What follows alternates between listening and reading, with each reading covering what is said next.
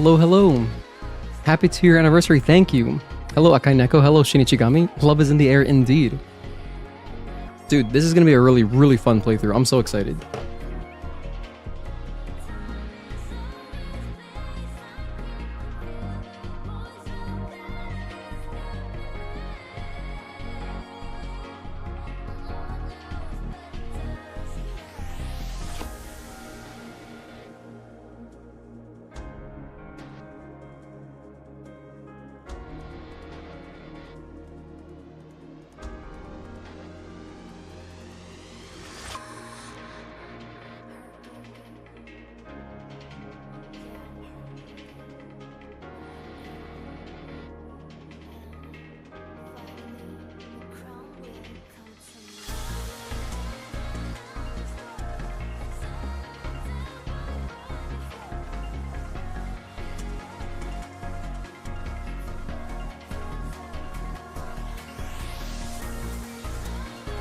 As always, let's just start by doing our Wordle for the day real quick.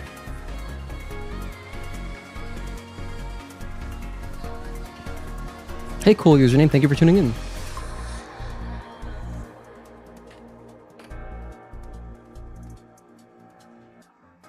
Alright, let's knock this out. So, what's the most appropriate word to open with for Stellar Blade's 2-year anniversary? How about just Blade? We got an L, not bad. So, I'm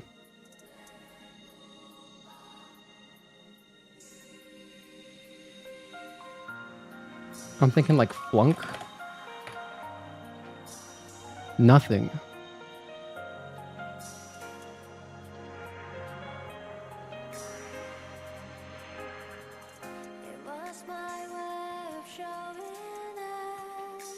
Wow, there's no A or U or E? I or O, okay.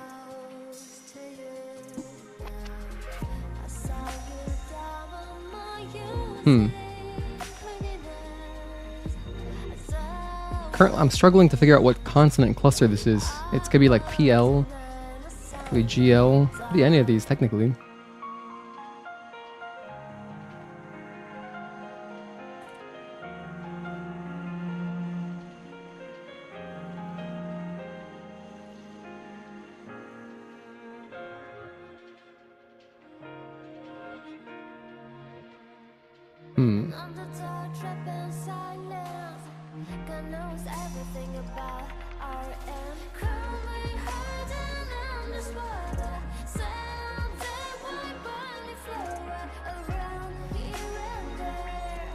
By the way, this song, when you get past Abaddon and you hear this R&B version of the 807 mix, blew my mind. The first time, our first playthrough ever, blew my mind. It was amazing.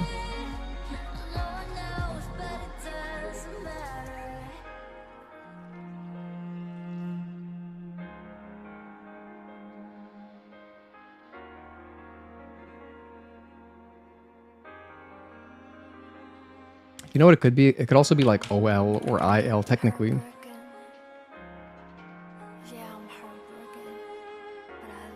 But I don't think it is. PL.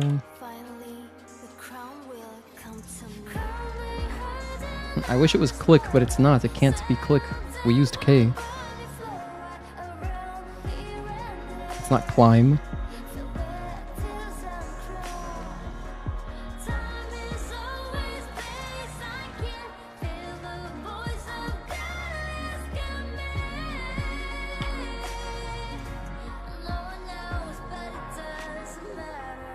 Could be slimy, maybe? Dude, I'm getting no letters. There's an S, though. I'm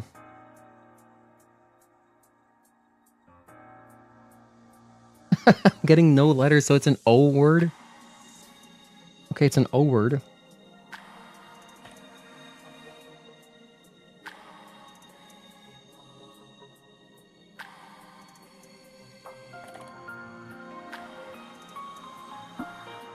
I wish it was just close. I could sack a word here just to figure out like where stuff is. I mean, I figured about this much. There's no E either. Oh wait, no, we knew there was no E. We figured that out in the first word. So then it has to be...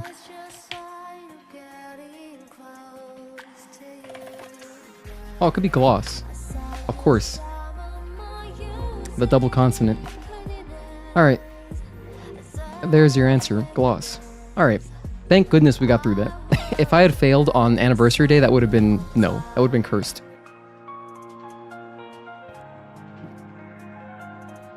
Hello, Nopi. Thank you for tuning in. Dude, Padres are looking good right now. I saw they were ahead of the Dodgers the other day. Oh, they still are, actually. By one loss, technically. Nice. That's cool, man.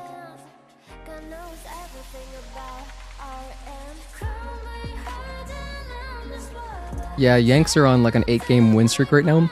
Quite the heater. I'm very happy about that.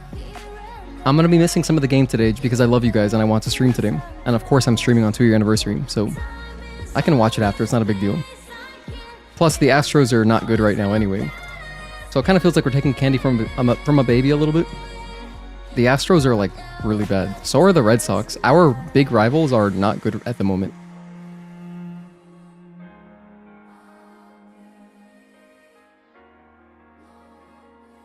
Let's jump to combat music.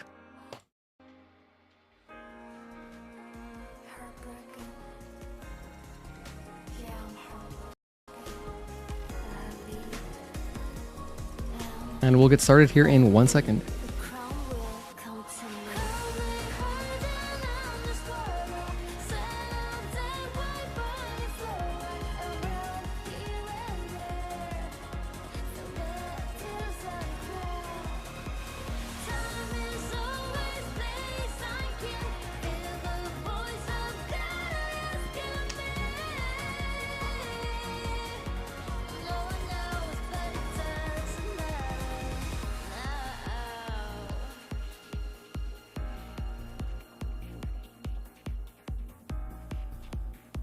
Alright, hello friends, welcome to our 2-year anniversary. It's not only the 2-year anniversary of Stellar Blade, but it's also the 2-year anniversary for me for streaming here on YouTube. Roke, thank you so much for the $5 super chat. Happy anniversary, dude. Unfortunately, you can't tune in live for this one, but wanted to come and drop your like in advance. See you in the VOD. I appreciate that, man. Have a good rest of your afternoon. Hello, Agatoki. Hello, Nopi. Hello, Akai Neko. Hey, cool username, Shinichigami. Thank you guys all for tuning in, and everybody lurking, I appreciate you. I'm very excited because, number one, first of all, if you've watched my streams earlier this week, my voice was like gone. I tried streaming Pragmata. We did day 1 of Pragmata. By the end of it, I was like, you could hear that my voice had dropped like 1 or 2 octaves. But I'm mostly back today. I haven't been talking to anybody. For the past couple days, I've just been keeping my mouth shut, literally locked it through the key away like elementary school. And even when I'm watching baseball, I'll just be like, I'll literally just be like I will only use hand gestures, body motions. I was trying to save my voice as much as possible for today because we're doing a lot of reading today. What are we doing today? This is going to be our lore playthrough. Essentially, this is how I would have played through the game, my very first playthrough, had I not been streaming it. Because when I was streaming my blind playthrough, I was a little bit worried about, you know, pacing and stuff. But today, pacing, not worried about it at all. It's going to be a long playthrough. I'm going to be exploring because I want to pick up as many documents as I can get to read them. And not only are we reading a lot of documents, I'm going to be reading character bios, like enemy bios. Well, sure, why not? We'll read all of it. And the mission logs, which have a ton of information. And the mission logs update. So if you've maybe taken a look at the mission logs at the start of a mission, by holding down start or whatever, you wouldn't get all of the information. By the end of the mission, once it's complete, it adds a bunch of stuff. So as it progresses, it updates. So I'm excited to read all that. Hello, Eric P. Thank you for tuning in. Happy anniversary. I appreciate that. Thank you. And yeah, I'm going to be like doing some side quests. I actually want to collect some costumes that I haven't picked up in the PC version yet. Like some of my favorite costumes, like some of the ones related to the selfie quest. I got to do those. So today we'll see how it goes. I feel good. My voice feels like it's here, but you never know. After 2 hours of just nonstop talking, it could start to go down. In which case, this might just be like an up to Zion stream, because we're not going to do it all in one day anyway. So my goal for today is to at least get 807 done, which is going to be a lot. It's going to be a lot of reading right there. At least 807 and some of Zion maybe, and maybe like start the side quests. We'll see. But you know what else I should do? I should read the webcomic.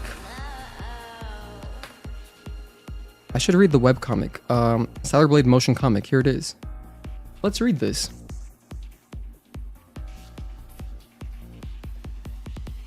Okay. I guess I don't really need this stuff. Sure, I'll read it without my webcam. Okay, click to start. Let's go full screen. Wait, F11, there we go. If you haven't read this, this was released before the PS5 version came out, and then at some point they like promoted it again. I'm gonna turn off the sounds though. Or no, maybe I do go sounds. Let's stop the music. Sorry, music. Okay, motion comic. This is the first thing. Oh, you gotta like scroll. Okay.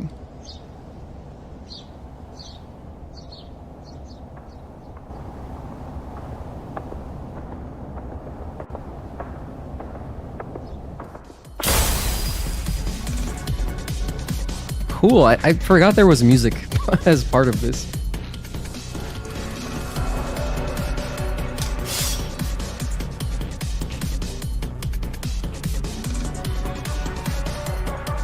Even some animated art, a little bit.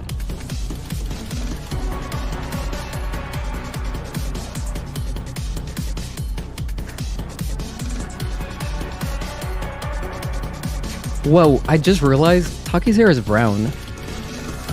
At least in this webcomic.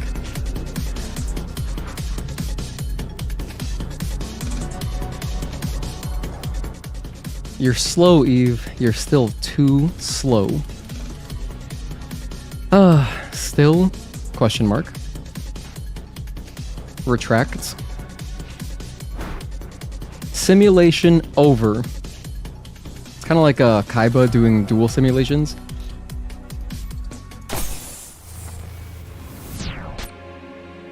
So here we are in the cradle. Yes, wait. Am I thinking? Damn, I'm confusing Pragmata. Sorry, I'm confusing Pragmata and Stellar Blade. This is the colony. Not the cradle, the colony. We were playing Pragmata recently. Give me a break. Especially because like this area kind of looks very Pragmata-esque. Next time, I'll be ready. Let's hope so. The 7th Airborne Protocol has been executed. Soon, we'll be fighting on the same side. War will be a lot harder on you than I am. I like the hair lighting here. Earth, the cradle of humanity, the home they stole from us. From the cradle to the grave, for the airborne squad.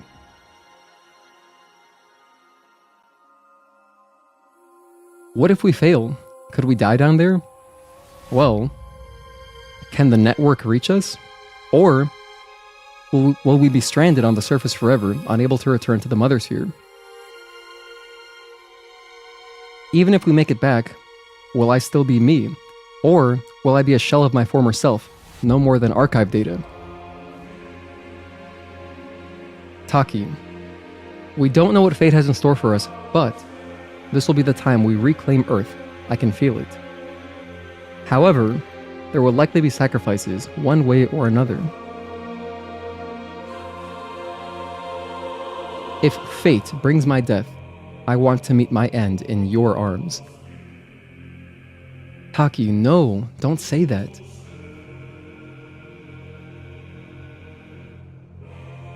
While it would be wonderful to return to Mother Sphere's embrace, maybe it would be okay to let go, to be among the stars. Foreshadowing, whoa, foreshadowing. Find out more. What does this lead you to if you click on it? Oh, it just takes you to the PS5. Okay. So that's the webcomic. You can just Google Stellar Blade webcomic. It's like, hold on, wait. F11? It's stellarblade-comic.com. So if you wanted to read it on your own, there you go. And I'll put the music back. Okay, now that we have finished the webcomic, let's actually jump into the game. And I'm going to be playing on Korean. And I will raise the volume for the cutscenes, I guess. Depends, unless I have something to say, like unless I'm talking over them, I'll raise the volume, for the cutscenes. You know how I would usually do if you've watched me play any other game. I always raise the volume so you can hear dialogue and stuff better. So we're gonna follow that same format. Okay, controller. By the way, unrelated, but I posted it in the Discord. There is a, if you wanted to, like, deck out your DualSense a little bit, you can actually buy this plastic piece in a cool, like, glossy green. It looks just like Eve's green. So I posted that in the Discord, and apparently the seller's, like, in the UK. I think there was one US seller as well for the same thing, but it's like 15 bucks. So if you wanted, I think it would look really cool on the black DualSense, or on even the, if you have the 30th anniversary one, I think that would look sick too, because Eve does have green and gray. So like you see on the side of her leg, there's gray. So I think that would look good on there. I don't know about the white. Maybe it would look okay on the white. Also, hello Tazel. Hello Joey Central. Thank you guys for tuning in. You feel like the comic must have been made well before the game was close to release? Character designs feel like concept art? Well, yeah, I guess it's more like Nikkei style, right? A little bit more anime style. Definitely need to recommend this to people before they play the game. 100%. Taki so majestic here. Tazel, how are you doing? Hey Clue, thank you for tuning in. Good to see you. Happy Sunday. Taki your queen. Never seen that before. Oh, you've never seen the webcomic. Okay. Yeah, I mean, it wasn't like super promoted, but they did, I think there was a PlayStation blog about it. I don't remember, but I did post about it before the game had come out. I remember posting about it before the release, ahead of the PS5 release, rather. And then I think they promoted it again a little bit before the PC release, which makes sense. Okay, let's jump in. Gonna go ahead and cut the music there. Thank you, music. Again, obviously, of course, that's the 807 Overworld mix. That's a video on my own channel, because we were listening to all three versions there.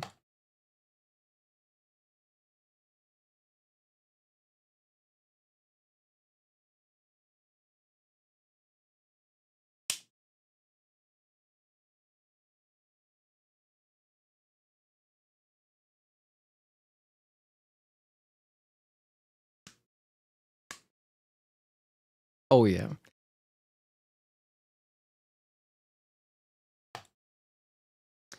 What? EULA? Wait, did it just update or something?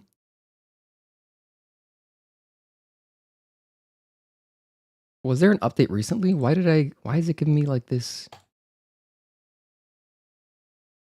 I don't know, this is weird, but the other day when we booted this up, whatever, I'm not gonna think about it too much. Did anybody else get that? I'm not sure why there's like a new agreement you gotta agree to. Happy 2nd anniversary. Thank you, Tezal. I appreciate it. It's been a super fun 2 years of streaming. You remember them releasing the comic a week before the game dropped? You think? Yeah, it was something like that, roughly. Roughly, it was at least a few days. I remember posting about it and then like putting in the Discord, all that. Okay, let me get my monitor capture out of here. Switch game capture from Pragmata to Stellar Blade. Done.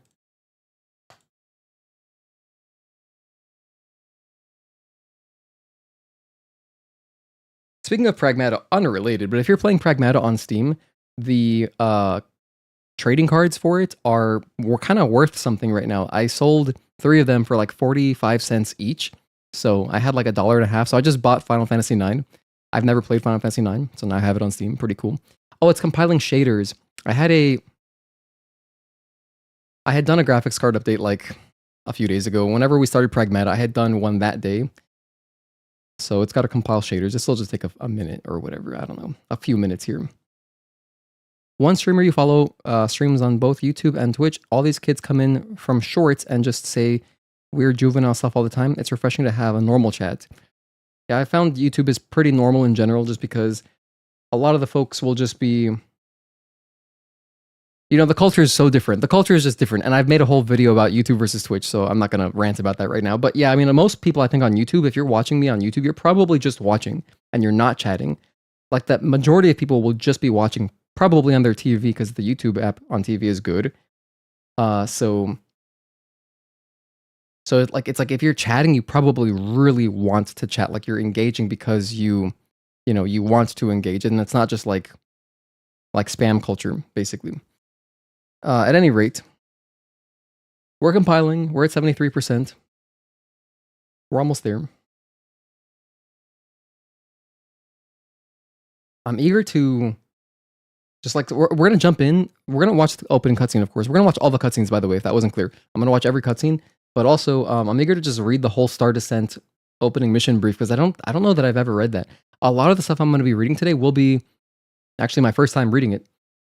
Still compiling shaders, by the way, 83%, almost there. Oh, you meant kids coming in on the YouTube side.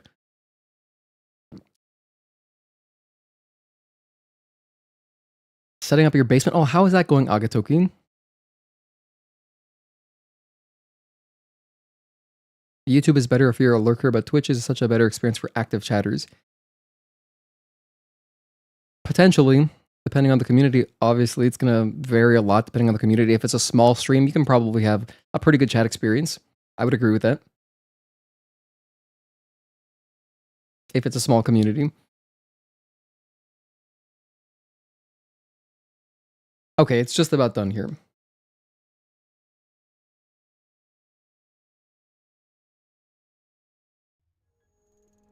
Okay, and we're in. Now, a couple of things. Before we start, I'm gonna put hints on standard. What does this do again? Enable hints whenever if you're experiencing difficulties in progressing through the game. Actually, never mind. We don't need that. But I will put tutorials on. I wanted to kind of experience like a first playthrough again a little bit. So I'm gonna enable tutorials, and I'm gonna enable show records. We don't need skip cutscene UI. Auto loot, of course. I think we do long ponytail. I remember we were talking about this the other day, but I think I've never done a long ponytail playthrough. Why not start today? Because this is the lore playthrough, so we're gonna be lore accurate to an extent. And I mean, canon. I think long ponytail is definitely canon, so we're gonna do long ponytail. It's gonna be kind of weird, but I'm into it. Let's do it. I don't need DLC content, but it doesn't hurt. I'm gonna leave it all on. I'm gonna leave that on automatic. Yeah, just automatic because I don't really want Christmas. And I think that's it. Korean subtitles, yes. Display speaker name, yes. All right, let's get into it. So, New Game Plus. And I will use our main save file, which has 60 hours on it. I don't know how many playthroughs this is. It's at least a few. We'll play on hard, of course. All right, and so it begins. Enjoy the opening cutscene. We don't watch this every day, so it's still kind of novel. 최종 브리핑 전달합니다. 현 시간부로 제7 강화 부대는 제3지부를 점령 중인 알파 네이티브들을 섬멸하고 에이더 네이티브를 포획 또는 제거한 것을 목표로 강화합니다. 드라포드 전기 대기로. You know what I still need to do? I've never done an HDR playthrough. I gotta do that at some point. Never done one. Just the demo. I played the demo in HDR. 인계점 돌파했습니다. 시그 전개합니다.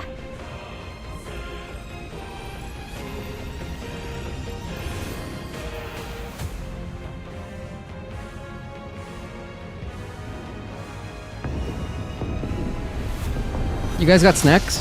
Let me know what snacks you're eating. This is a very much a snack stream, snack playthrough.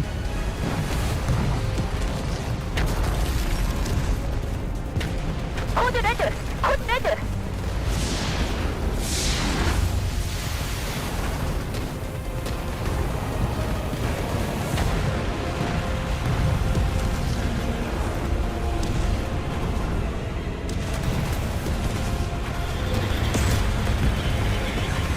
디스트릭트 프로토콜에 의거 드라포드 전기 현재 위치에서 탈출됩니다. All the concept art for this ship, by the way, is really rad, which you can see on the main menu.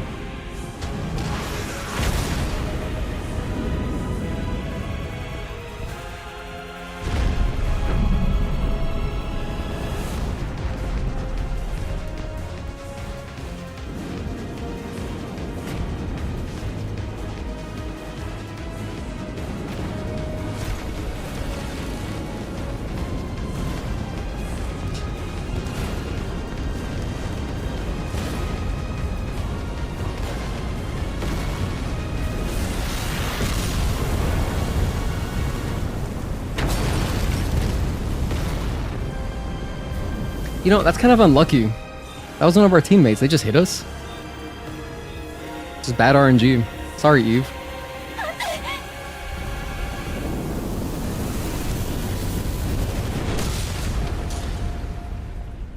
By the way, I was wrong. I definitely read the Star Descent first mission log because I played, it was in the demo, so I definitely read everything back then. 07531 포드 랜딩 완료. 피지컬 실드 제거. 해치 오픈. 해치가 어서 제발.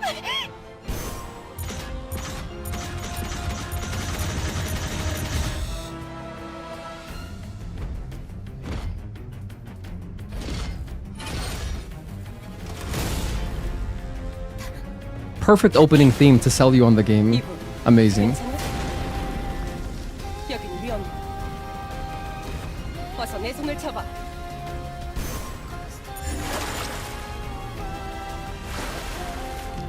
Oh, sorry, I've got this haircut on. I'll fix it, don't worry.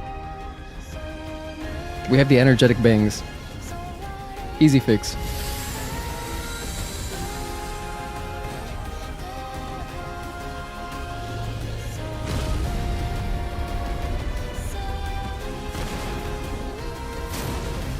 Oh man, I'm so happy. Okay.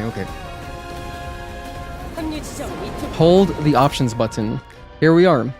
7th Airborne Squad. Follow Taka to the rendezvous points where the other Airborne Squad members will be. And that's all we've got so far. Interestingly, all the Scarlet stuff for doing the Nikkei DLC is still here. Databanks, I do have a lot of databanks already.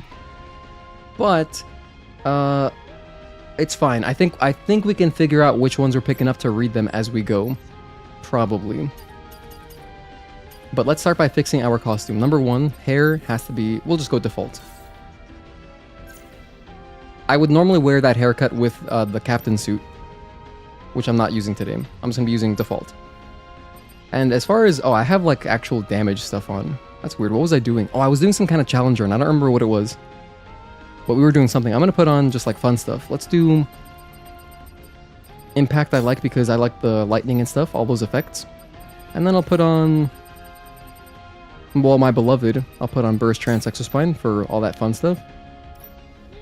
Then, yeah, Burst Charge Gear. I like that I have this stuff hotkeyed or favorited because, yeah, I do like this. I just want to charge a bunch of burst energy. That's good. And then maybe like even more crit chance. Crit rate, yeah, more crit rate. Give me all of it. This is the best crit boost that I have. Just the... Oh, it's 3-star Mark II. That's good. 12% of that. And that's it. Wow, long ponytail. Look at this. I've never played with this since the demo. Oh man, it's so eccentric. That's cool. There's a lot of character in the long ponytail for sure. Okay. We are so strong. 전투 감각은 여전하다. 좋아. 다음 적표는? 합류 지점은 여기 2 o'clock. 400 meters ahead.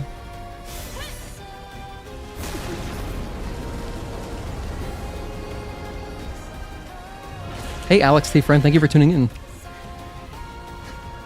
위험했어. 점프해서 조심히 넘어와. Also, hello, Mohammed and Lucifer. Good to see you guys. Happy 2nd anniversary. Thank you. Congratulations to the game and congratulations to us. 2 years of this community. Happy to have you guys. Damn, we're so strong. 내가 조심해. 서 있어. 좋아. 계속 가자. Just gonna wait for Taki to catch up. She has a really long stride. Makes sense that she's fast as hell. 아디 프레님이 이거 받아. 응급처치겠지만. 고마워. Gomawo. Okay, and this is where you would unlock Rush.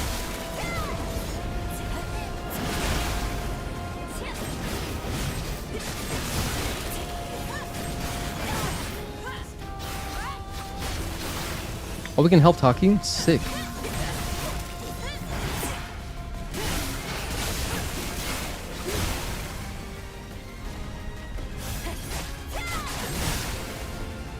놈들이 더 몰려오기 전에 어서 벗어나자. 시야 확보. 곧 합류 지점이야. 이쪽이야. What was the guy's name? The rendezvous point? Gardner's interception. That's so cool. Because there's like kind of an all-time Yankee whose last name is Gardner. Number 11, Brett Gardner. One of the most reliable outfielders we've had. 멈추지 말고 달려. 이브. But this is not a baseball stream. We're talking Stellar Blade lore. As soon as we finish this mission, it'll unlock a bunch more text on that mission log and we'll read over all of it. 상황이 안 좋아. 어서 가자. Those poor NPCs never stood a chance, dude. 설마 알파 네이티가? 합류한다. I'll catch up on messages after this too.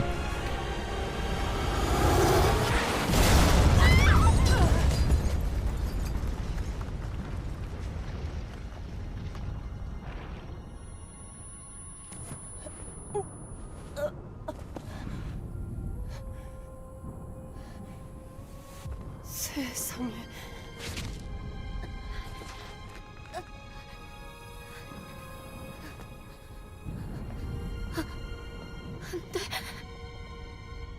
Dude, this long ponytail is wild.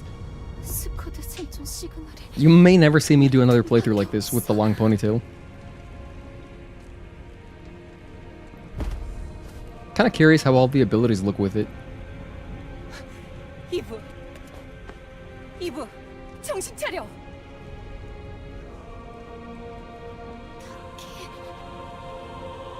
내 말 잘 들어.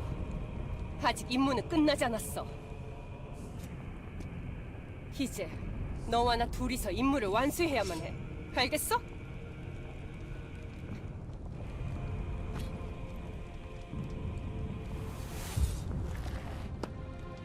The way it was like draped in front of her face is giving Kayako vibes a little bit.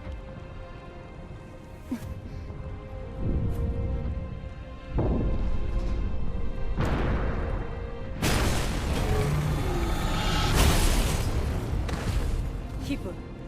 준비됐지?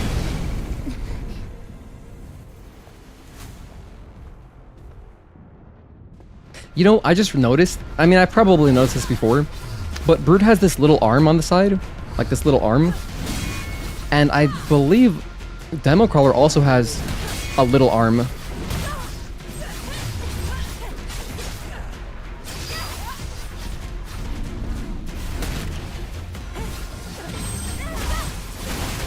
The washing machine.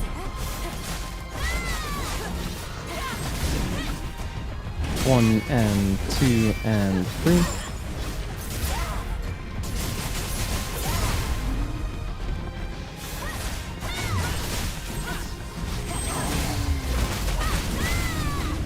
Before we kill them, I'm curious, did this update already? No, not yet. Okay.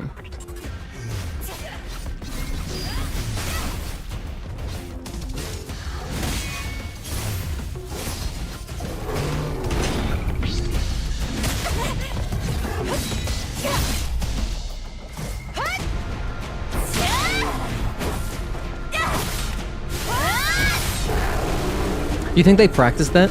I feel like they practiced that. That's basically a choreography right there. 알파는 아니었지만 강력한 놈이었어. 잘 싸웠어.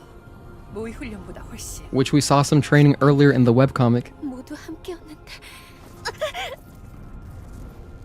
바디 프레임에 문제가 심각해 보여.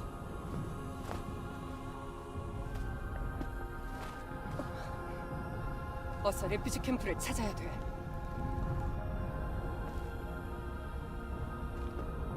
잠깐 이브, 뭔가가 있어.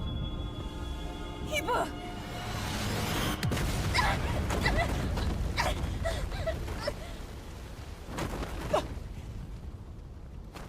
Come to think of it, the way UN just landed, 이브, 괜찮아? that's basically like one of her attacks. when she flies up, does the projectiles, and then lands. I think she pretty much just did that. But at the same time, she also had kind of like a barrel roll to it, so maybe not exactly the same. 알파 네이티브. At this point, Taki already knows who this is. But she's not revealing all that. Also, UN only has 2 wings out, not all 4 wings. Hello, Plastic Bowl, thank you for tuning in. Hey, Sinut, Zaoan, thank you for tuning in too. How did I get the FPS counter? That's a Steam FPS counter. 네 상대는 나야. It's just through Steam.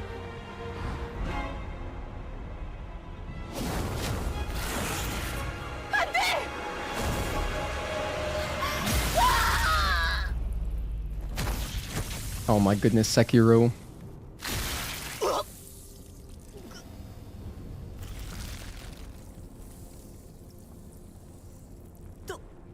도망쳐.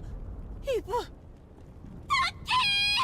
This was another thing. So when I saw this level of gore and dismemberment, I was like, whoa, this game is sick, because I feel like violence in video games in the past decade has kind of been toned down. If you look at like just I mean, RE9 is a great example of, you know, making violence like really animated again. But I feel like, I don't know, games lately, just the gore it's not like what it used to be like on PS2, for example. Or that era, you know what I mean? So when I saw that, I was like, oh, hell yeah. And the soundtrack is crazy good. Oh my goodness. At least we don't have to kill Taki ourselves. Yeah. That's if you're saying that she's already dead by the time we get to Matrix. Oh my gosh, I'm sorry. Adam has this on. We're gonna fix all this soon, I promise. 그래도 긴장은 풀지 않는 게 좋아. 알파 네이티브가 있는 곳이니까. I forgot I had this equipped, my bad.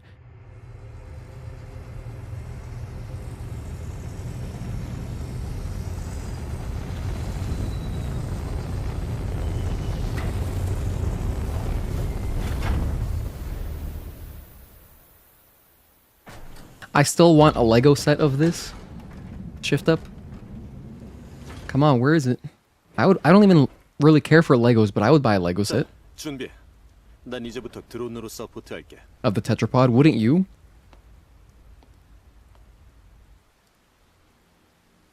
Even at least like a little one.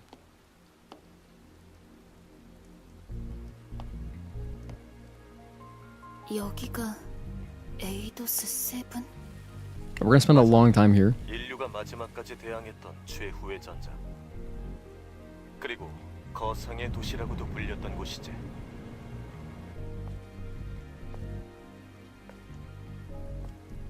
뭔가가 떨어져.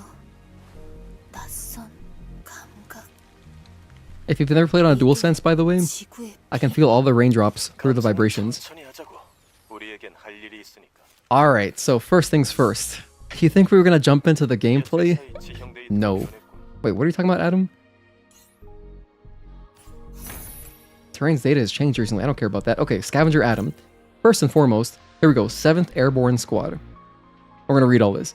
But before I forget, let me also fix Adam's costume. Oh, I can't yet. But I can fix my drone. I should make the drone default. Okay, sweet. Alright, so 7th Airborne Squad. Oh, before I forget, for the person who was asking, the Steam thing, it's just here under, is it under in-game? I believe so. Oh, yeah, here it is. So you go to Steam settings, in-game, and then right here it says show performance monitor. I put it on the top right. And then you can even put more, but I just have just the FPS. So to the person who was asking, Mohammed, there's your answer. This is just through Steam. Oh, I just realized as well, I'm recording. Oh, I'm glad I checked. Thank you for asking that, because I just noticed I'm still recording this. Because when I play Yakuza games, I like to have my game recording on. But otherwise, I like to turn it off. Turn that off, delete all that. Okay. Alright, 7th Airborne Squad. Here we are. First bit of lore, and all this story in detail. Earth has been taken over by the monstrous species called Natibas. All of humankind evacuated to the colonies in space, leaving Earth a desolate wasteland. To take back what was theirs, the humans decide to wage war against the Natibas. However, the onslaught of Natibas made it practically impossible to even land on the surface. One by one, the airborne squad members fall, but Eve manages to crash land to Earth. With the help of her commander, Taki, Eve starts pushing onward in an attempt to join her comrades. But just before they make it to the rendezvous point, Gardner's rendezvous point, Eve and Taki are caught in an explosion caused by a fallen vessel. Eve and Taki barely make it out, but the rest of the 7th Airborne Squad is wiped out. Eve falls into despair, but with Taki's encouragement, she stands once more. However, a black Alpha Natiba appears, ruthlessly attacking Taki, leaving her critically wounded while she tries to protect Eve. In fact, it doesn't even tell you that she's dead. So it's implied that she's, you would think she might be dead, but no, immediately in the mission log, it says she's alive in a way. Eve, get out of here. Eve, barely conscious, can only watch as Taki dies. Oh, never mind. Damn it. Suddenly, a smoke grenade lands in front of her, concealing her in smoke, and a stranger saves Eve and helps her escape the situation. The man's name is Adam. He says he is a scavenger, one of the few survivors left on Earth. Eve is suspicious of him, but there is no doubt that he is the reason she is alive. Not to mention, he fixed her body frame. Adam makes a proposal to Eve after hearing that her objective is to eliminate the leaders of the Natiba, the Alpha Natibas and the Elder Natiba. He offers to guide Eve to the location of an Alpha Natiba in exchange for her help in retrieving a hypercell from the Hall of Records, located in Eidos 7.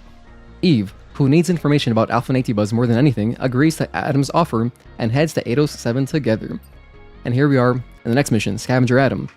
The item that Adam asked for is in the Hall of Records. Go to the Hall of Records by following the drone controlled by Adam. I can do that. Hey Fanco, thank you for tuning in. Also, hello Shoes Riona, thank you for tuning in as well. You hope they don't replace Eve with Raven?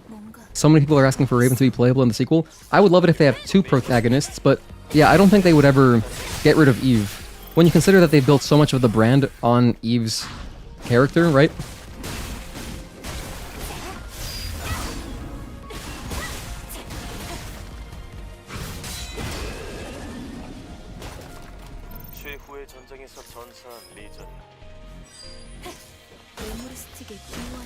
Okay, yeah, and by the way, we're also going to collect everything in the meantime.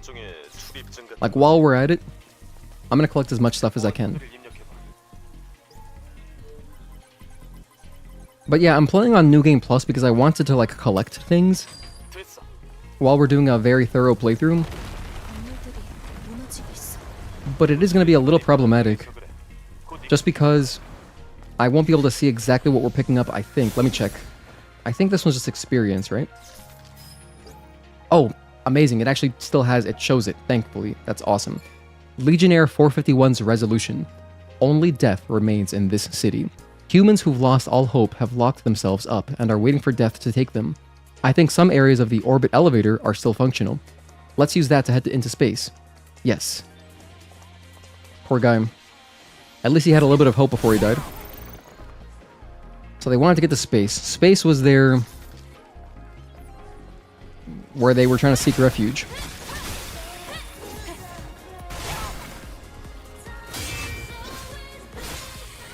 Let's blow up this little guy. Sorry, guy, I have to do this. It's just, I have to. Some of these... well, this is a Tumblr guy. But some of them do have lore on them, I think. If I recall correctly. I'm even going to swim down here. Oh, check it out. There's the tooltips on the right. So that's how you swim underwater.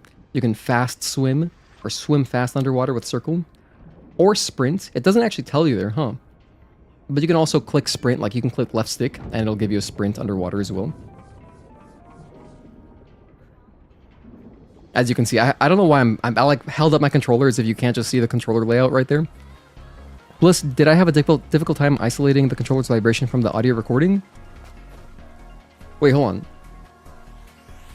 Default drone looks so tiny. Yeah, he is cute, isn't he? He's really small. I don't know what you mean, Akai Neko. I've never had like vibration issues with my recordings.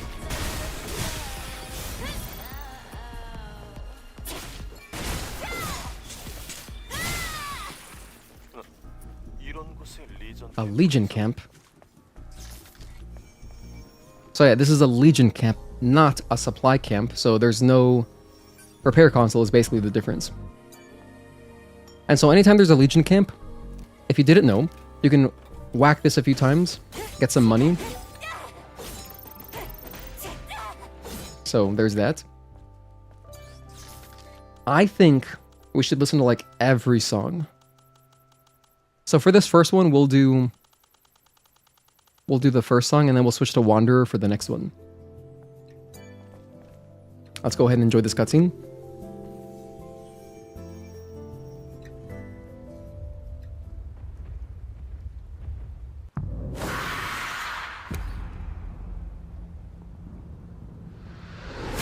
So for the, like right here,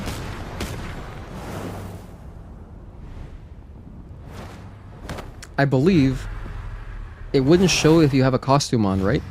But then when it gets to the still images, it does show the costume change if you happen to have something different. 왜 그래?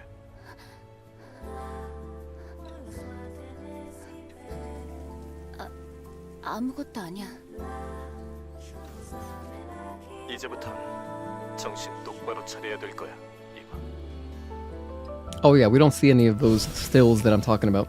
That's later, once we get to the camp before Abaddon.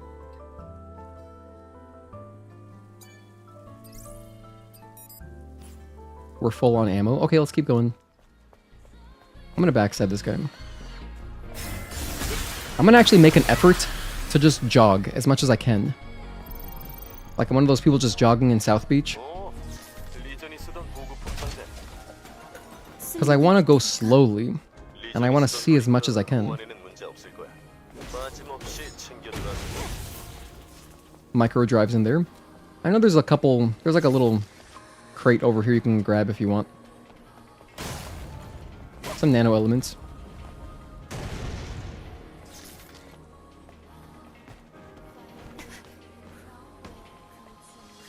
This cutscene is pre-made, so it'll always show Planet Diving Suit 7th. Okay.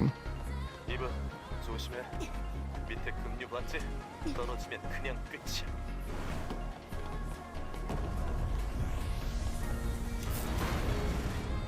We can grab something over here.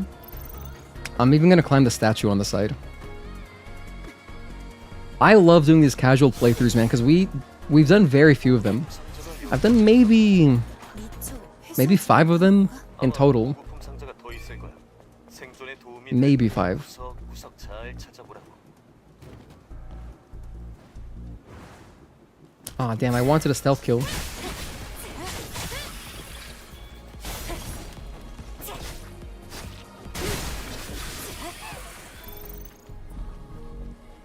Rudolph V. Alt. 1812 to 1905. It's pretty old, 97. Wait, right? Is that correct math?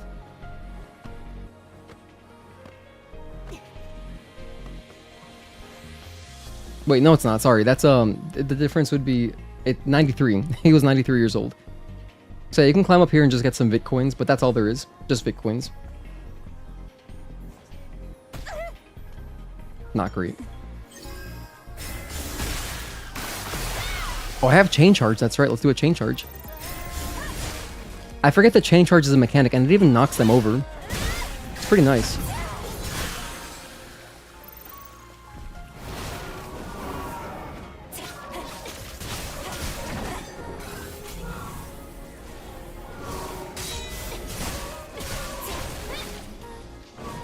Ow.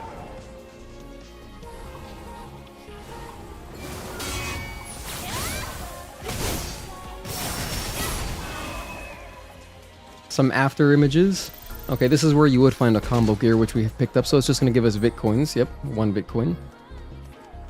And all the extra Omnivolts that you find, you can sell to Spotter, Digger's friend. I should be scanning often, too. 여기와 상황이 비슷해? 그나마 여기 양호한 편의 수준이지. 콜로니 폴 이후 지상의 도시들은 대부분 먼지가 될 거다. Grab some stuff because I can. Actually, I'll go to bar 99 as well. 퓨전 셀. 깜짝이야. 다행히 퓨전 셀은 멀쩡하네.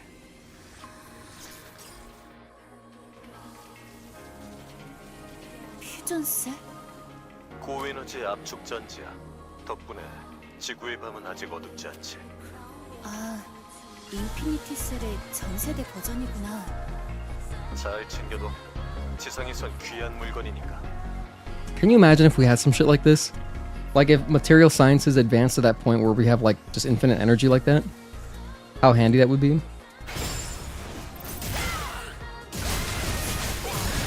Hello, Asasa, thank you for tuning in. 2 years already, I know. Time flies when you're having fun. Funnily enough, Eve could have looked better in the game's promo image on their socials.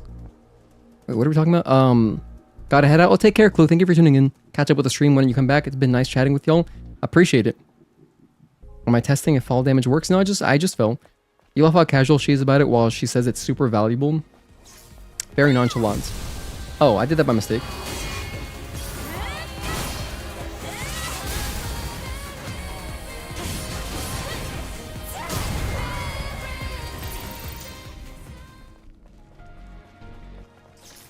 Can't grab this. Do you guys remember being haunted by this in the demo?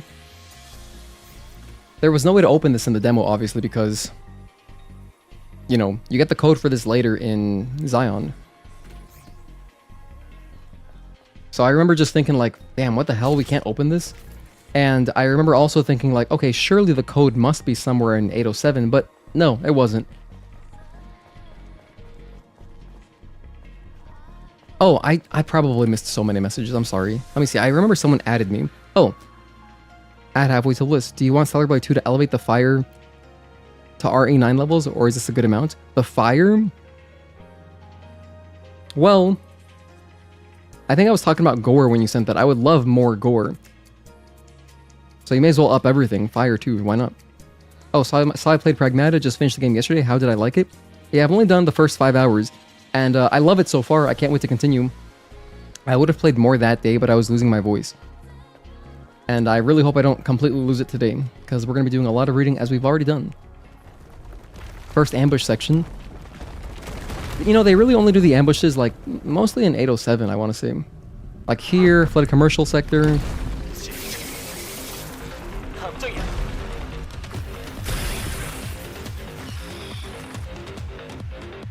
But I like this. Here, let me resist and not use the barrels. Oh my gosh, those crits are amazing. 1 and 2. Alright, that wasn't great.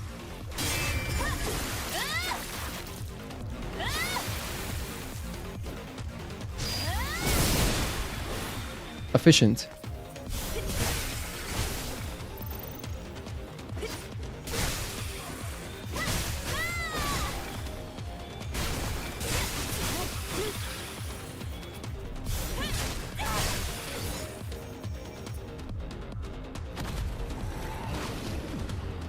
Our first heavy guardian.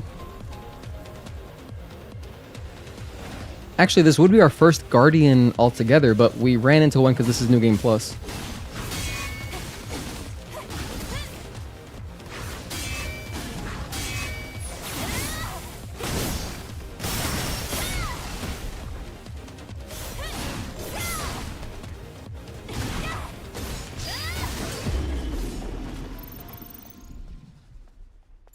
전부 처리했어. 이제 어디로 가야 하지? 이쪽이야. 리전이 표시해둔 마커의 흔적이 있어. Trace is left behind by the Legion. Nah, I'm gonna go this way.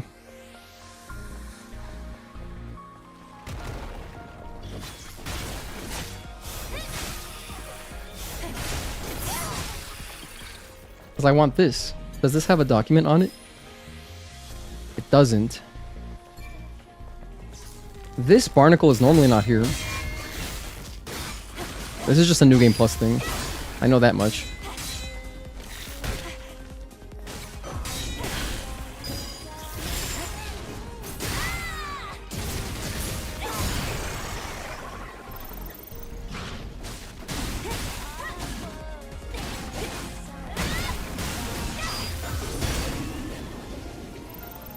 We can pick up the body cores. We'll pick up a few of them anyway. What was that follow-up attack on Rush? Oh, you mean Rush Chain 1? That's just pressing triangle circle after a rush. 이어지기를. The one I normally do all the time. Wait, sorry, I'm lying. That's rush chain 2. Oh, hey, Andy Dodo. Thank you for tuning in. Good to see you. Yeah, so if you press triangle circle, you get this. That's rush chain 2. The one I normally do is rush chain 1, which is hold triangle after a rush. That's like my go-to. I do that constantly.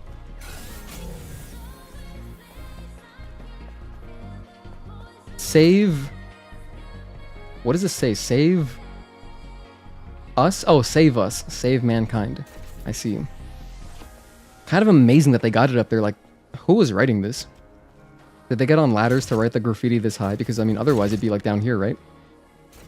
Then again, I wouldn't put it past street artists. Like, I know graffiti artists are really passionate, so yeah, they probably would carry around ladders and stuff, I guess.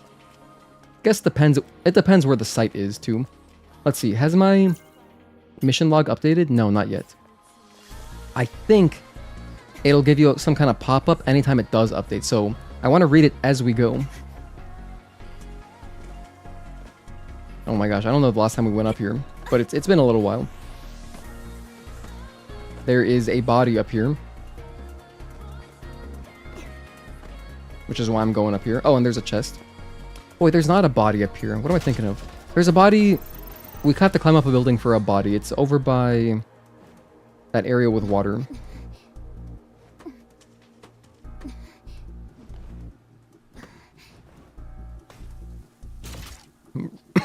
Road closed. This isn't a road.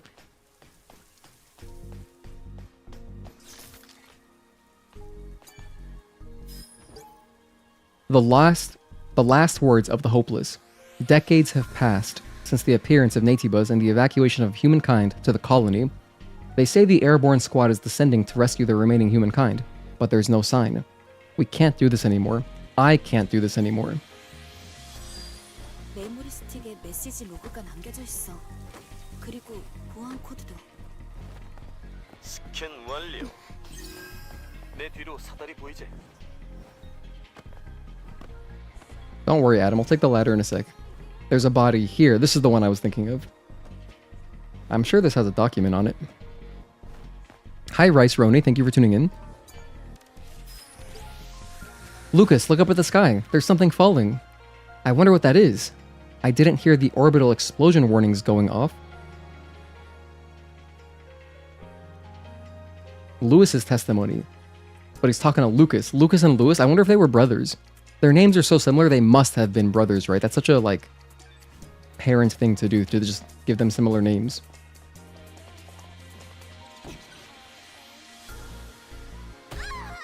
I landed there, of all places. If you land, obviously, in the water, you don't take fall damage. That's pretty funny.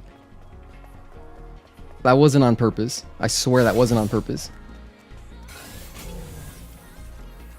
But now we'll just run straight over there. We have double jump so I can go faster.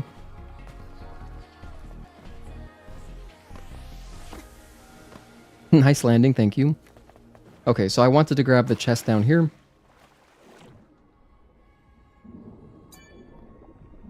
This wouldn't have an Omnibolt, but it just has good stuff. Yeah, extreme nanos. That's nice.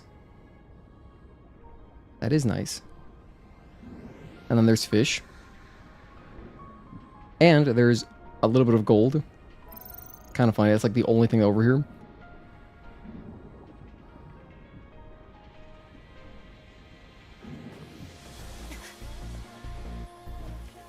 Okay, so my plan for this whole playthrough is I'm going to change the camp song every single camp. All of them. So we did the first one for the first camp, so I'll just go down the list.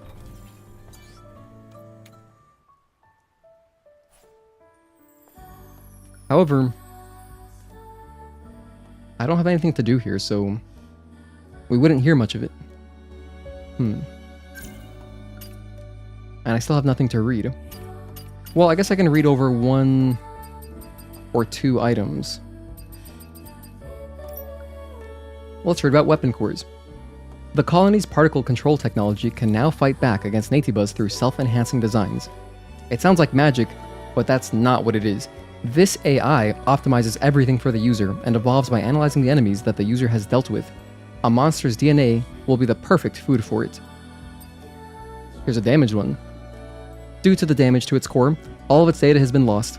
It's nothing but junk for now, but it can be used to enhance weapons if the data can be restored. Which you can restore through Digger. Body core. Eidos company built only one type of body and distinguished the trim by differentiating the built-in firmware. That means, fundamentally, the performance of the body can be improved by updating the firmware. If only it were that easy. Of course, having body cores that come in contact with the body will also start a simple update procedure. Can you imagine, like, you gotta go to work? You gotta go to work and then you just have a Windows update? Because this is beta cores.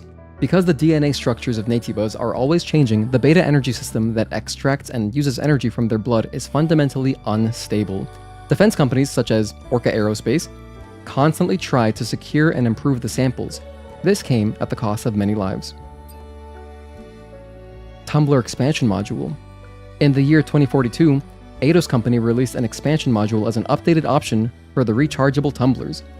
It was very popular because of its reasonable price and ability to easily increase potion capacity. Omnibolt. The modular gear expansion designs from Eidos company was both efficient and BM friendly. Wait, what is BM here? When I see BM, I think bad manner, but this isn't StarCraft. What is the context of BM here? BM. The company was able to sell gears and omnibolts, a component for unlocking. If the omnibolt was not fitted into the hole, the expansion socket would not work at all. Drone upgrade module. The drones released by each mega corporation are designed as platforms for expansion. Features could be added or changed by installing modules. However, since the relevant infrastructure has been lost, such a task requires the hands of a skilled engineer, not to mention that it's difficult to find enhancement parts. Biomass, maybe? I don't know. Honestly, I have no idea. Fusion cell. Humanity has devoted itself to developing a semi-permanent and powerful energy source. Can you call fusion cells that can power transportation, facilities, and various devices for hundreds of years a success? When you think about the massive costs that were incurred, it might not be. Greatness, but at what cost? Okay, I think that's good. Next time we'll move on to, like, these other ones, but I just did important items this time. I just wanted to hear the camp song a little bit. Next time we'll do Song of the Traveler. I'll just change it right now, but we'll listen to it when we do the cutscene coming up. Hang on, Adam, one sec. I'm gonna open this. Actually, I'm not gonna do that yet. I wanna kill this thing.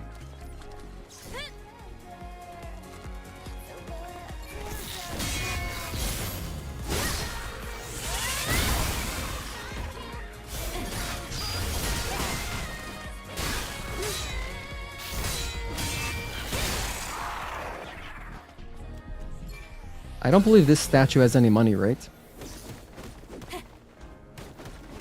No, the only one that I know that has money for sure, there's two of them. There's like a sea lion one, and there's like a mermaid one, I believe, where you drain the water in flooded commercial sector, but there's one coming up after Abaddon.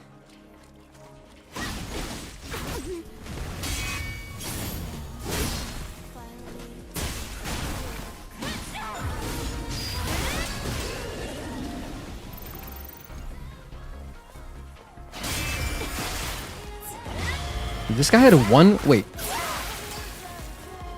That was interesting. Why did it give me a retribution?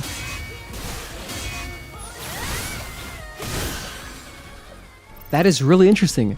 I have no idea what... Because you can see the balance bar, it was 4. But I did 1 parry and got a retribution. What was that about? Anyway, here's a document. This is what I wanted.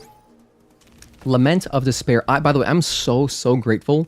I think it's because I have the setting in my options turned on where it'll pop up the document when you first pick it up, because otherwise if you have that turned off, unless it's your first time picking up said memory bank, it would just skip it and then like it would just be lost in your inventory. So like, because this is New Game Plus, so I've already picked up a bunch of things, but because of that setting I can read them, which is awesome. I don't have to go fishing for them in the menu. Lament of Despair. The network has been destroyed. I'm completely disconnected from the colony's data link. We have nowhere to fall back to. Is this the Nativas doing? Is the colony safe? What happened to Mother Sphere? I lost track of time, since even that won't automatically correct itself. For the sake of my own sanity, I must keep track of the calendar by force editing my memory stick. Just brutal. Can you imagine like the desperation? Instead of just Windows or whatever operating system updating with the internet, just manually updating your calendar and keeping track of the days and the hours. Must have been maddening. Boa core.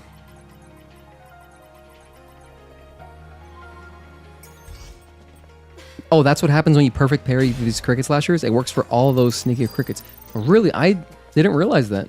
So I guess the next one that I'll try that on is the one right after Corruptor. You feel like the fusion cell description is a low-key dig on the AI bubble? Well, this whole game, the story was inspired by Kim Hyung-tae. He noticed, well, it was because of the taxi cab drivers on strike. And basically, he was inspired by that. And he, in a way, this game is like a commentary on AI taking over people's jobs. At least that's what the story was inspired by.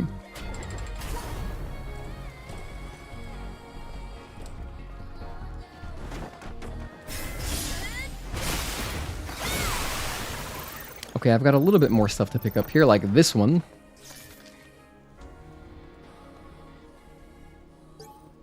Plastic Hearts, Volume 3. This one is a little iffy.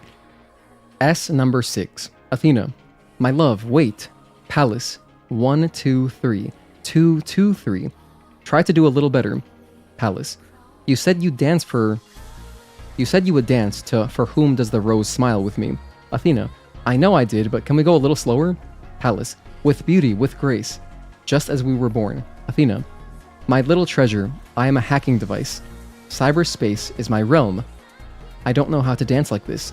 Palace. Pff, right. You're dangerous, and cute, and weak. Palace. There, I won. Quickly now, quickly. Athena. Should I lick the plug? Palace. Ah, dear Mother Sphere, please forgive your sinful daughter. Let's move on from that. Alright, and here's the map. 아담, 이건 뭐지? 이런 것도 몰라? 지도잖아. 지도? 그럼 위치 동기화는 어떻게 하는 거지? Adam's like so disappointed in his like Gen Alpha kid. They don't even know what a map is. There's a little polymer up here. Advanced polymer. You can also touch the piano. 오호, 도서관 건물이었나 본데. 벽에 진열된 상자들은 저장 장치인 거야? 맞아. 1메가바이트도 안 되는 데이터들이 담겨 있지. 엄청난 자원 낭비네. Is a book even 1 megabyte? It does work. Has to be perfect parry though. Makes sense. You're watching a video clip of Critical yesterday, him reacting to Shift Up acquiring Unbound. Apparently he's a big fan of the company for giving the staff PS5s after releasing Stellar Blade. Shift Up has done a lot of cool shit like that, yeah. I remember that as well. I think they treat their employees really well. And, you know, just from how they treat us, you know, gamers by updating Stellar Blade for free multiple times, I have a lot of faith in them to publish. I feel like they're going to give Unbound full creative, you know what I mean? Like, they're not going to alter Mikami's vision in any way. Like, whatever he wants to make, I think he'll have a good space to make it under Shift Up.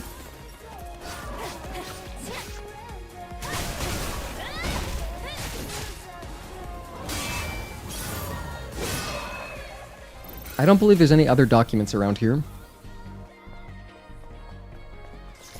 It was just the book, the map, and the piano. Yeah, that's it. Or like interactables. Okay. Cutscene. Hello, Lobo Storm. Thank you for tuning in. 크랙이 깊어서 지나가기 어렵겠는걸? 주차 타워를 지나 건너편으로 가야겠어. Past the parking tower, you say? You guys know parking towers in Australia are called parkades. I've mentioned that at least a few times on stream. There's an enemy over here. Yeah, this one.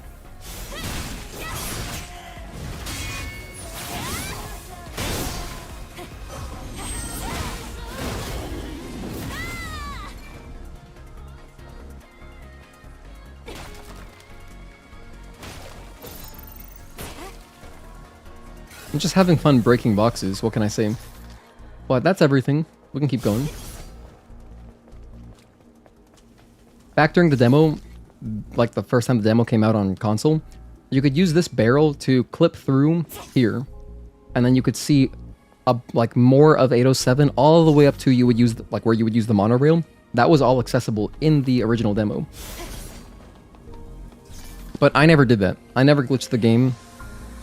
I didn't glitch the demo because I wanted to be surprised by all that when the full game came out. 당신의 기억이 And yeah, at the time my logic was just like, you know, if you're not supposed to enter it in the demo, maybe it's not like fully polished, so I don't even want to see it. I'd rather play it in the full game. And I'm glad I waited because it was sick.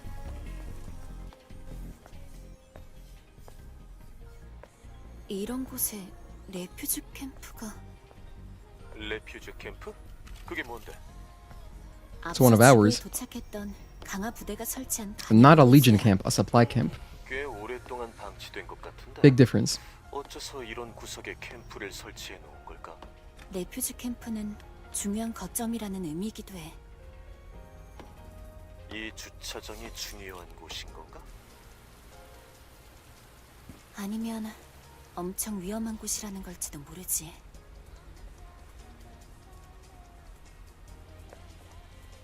어쨌든 이렇게 도움받을 공간이 있다는 건 다행이야. Alright, let's activate the camp. We have a new camp song to listen to. What is green here? I like this one. Oh, can detector? Yeah, I don't research this because I don't want to hear that going off all the time.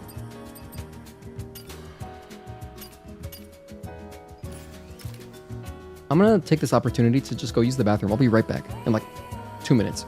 Thank you guys again for hanging out, and thank you everybody for lurking. I appreciate all of you. If you didn't know, we have a Discord channel, so you can check that out. There's a link in the description. It's safe for work. Be right back.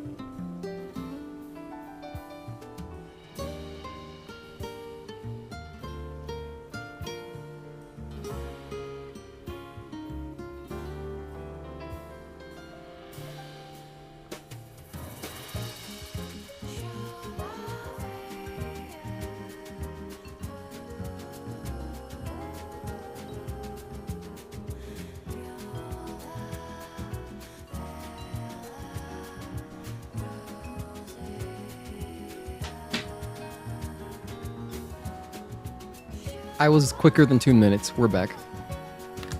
Okay. And for anybody just tuning in, we are doing this is a lore playthrough, meaning I'm reading like everything. We're reading mission logs, documents, flavor texts, all of that. Watching all the cutscenes, of course.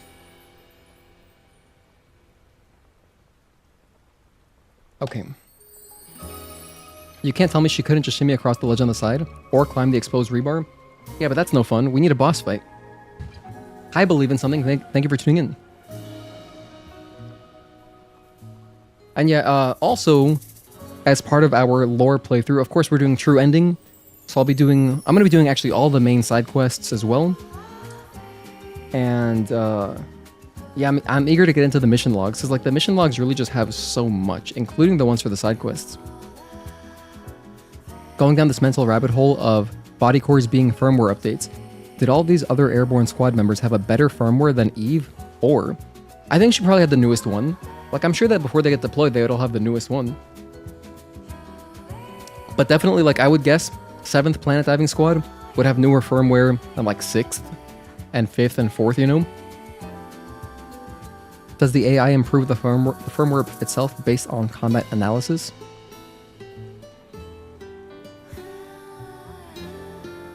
Well, we know that it absorbs enemy data.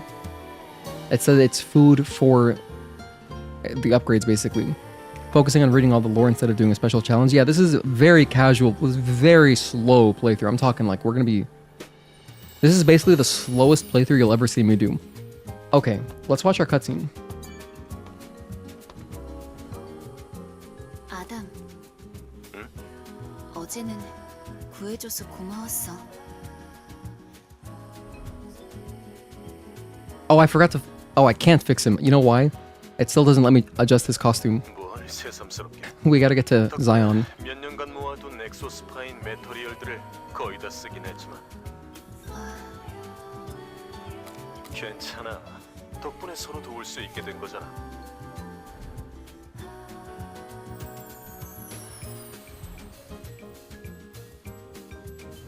넌 알파 네이티브를 찾을 수 있고 나는 혼자 올 수 없는 이 도시에 왔으니까.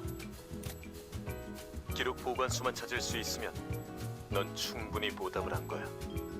걱정하지 마. 도와준 몫은 제대로 갚을 테니까. It took Adam years to collect presumably just enough exospine materials to fix us, which is like what, maybe, I don't know, a few extreme nano elements, regular nano elements. Not much of a scavenger, is he? Because I mean, dude, in one playthrough we find tons. We can upgrade multiple exospines. Okay, on to our first boss fight. Well, I mean, Brute is like the first boss fight, but this is like our first real boss. Abaddon. 저 녀석.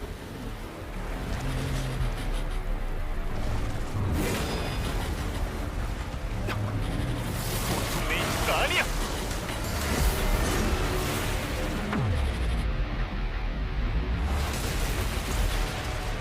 아담, 뒤로 물러나.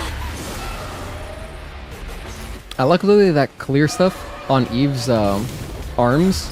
I like how it glistens, like the lighting on it. So cool.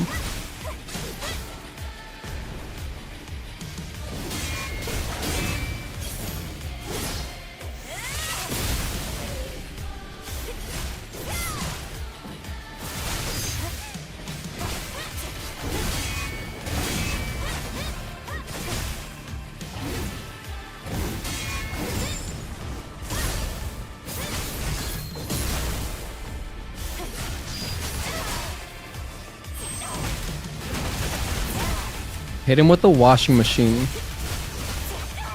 Wait, why am I getting beta trance? Oh, I put on the wrong thing. I meant to have the burst trance on. Whoops.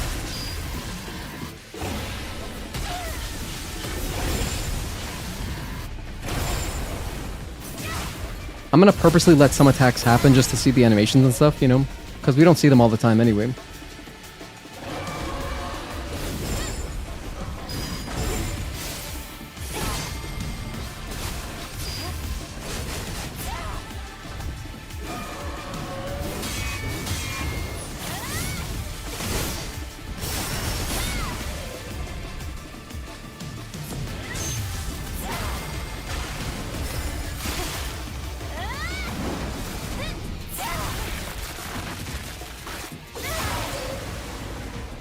The first time I did that in the demo, it made me so happy. I was truly like, I felt so accomplished.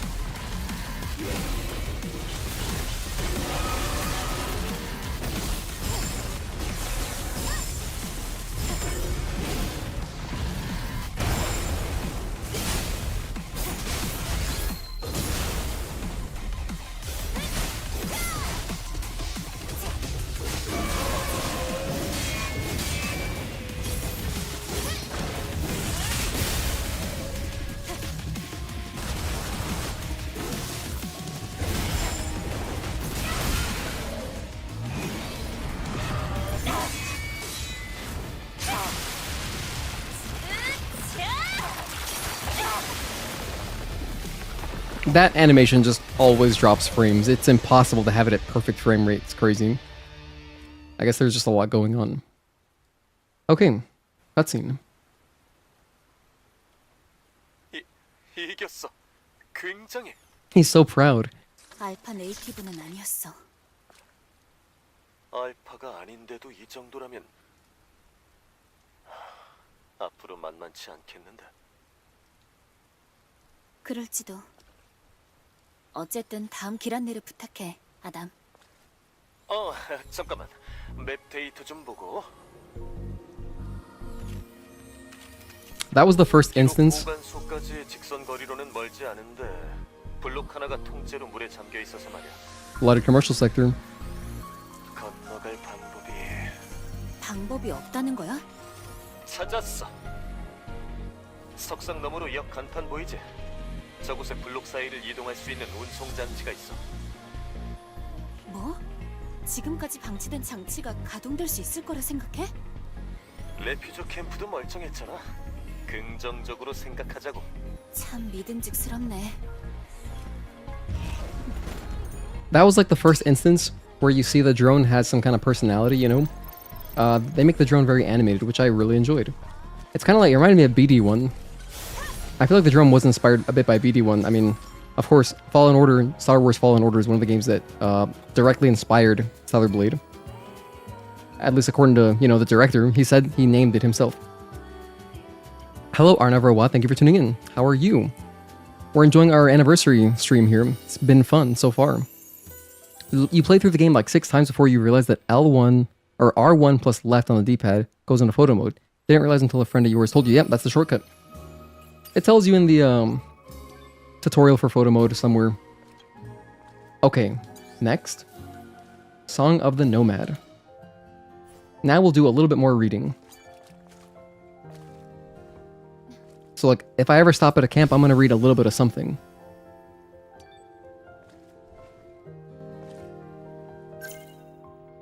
In fact, I can read Abaddon's thing. Oh, and I didn't read Brutes. We'll read Brutes as well. Okay, so here's Brute. Ecological information. Natiba are clearly adaptable creatures. At first, it was believed they were simply quick to mutate. However, when the enormous brutes ripped open machine cores to attach them to their tentacles and draw energy, we realized that the Natiba's evolutionary potential was limitless. Bradley Cooper. He's in a movie called Limitless. Sorry, that's like a weird reference.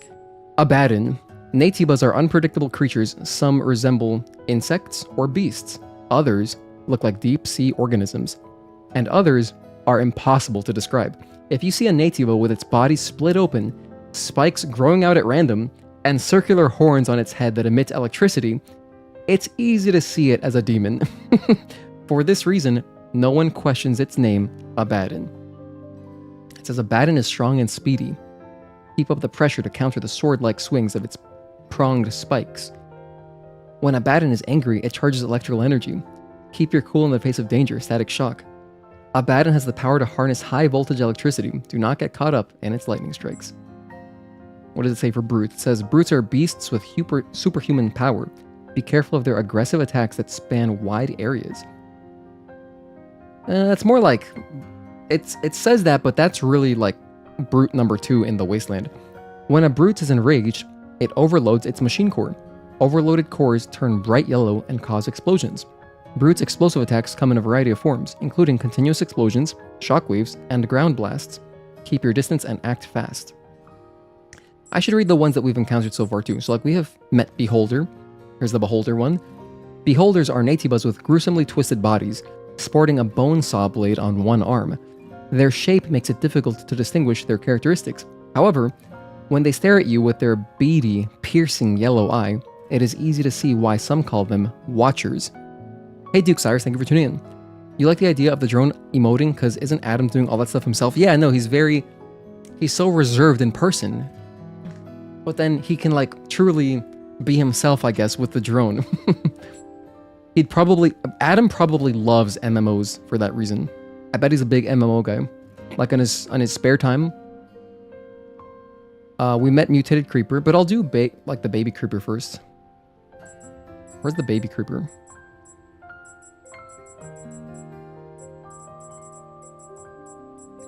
Oh, Natiba Minion up here. Oh, and the Thornhead. I guess I'll read this one too. So this is, again, back from the intro on Star Descent. Thornheads are Natibas with thorny heads and long, fragile bodies. It is not known if they have organs for seeing or hearing, and little has been discovered about their biology. It is certain, however, that they attack in small groups. It says they're not overly intimidating enemies. Oh, I feel kind of bad for them. They can easily be taken down from the front.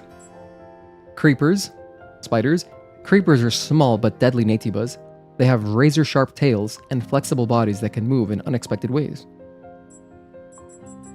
And then here's the mama spider, mutated creepers.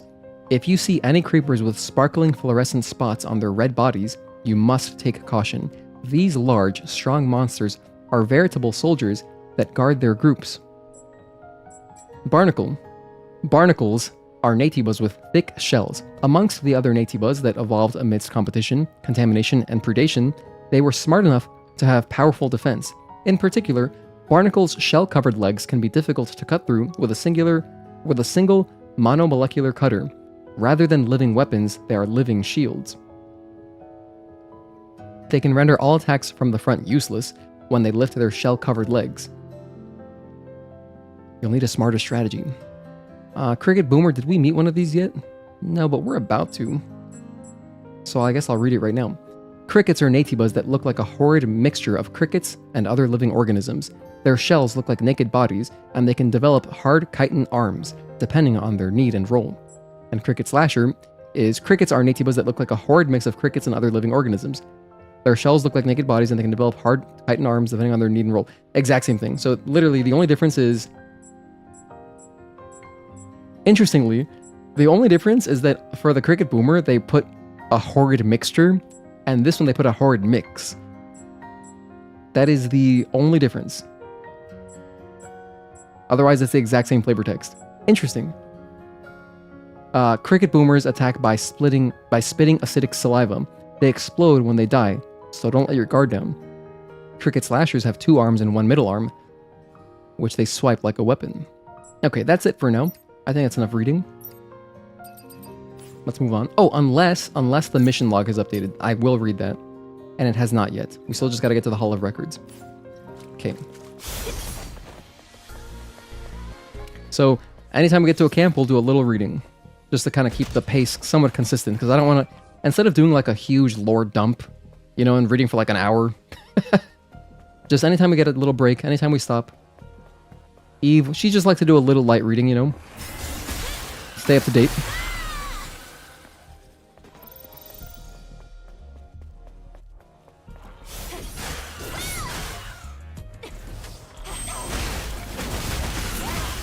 Goodness, the washing machine feels so good to use. You feel so validated by that. You've never heard the director say that, but mentally you compare this game to Fallen Order all the time. Yeah, so Akai Neko, Kim Hyung-tae, the director, he attributed, basically he mentions in an interview with Famitsu that there are 5 games that inspired him. There was God of War, 2018 or Ragnarok. I guess it's the same thing. I'm not sure. I don't remember when the interview was, but I guess it could have been Ragnarok. But the interview is from like before the game came out. So there's God of War, the newer ones, Jedi Fallen Order, Nier Automata, Bayonetta, Nier Automata, and then Sekiro, of course. So those are the 5 games, and we did playthroughs of all 5 games because he mentioned that he was inspired by them.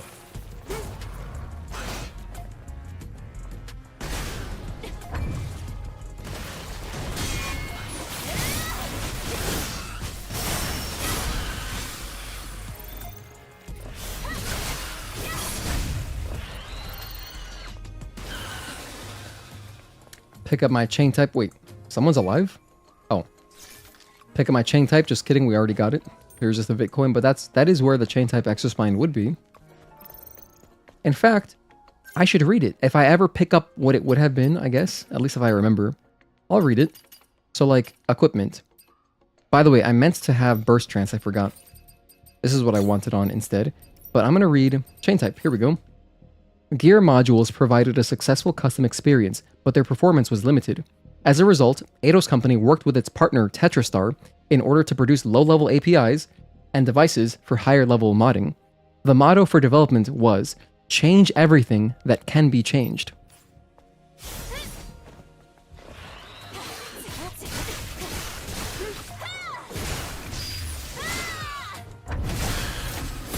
obliterated him. I should also try Pragmata. Yeah, we started our playthrough last stream. One and... oh, damn.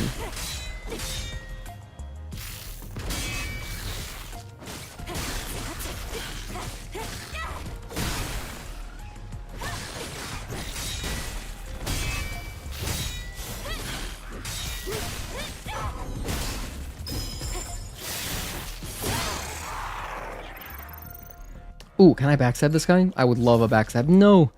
I'm gonna get all the way around him. Don't notice me, don't notice me. Oh, he noticed me.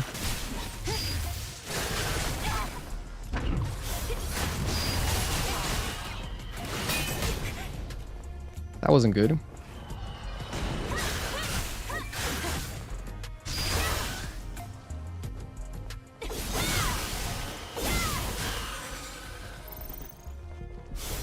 Of course, we need this.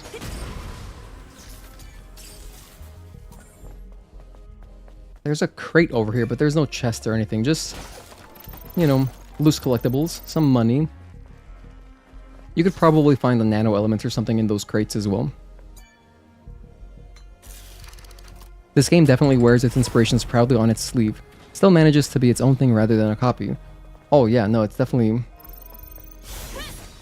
it's an amalgamation of all those games, plus tons of its own flair. Can you add me on Steam? My Steam is public. Hey, you want to survive against the Andro Eidos, right? Here, take this and turn into a mutated cricket.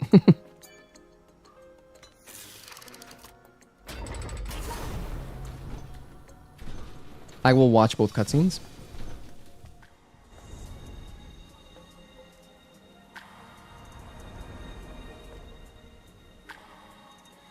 Well, we can kill the dozer first.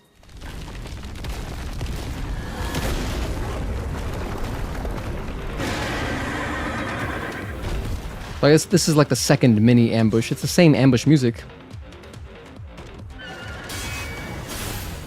You know what is so brilliant about this enemy too? Is it just prepares you for Corruptor in such a nice way.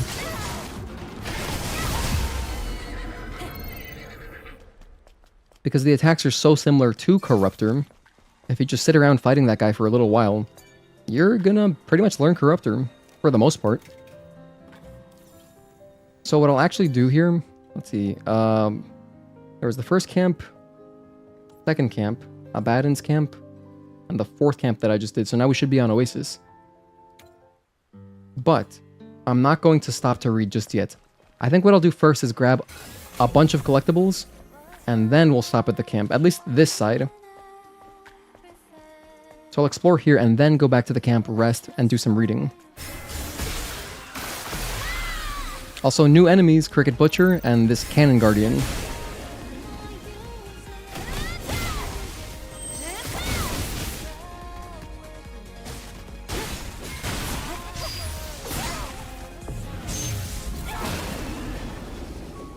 New enemies, new enemies. We'll make sure to read their data logs once we sit at the camp. Ooh, a newspaper. The Truth. Article number 3. Orca Terminators. The shocking brutality of the Legion, the private military contractor under the Orca Aerospace Company. First published in this paper with vivid on-site evidence. Planned conflicts occurring in the Third World. In-depth coverage of the PMC's cruel ethnic cleansing. Orca Aerospace Company's intentions. Maps of current resource disputes. Those are the Terminators. They show no mercy. The horrific truth revealed through a survivor's testimony. An exclusive report from our reporter, Quinn. Only in The Truth. Extra, extra, read all about it. Oh, here we go. This is the statue you can get money from. So a little bit there. And it makes some noise. Here's another databank entry. Outcry to the sky. The network is down. The sky burns. The colony falls apart. Where is Mother Sphere? Why is the colony falling down to the earth? Answer my last call, Mother Sphere. Why? Why? You promised us salvation. Was it a lie? So this is from when the colony was falling down to the earth, which extinguished... It That's when humanity initially was destroyed, right? So that was during at the end of the final war, was it? That was Mother Sphere trying to get as many humans into the colony as possible and then drop it to kill everybody. And which is why the whole planet is like ruined. So it was from that falling. There's ruins everywhere. We haven't read about that yet, but yeah. We'll get there eventually.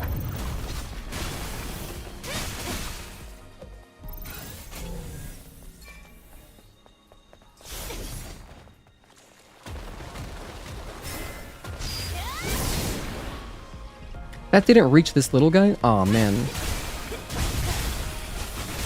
Ooh, nice. Cool crits. Can't go up that way.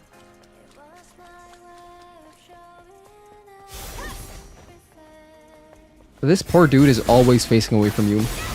They're just programmed to get backstabbed.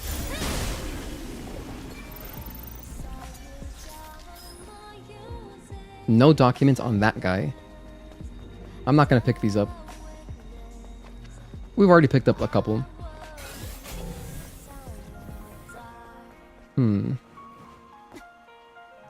I guess that's everything, huh? You can see out more into the city. Yeah, I was gonna say much earlier, like, what a pain in the ass it must have been to like commute. Imagine if you had to go to work, and like maybe you live outside of 807, then you got to go into the city. Dude, I wouldn't last at any job here probably. Well, just like how the terrain is, must have been a huge pain. Then again, we don't really get a good depiction of like what it was like before everything became ruins. But I've got to imagine, I don't know, it seems like it would have been a tough commute regardless. Oh yeah, we can go up here, that's right. Let's do that.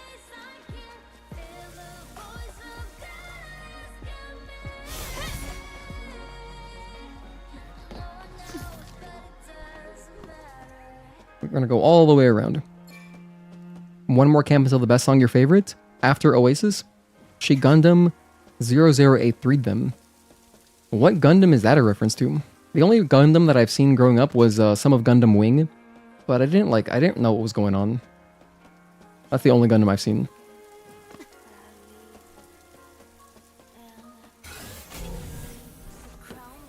Kind of looks like these guys are going to ambush you, but no, you're fine. And then surprise, there's this guy.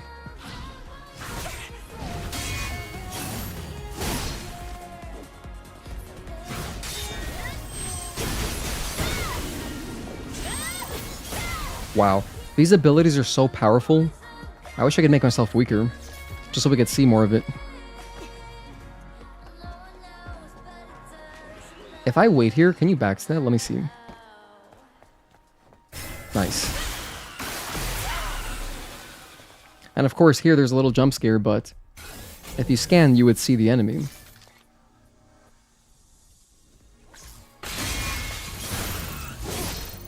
Oh, check it out. That guy didn't give me Fanco, if you're still watching.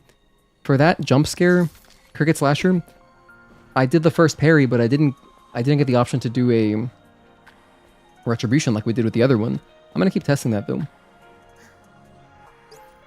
Memo: ensure thorough security procedures at the lion statue entrance. Team Athena leader. Team Athena. So this was who left this memo? This must be some airborne squad, right? Team Athena. What were they doing in this office though? Seems like just a regular ass work office. Like this could have been, you know, Dunder Mifflin or something. That was just experience, is what it would drop, but, you know. No document. Bitcoins, whatever. Fire alarm. Okay, let's get out of here.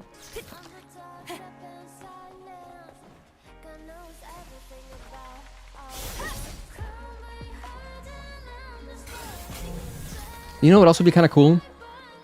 I think it'd be really rad to see some of these environments pre-colony falling, to see what they looked like when they weren't all ruins. Maybe just in a flashback or something.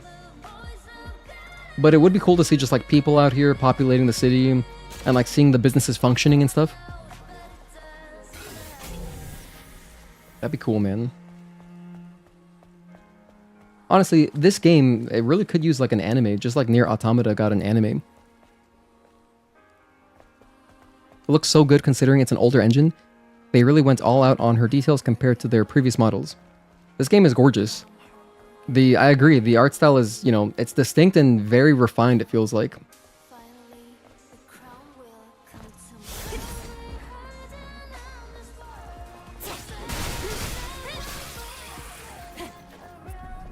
Here's a mama spider, we'll take her out.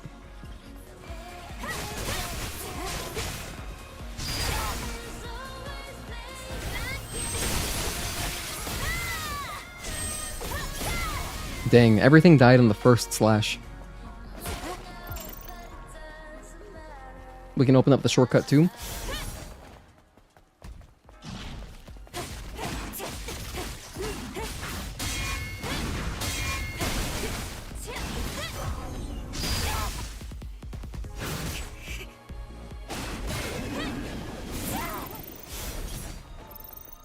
Pop this open. But yeah, like I was saying earlier, so you could glitch the demo, the original demo, and you could get through here using this barrel to like clip through. It was really weird. And I never did that, but I actually am not sure. I don't, if anybody has done that here, did you get the R&B version of the 807 music, or was it just the normal, like the original one that you hear in the first half of 807, like Silent Street, you know? Was it that one, or was it this one?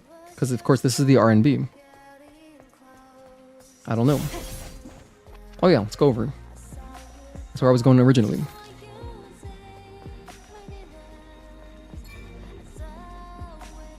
Oh, you're talking about PUBG? What do you guys think of the Eve PUBG crossover? Yeah, I haven't oh, they made it look good. That's nice. Yeah, I don't even know what engine PUBG runs on, but I was gonna play. I've never played PUBG, but I mean, for Stellar Blade, I will play PUBG and I will stream it. I think that'd be kind of entertaining. So yeah. At some point we'll do that. Is that out already?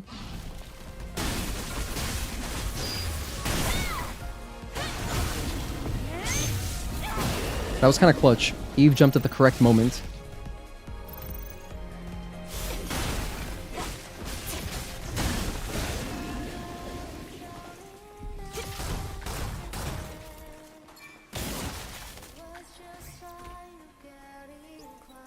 These little puzzles too, now that like I'm playing them post Pragmata, they are a little Pragmata-esque, aren't they? It came out 3 weeks ago. Sadly, it costs more money to get her in PUBG than Stellar Blade itself. Wait, are you fucking serious? How much? Wait, how much could it possibly cost? Is it like a loot box kind of thing where you need to just like get lucky? Because if so, damn, that's whack. That means I don't know, we probably won't do that then. If it's like a straight just one-time purchase and you're guaranteed to get it, I guess we can consider it. Oh, you spent 200 CAD, Canadian dollars, to get Eve in PUBG. Damn. So you're telling me I could get lucky and just like buy one loot box, but that's just gambling. That's awful. A lot of stuff in Pragmata reminds you of Stellar Blade. It's a gacha box. Oh man, it's complete RNG to get it. Okay, hey administrator, thank you for tuning in. Dang. Well, yeah, I'm not gonna do that then. The only way I would buy some loot boxes is if like, if you guys really wanted me to like try to get it, we could like, you know, do donations to open up loot boxes. But that's it, because like it'd be really irresponsible for me to do that because I'm currently unemployed, you know. My job closed down earlier this month. So like, I can't be like, I would spend money on the stream. Like I'm happy to put more money into the stream, but not gacha like loot boxes. Oh, damn.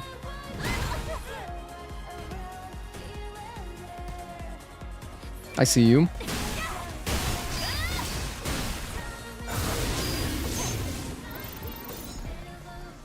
Can I backstab this guy? Oh, yeah. Nice.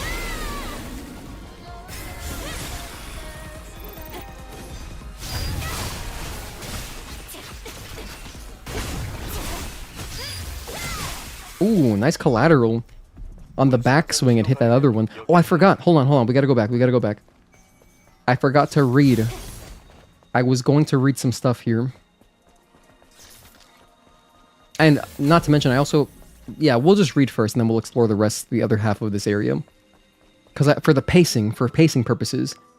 So I was going to stop here, listen to some Oasis. This is the Oasis song. Okay, and then let's read about some Nativas. So we encountered Cricket Butchers. Here we go. Oh, this is the same thing. So we've already read this. Crickets are Nativas that look like a horrid mix of crickets and other living organisms. Their shells look like naked bodies, and they can develop hard chitin on their arms depending on their need and role.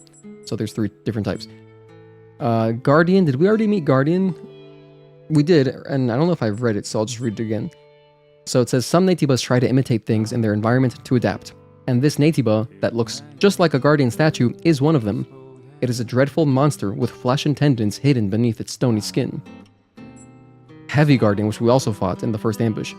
While stone statues erode with time, Nativas mimicking statues do not. Heavy Guardians have killed, devoured, and constantly extended their own bodies to become uncontrollable, bloodthirsty giants.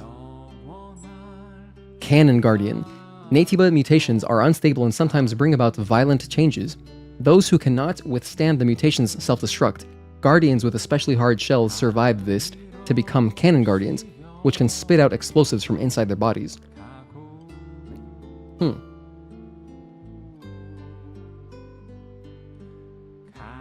Those who cannot withstand the mutations self-destruct, But they survived this to become Cannon Guardians. Interesting. Oh, here's the Hydra. Hydras are hybrid Nativas that look like aliens. The bags on their bodies allow them to float, and they can move using magnetic fields. They can also camouflage themselves in their environment, like assassins hiding in the ruins.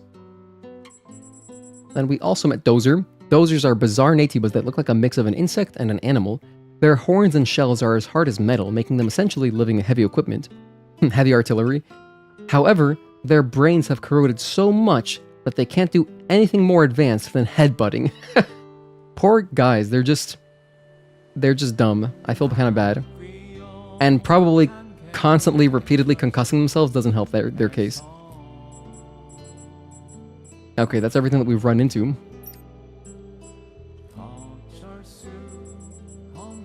Yeah, that's everything for now. Okay, let's continue.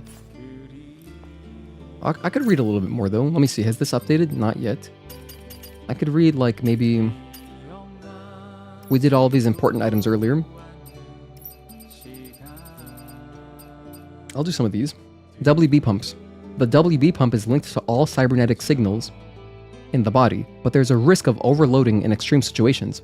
It's always best to have a spare pump. The certified pump from Eidos company ensures the best compatibility. You want to buy OEM, don't get any of these aftermarket ones.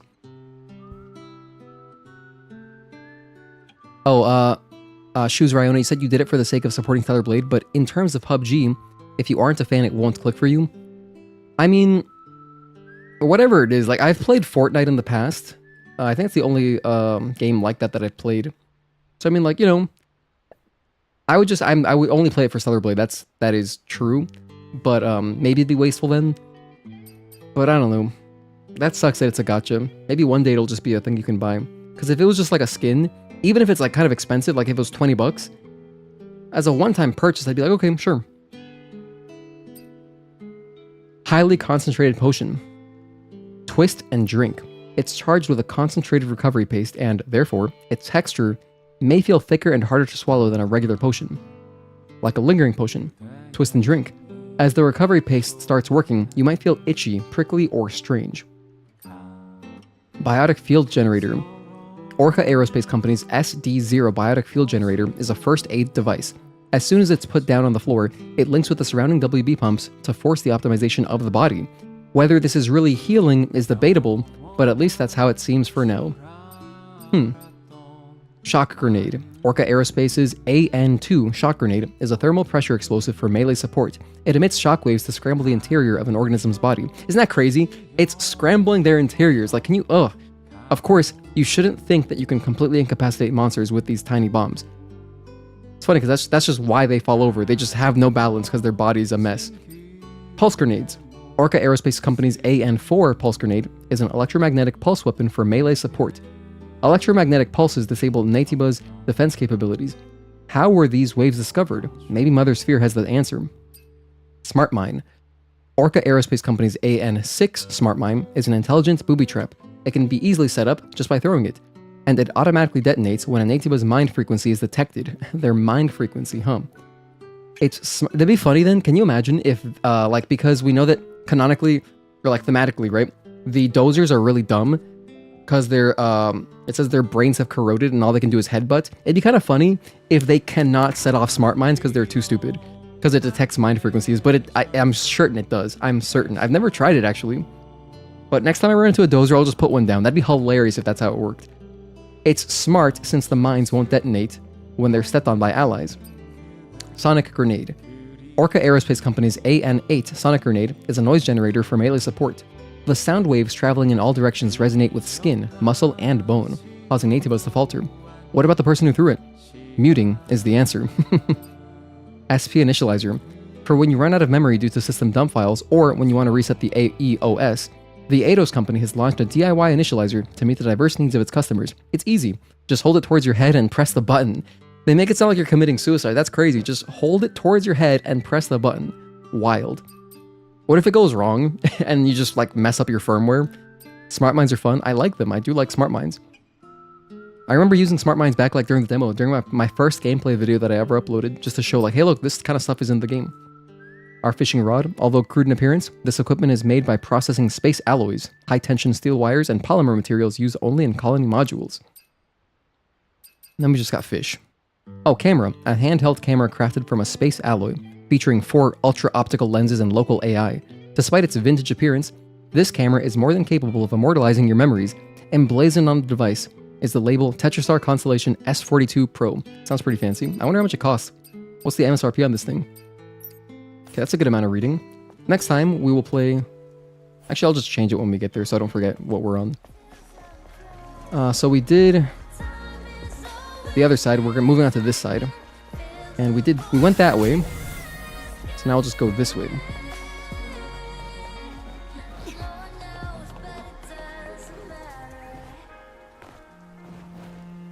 There's a body over here. Better off playing Nikkei if I'm doing anything gacha. At least the money is going to shift up and it's way less predatory than PUBG's gacha system. Yeah, that makes sense.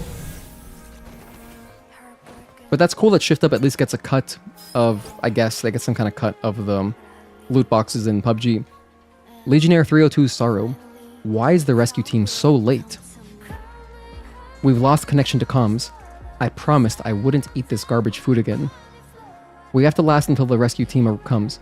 The body needs fuel to survive. This garbage food, huh? I wonder what he was eating.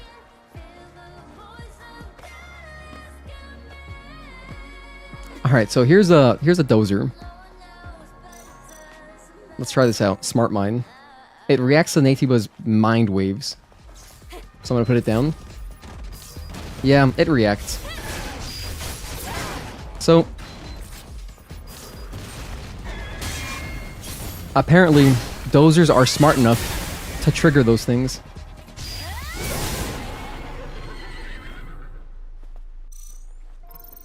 Ah well, would have been hilarious if it didn't work just on dozers.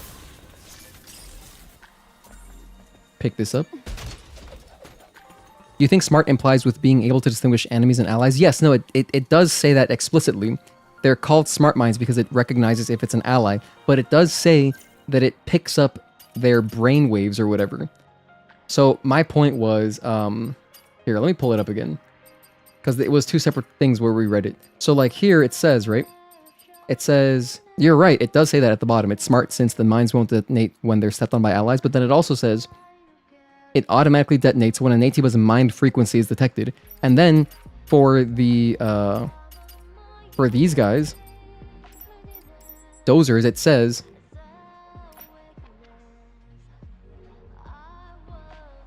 their brains have corroded so much that they can't do anything more advanced than headbutting. So I just thought it would have been funny. Like I said it kind of facetiously, is that it would have been funny if They don't have enough mental activity to even trigger smart minds. Request to Mother Sphere. Mother Sphere, our beacon of hope, our prophet. Have you forsaken us? Please save us from Natibas. Just do it before my damn faith runs out. Damn, that guy died pretty angry, huh?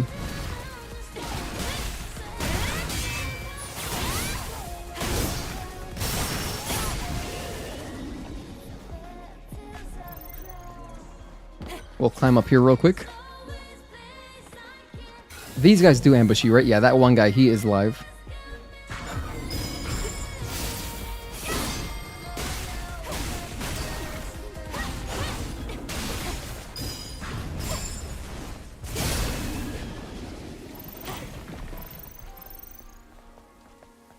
Little loot box up here.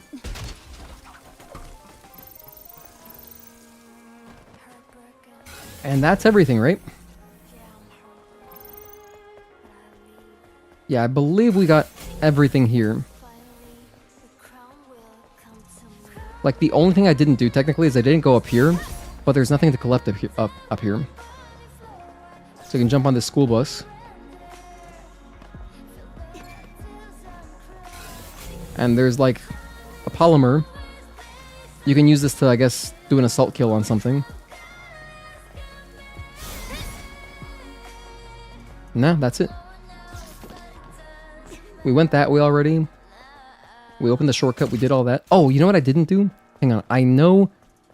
Like, I didn't care for the body core because we don't need it. But I didn't go in here. I don't believe there's anything else, right? Oh, actually, I did pick up the body core. Huh. Just force of habit, I guess. Darts. Wow, this is the neatest dartboard I've ever seen. Looks like Psy was playing against Alex. No way, they have someone named Psy, like Cy Young, the pitcher. That's cool, and then just Alex. So a really cool name and then a more normal name. Looks like... Were they playing...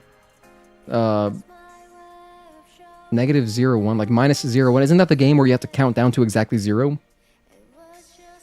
I know there's like count up, there's like 0-1 or whatever, the countdown game. I don't know how to read this, but I mean... Looks like it was somewhat of a close match.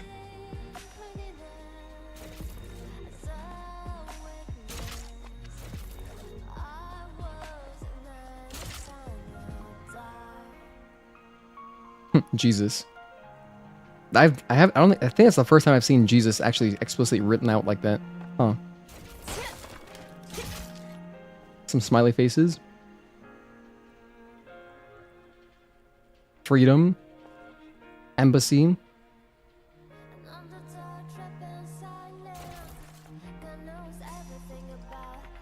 What's back here? A microwave. Actually, you know what I should do? Hang on, I'm doing this. This is Bush League. I can just go into photo mode and look around like this. Oh, I guess that's not much better. Although, isn't there a setting so that it doesn't... I'm not going to figure it out right now, but anyway. I believe the setting is just for characters, so like when you, even if you get zoomed in really close, it won't make the character models disappear. If you wanted to keep them active. May your memories live on forever. Like Psy Games. Psy Games, is that a developer? Where's your Project Awakening? I thought of Cy Young. There's a... In baseball, there's like a pitching... It's like the most prestigious award a pitcher can earn at the end of the season is the Cy Young. So that just goes out to the best pitcher. They do too. So one per league. National and American. Hello? I probably recognize your old username. Or like the other username. Because right now YouTube has it set to display like your actual usernames, not the screen names, the display names. But thank you for tuning in regardless. AlaRabX. Damn. Yeah, let me know. What was your other username? Hey, Umbrella, thank you for tuning in. Are you a Resident Evil fan? There's a mod you can download to stop the character model from disappearing in photo mode. Oh, okay. That is cool. Oh, you used to be Dash. Okay, yes, of course I remember you. There you go. Respite of the Hopeful. Just received the comm signal from a new unit. The Eve protocol begins. This is the first blue text I believe that we have seen. Angels of death will descend from the colony. They will rid Natibus from Earth and save us. Mother Sphere's salvation is nigh. I'm thankful I lived through this hell for decades. Respite of the hopeful.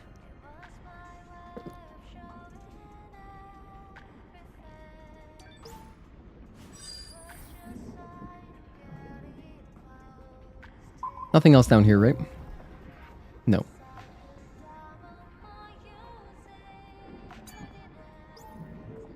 $6, 6B. You know, to this day, I've never learned the actual Greek alphabet and, you know, the characters and stuff and their names.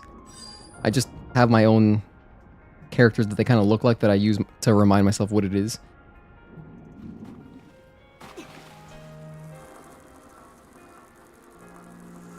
Alright, we've got another camp. So it's time for a little bit more reading. And we get a cutscene here too. And we move on to the next song. Let's move on from Oasis to Don't Forget Me. The summer song. 아담, 난 널 처음 봤을 때 꽤 놀랐어. 왜? 콜로니에선 지상의 사람들은 모두 전멸했다고 들었거든. 그렇게 보였겠지. 하지만 아무리 마더스피어라고 해도 모든 걸 알고 있지는 않아. 그럼 너 말고도 살아있는 사람들이 있어? 있긴 하지만 자주 보기는 힘들어. 아직 지구는 인간에게 쉽사리 자리를 내주지 않거든. This song, by the way, is on the vinyl. It's on the A side.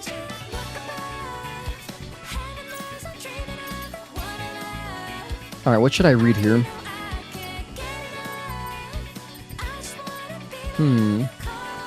We did all these. How about materials? Okay, extreme nano. The extreme nano element produced by Tetrastar is also known as a quantum nerve. Quantum nerves function as nanowires, processors, and even memories, making them an electrical engineer's dream come true. Omnipotent, universal, and almighty, aside from all its marketing jargon, no one knew what it actually was except for Mother Sphere. Quantum nerves, I forgot they were called that as well. Quantum nerves, huh? Interesting. Did I play Ghost of Yotei? I haven't. I played the first Tsushima. I played that one, Ghost of Tsushima. Hey Ryan Hemstree, thank you for the congratulations on 2 years. I appreciate it.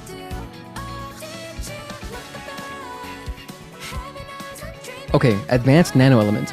As humanity's semiconductor technology moved towards singularity, neither ordinary people nor Tetrastar's engineers could understand the device's design. It meant that an unknown artificial intelligence was creating things that couldn't be understood.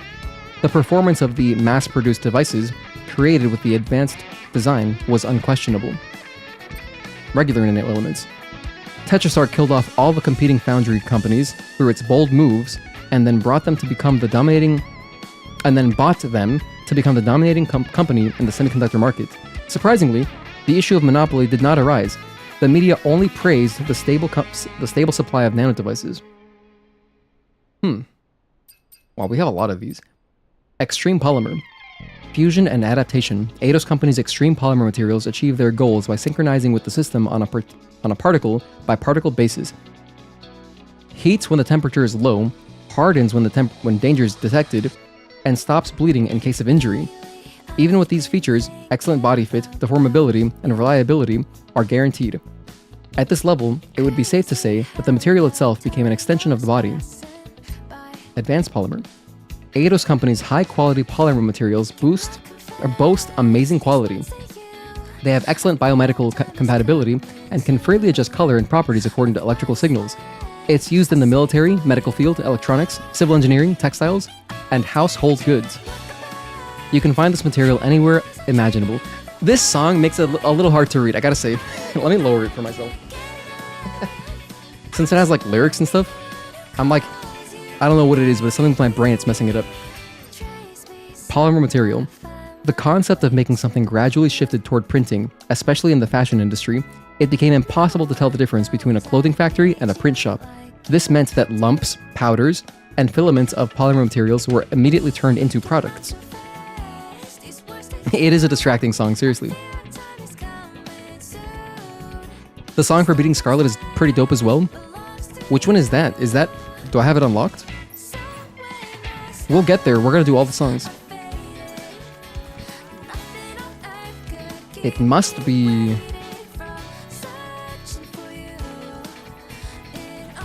Honestly, I'm not sure.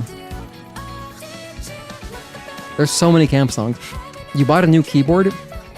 That was the first time you spent $63 on a good keyboard. You were using a cheap one for 2 years, but now you feel premium. Cool, congratulations. Anyway, yeah, as far as Ghost of Yotei, I would play that game if it was like, you know, on PS Plus Extra or something. I wouldn't buy that game though. And I think we can move on now.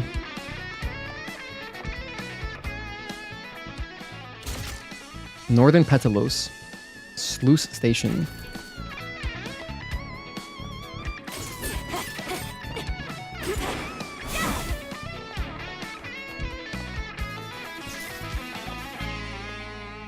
Okay, since the song was just ending, that's kind of perfect. I can move on now. 다 왔어. 운송 장치는 어디 있는 거지?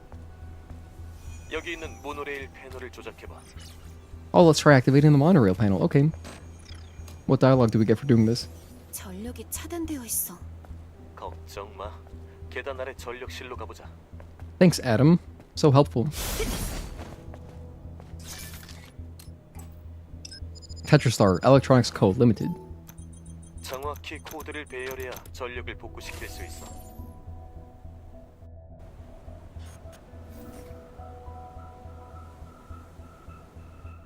좋았어.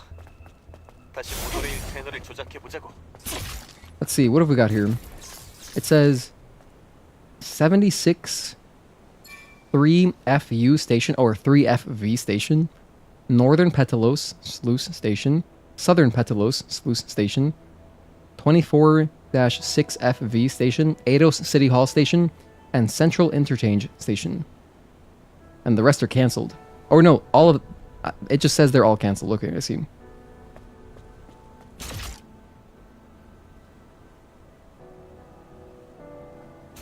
We should get going. Moving on to the flooded commercial sector. This is exciting. Hello, yes, the Ryak. Do I think a potential Stellar Blade 2 would release on PC? Oh yeah, 100%. Absolutely. Shift Up is publicly traded now, so it would behoove them to make as much money as possible on their releases as quickly as possible. So I think just to please investors, they would release immediately day one. I would think on PC, console, all that. And you know, I do expect at some point Stellar Blade. I think it'll come to Switch 2. Like, why wouldn't it? I think this should run on Switch 2. It runs on. It scales really well, you know. It can even play on hard drives, like a hard drive, a slow hard drive. They can get it to work, probably.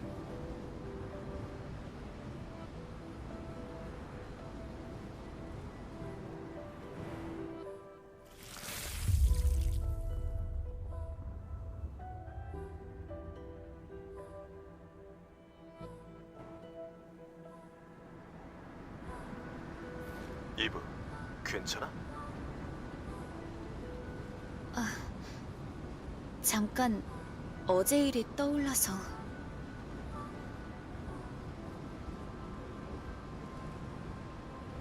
쓸쓸하고 고요해. 이 도시는. 인간의 온기가 사라진 도시는 병들기만 해.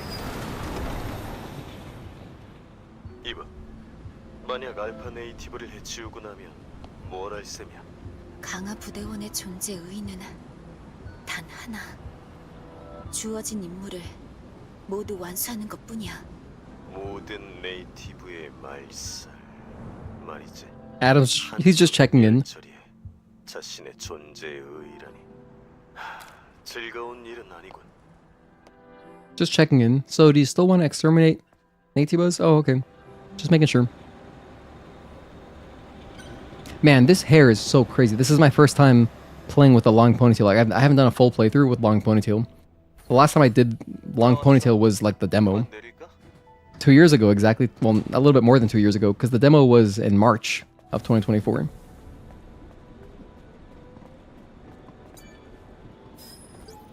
Legionnaire 244's memory. One Legion squadron has about 20,000 troops and all the equipment needed for their activities. Legions 8 and 15 were stationed in Eidos 7. After the colony extinction, there were only about 3,000 troops left. I wonder how many will live to see the sun rise tomorrow. So from 20k to 3k. That sucks. You can actually call the monorail if you wanted to go back. If you just press this, does it? It just calls it back, right? It doesn't send you straight to the previous area, I believe. Now approaching. Nice detail. But I can choose to enter it, so I don't gotta go in there. Anyway. And then over here, this is where you would find a costume. I forget which one this is, but this is like the orange, I believe, like the orange planet diving suit. It's planet diving suit 6th. That's what it is, I'm pretty sure. 6th. And then you find the version 2. No, wait. Yes, maybe? I probably have it. Whatever. You know which one it is. And then there's like another version of it in Eidos 9 somewhere. 광장이던 곳이었나 봐. Patalos Plaza. 맞아. 지금은 물에 잠겨 있지만 Submerged.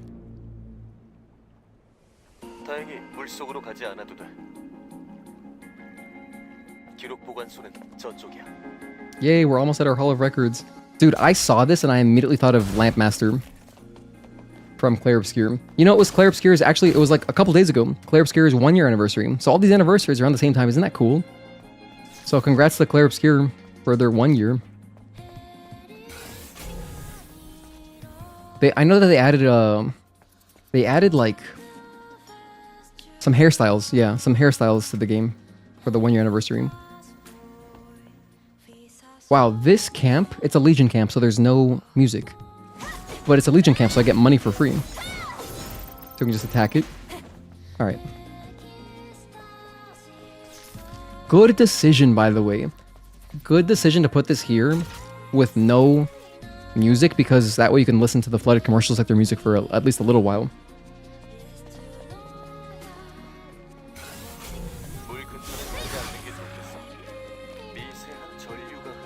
Let me get everybody together.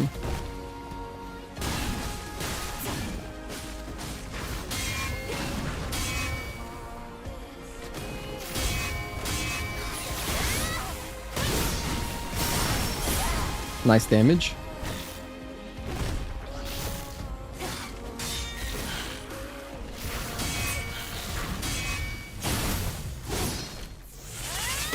Oh, that hit both of them? Very nice, very nice. Knowing how easily your long hair gets caught and stuff, it makes long ponytail too immersion breaking. For me, I mean, I guess I kind of know what you mean, yeah, because like to me, the long ponytail, there's a lot of character in it too, but it's a little bit janky, right? That's kind of just the nature of extremely long hair like this that's free flowing. So I think it's basically the best they could have done. Like it does look good. Like when you're in the air, that looks awesome.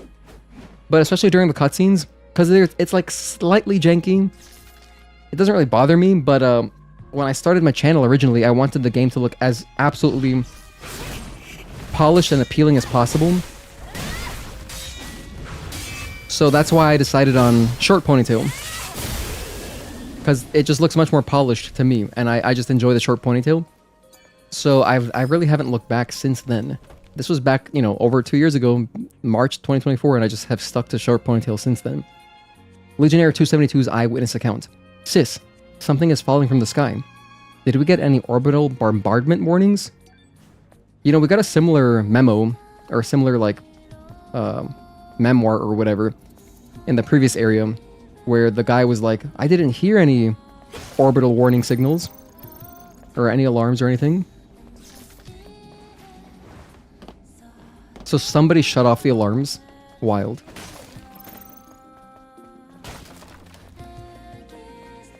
Well, I guess, yeah, Mother Sphere, she shut off the alarms. It's like, okay, they won't even know what hit him. That makes sense. I will go over here to the side, even though we can't really do anything here yet. Actually, no, we gotta go that way anyway when we come back to do Oblivion. So we'll just explore that when we get there. Because that's where you would drain the water. This is your favorite music in the entire game? Well, you might want to consider getting the first vinyl, because this is on the first vinyl. 여기 숨겨진 메모가 있어.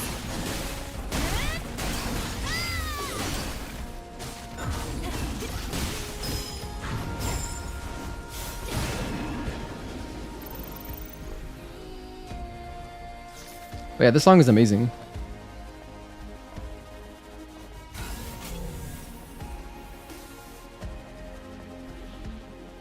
And you know, they use this song, not necessarily the exact same one, but they use bits of it in Elder's theme, which I appreciated.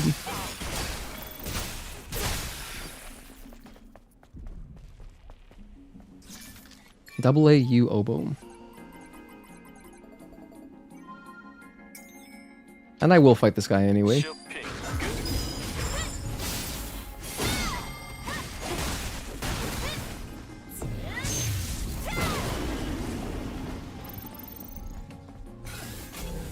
Any more documents? Nope.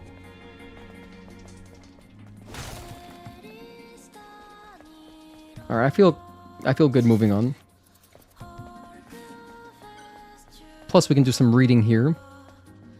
So let's do some reading. There's a human body over there. Oh, that's the one that's submerged in the water. That's one of our fishing spots. Alright, so we listened to this song last time. Let's switch over to Lullaby of Secret. And watch the cutscene, or listen to the dialogue. 아담, 콜로니의 강화 부대원들은 자주 만나는 편이야? 아니, 그렇지는 않지. 어제도 마침 그 근방에 머물고 있었을 뿐이고. 그 정도의 대규모 강화 작전도 처음 봤어. 어째서 나를 구한 거야? 글쎄, 나도 잘 모르겠어. 그냥 그래야 한다는 느낌이 들었달까? 그저 짧고 강렬한 느낌. I like how she raised her eyebrows like, why did you save me? Hey, Aegis Chaos, thank you for tuning in. Good to see you again. Also, hello, Osman Mars. How are you guys doing? More familiar faces. Glad to have you. We won't have to wait very long to get another song that uses the same Lost Memories vocals. They also show up in the Memory Tower song, right after the Clock Tower. You need that heckin' vinyl. You can still buy it online. Hey, Sprocket Scientist, thank you for tuning in. Wish there were a cappella versions. Is there not an a cappella version of some kind? Totally agreed on the song, just fantastic. Those vocals show up in 4 songs to your knowledge: Flooded Commercial Sector, Memory Tower, Elder Natibo, and one called Lost Memories. It's always played in a context where there's loss. That's why you always call it the vocal theme Lost Memories. That's why you always call the vocal theme Lost Memories. What is the music term called in reference to using the Flooded Commercial Sector theme in other music? Late motifs, you think? Maybe that's what it's called. Could be. I mean, motif is a theme. Late motif. Potentially. Is that a French word? Sounds like it. There's a song called Shelter that's the main menu music.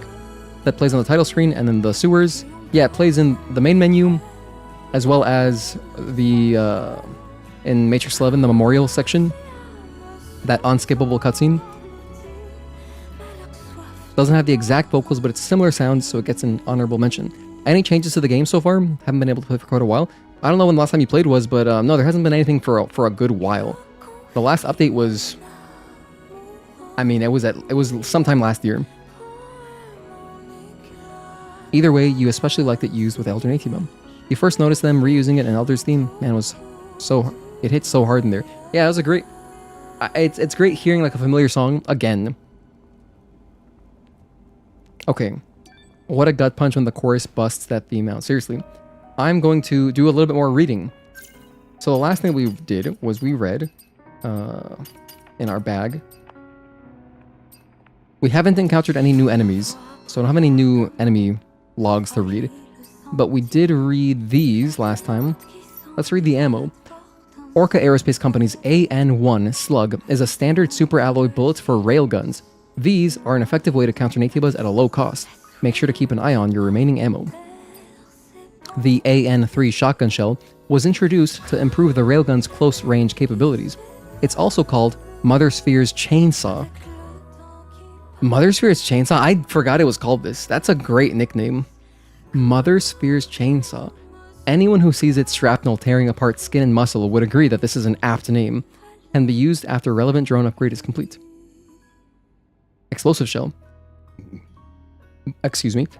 Bullets and missiles aren't the answer to everything. The AN-5 explosive shell is an ultra-compact, high-explosive, massive bomb designed to fight Natibas and can be quickly fired with a railgun. It's designed to have great lethal power despite its compact size and is perfect for firepower support. Stinger. Unguided rockets are of no use against speedy Natibas. Orca Aerospace Company's AN-9 micromissile Stinger is equipped with a bio-guided system to accurately target Natibas.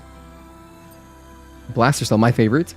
There's a saying that if you want peace, prepare for war. It's a proverb that goes well with Orca Aerospace Company's OBG-9000 charge blaster. Wow, unlike all these other ones, which are like AN-something, this is the OBG-9000, a charge blaster. This weapon charges and fires positron cells to erase enemies from the world and restore peace. That is so patriotic. Oh my goodness. OBG-9000. But I love this.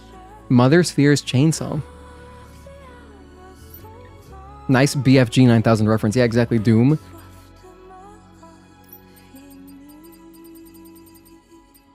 All the design patterns, at least here on this menu, have the exact same flavor text. The formidable development of printing technology has been directly linked to the fear of technology leaks. As long as someone has a blueprint, they can print out the exact same thing anywhere. With quantum keys to block duplication and design patterns that lose validity after one use, the concept of putting blueprints in the line like raw materials has become common. But then if you go to the actual costumes on the costume equip page, they all have different flavor text. But just here, just the patterns have the same flavor text. Fish. We'll get there. I'm not going to read that right now. I think that's good. Let's continue. Well, so we stopped at fish. I gotta pace myself. I can't read everything all at once.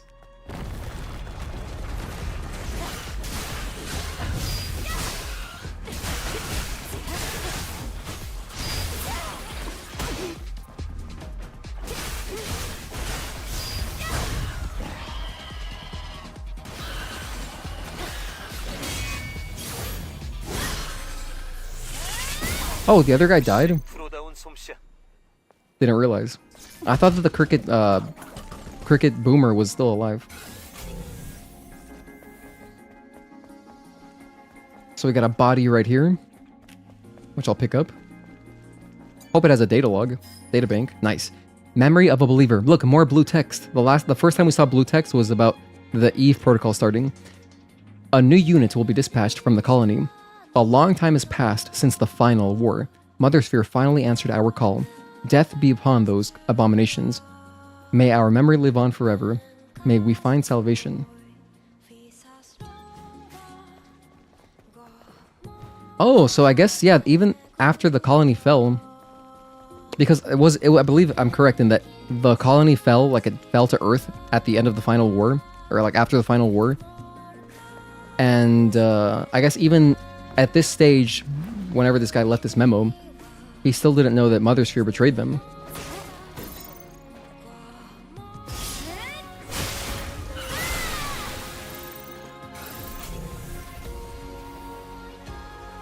Man, this is really nice. Just like doing a full, complete lore playthrough is wonderful for just, you know, our knowledge of the game, right? Just to educate ourselves.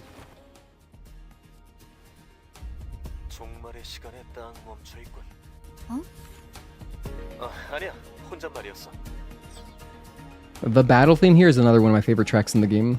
Like, the vocals are just stupendous. The protection exospine description was particularly eye-opening. We're gonna get there very soon.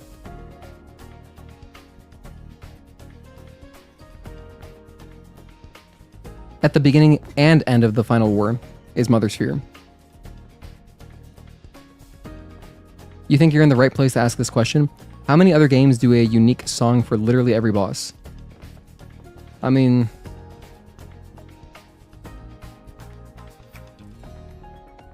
this game technically doesn't do that, right? But and I mean, no, I guess it does, because like when you rematch against Abaddon, Gigas, Stalker, Corruptor, Brute, you know, you're rematching them, so like I guess it's fine to have the same song. But I immediately thought of Dark Souls. However, not every Dark Souls game, it's true, because in like Dark Souls 1, for example, obviously like Capra Demon, Centipede Demon, they have the same theme song. But they're like at such different parts of the game that you might have forgotten the song, right? By that point.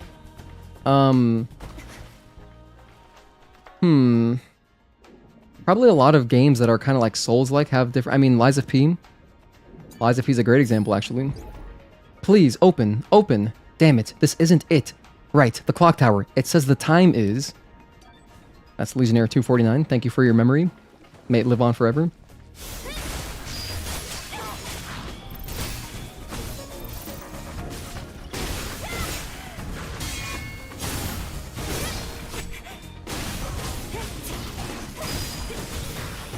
Oh! We just backstepped it. That was close. There's one more enemy here. Yeah, there we go.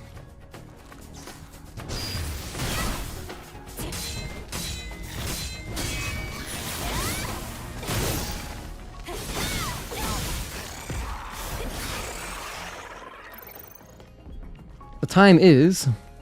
Oh, let's see. What time is it? Oh, it's 12:25. Look at that.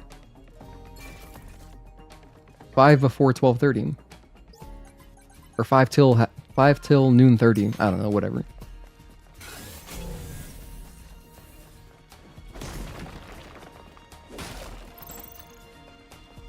Now over here, there is a little something you can do. Yeah, we can climb up this.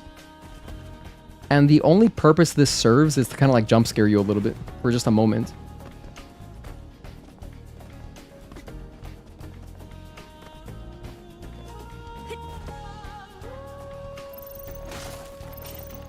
It's like right here, your natural progression. And she takes damage.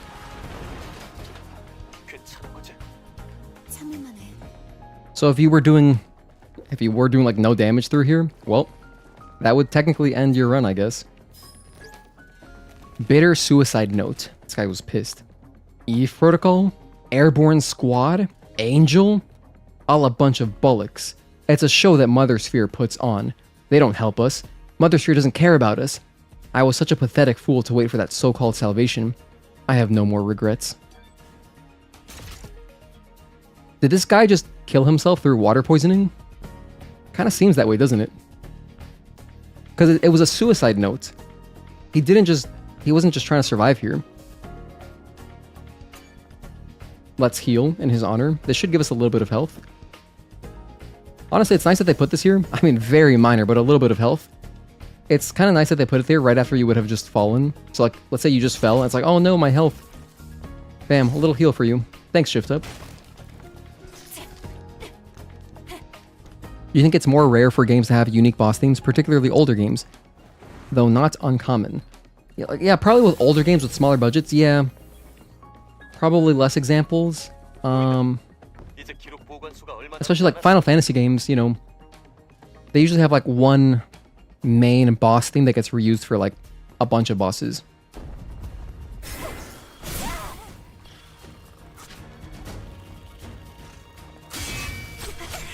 Oh my gosh, hang on, I wanna... Oh, he interrupted me! Alright, you know what, forget you guys.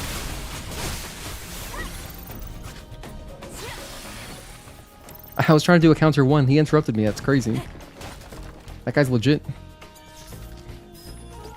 Max's memory. All contact has been lost with other cities. Those bastards will eventually take over this place. It's the end for Earth. The only way to survive is to run away to the colony. If you want to stay and fight, do as you will. I'm going to the orbit elevator. This guy was on his way to the spire, huh? Well, never made it. Sorry, pal. Over here... just a little few collectibles. Those chairs are so weird. Are they weird? Oh, hey, Lunatic, thank you for tuning in. Played too much Requiem. Missed the stream again? Oh, well, welcome in. Thank you for tuning in. Regardless, I appreciate it. You didn't know about the random sitting places that gave heals? Yeah, the first one is at the very beginning of Silent Street. So right when you go through that first gate, after using the first code, the Roa one, you turn right, and there's a bench there. You can sit on that, and it does heal you a little bit. So we last listened to Lullaby of Secret. Let's move on to Just Fine. I'm gonna take a seat here. I'm gonna use the bathroom. I'll be right back. Thank you guys again for hanging out. I appreciate all you, everybody lurking as well. Thank you so much for hanging out. We're gonna continue, keep reading everything. We're at least gonna finish all of 807 today. That's a guarantee. My voice still feels alright. I think I've got a little bit more in me for sure. It doesn't feel very scratchy yet. That's nice. I just gotta drink a lot to keep it, you know, properly lubricated. Pause. Be right back.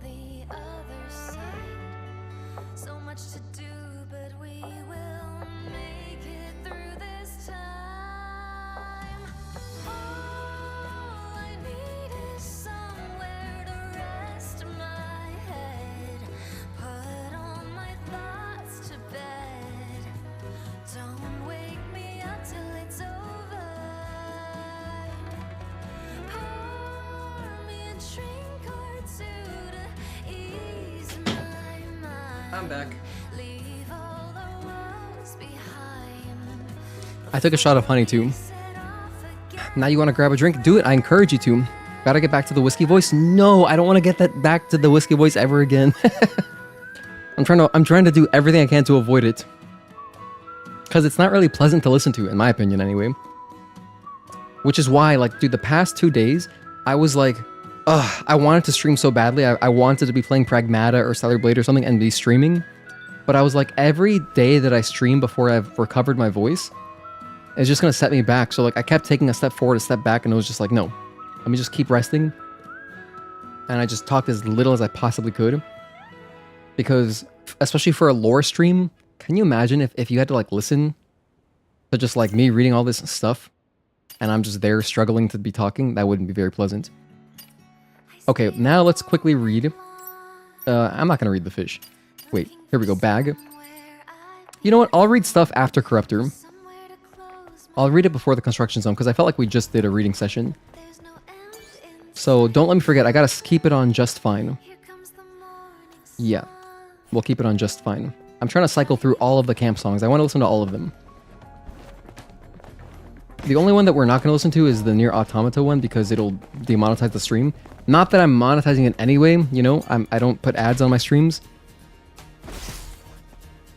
Because even if I did, I would make like, you know, a few bucks. If that. It's not really worth it to inconvenience people.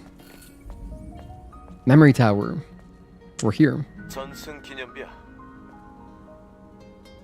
저 밑에 기록 보관소가 있어.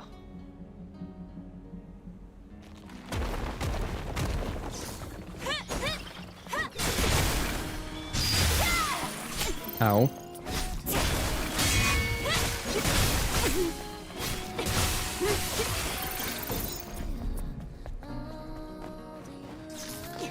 We need this. Artemis 132's orders. Artemis 49. Please find a way to back up and export data from the archive. If we're able to maintain even the copies of data, we can restore it later and connect to the network again.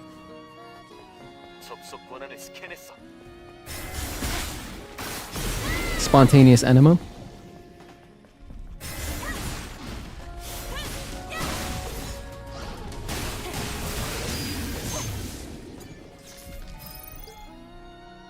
Yeah, Digger commenting on Eve's name felt like a build-up to an important reveal. How did I get that Stellar Blade LED sign? Oh, this one? Antidoto, I got this from a website called LED Lab Cave. I believe that's the name. It's posted in the Discord. So if you want to check that out, it's in there. And I actually, I haven't done I've recorded an unboxing video. I haven't edited it and uploaded it. But I do have an unboxing video, which I will upload at some point. But yeah, it was kind of expensive. It was 120 bucks. But I emailed customer service and I was like, hey, do you guys have any promotions going right now? And they were like, yeah, here's a 10% off coupon. So if you just email them, a lot of websites like this, like smaller websites, you can just ask, hey, do you have any codes that I can use? And so I got 10% off. So it came out to like $115 after, that's with shipping and all that. So, you know, and tax, not bad. But it's 20 inches by something. The measurements are there. Check it out. LED Lab Cave, I believe. Lab design. It's in the Discord, I swear. Have I been dinged by YouTube over the Wasteland reboot theme? No. Only literally just near Automata music. That's it. Artemis 8's orders. We have received a report that the fusion drive is empty. Artemis 132. Search the area and secure the fusion cell.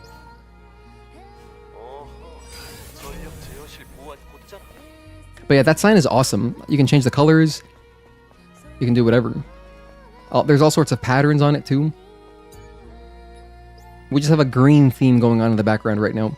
Because I'm wearing green and I got my green. This is a Buttercup hat, by the way. I didn't even show this hat, but like, this is my Buttercup hat. But I just have it backwards right now. But yeah, this is Buttercup.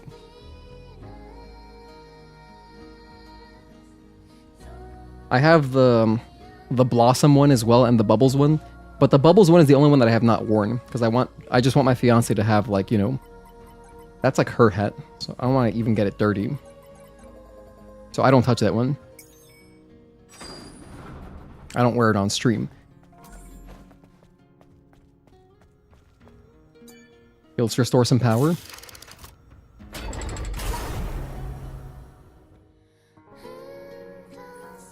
좋아, 전력이 복구됐어.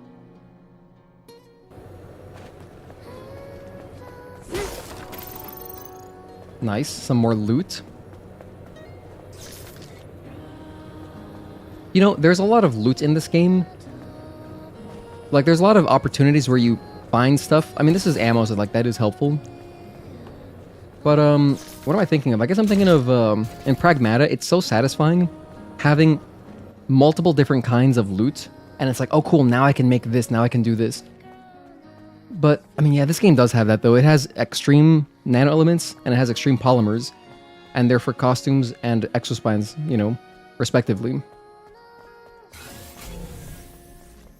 But some of the crates, when you open them, it feels like you kind of just got nothing. So maybe it'd be cool. I guess it depends. I don't know. Like I'm thinking, I'm imagining if there's, you know, in the next game, if you've got two protagonists, maybe one protagonist benefits from X crafting material, the other one benefits from Y, but then it's a shared pool. So if you find anything like exploring as Eve, then it's like, oh cool, now I can upgrade this other character's stuff as well. I don't know, anything to make the exploration feel a little bit more rewarding. Because just like some of the crates, man, it feels like it's kind of just nothing. By the way, did I open this?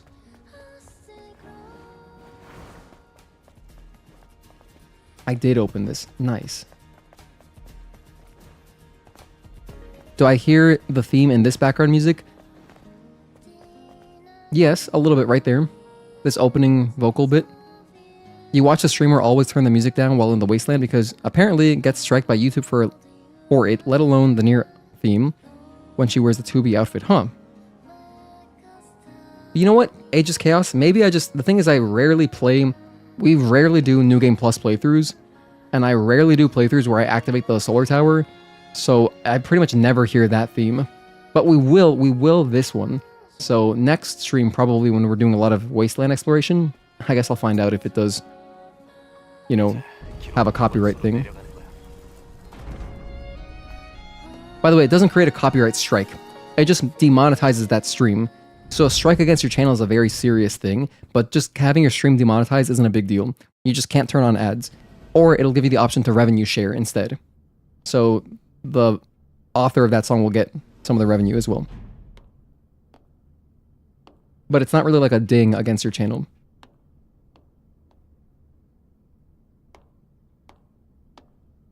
By the way, you know what's interesting about this section is that that door starts to open once you're close to it. But what I would always like to do is I will save my rush until I'm halfway through. Because if you use your rush, I'll show you right here. So if you use it right away, it hasn't opened yet. And so you gotta wait for it to open. But if you use your rush like in the middle, so let's say like I start to run, will it close again? I don't even know. I don't think it closes. Once it's open, it's open. But my point is, if you do it like around here, bam, now you're, because it triggers right around here, the door opens right about here. So you're spending the recovery frames of doing your rush, even though it's not much, like landing, like the rush ending, doing the dash forward, you're using all those recovery frames for the door to finish opening, which is like slightly more efficient. So that's why I always do it that way. Anytime you see me run through this game, I will do it that way. Hall of Records, here we are. It's like a dream. He's so excited. 이제 하이퍼드라이브만 찾으면 돼.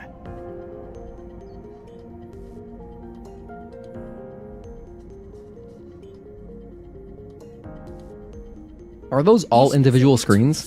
Can you imagine a LAN party on this? That'd be hype. Just like 50 instances of Halo 2. Hey, Jeffen, thank you for tuning in. Huge Nier fan. Here, you love my Stellar Blade content? Thank you. Completed it recently after being stuck on UN for hours. Okay, right on. Good job. Congratulations. Fist bump. 생물공학과 나노기술의 발달로 노화나 질병이 생명의 위협이 되는 시기 또한 지나갔습니다. 그리고 위험산업, 우주 개발에도 놀라운 약진을 가져다 주었습니다. 심해의 수압을 견딜 수 있으며 우주복을 입지 않고 우주선 밖을 This is the 나갈 last 수 있게 line. 되었습니다.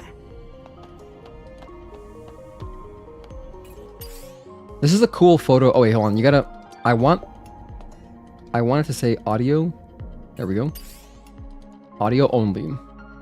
I like this. This is a cool wallpaper, honestly. Maybe like from down here, or maybe from all the way up here. Yeah, up here you get the reflections on the floor. That's cool.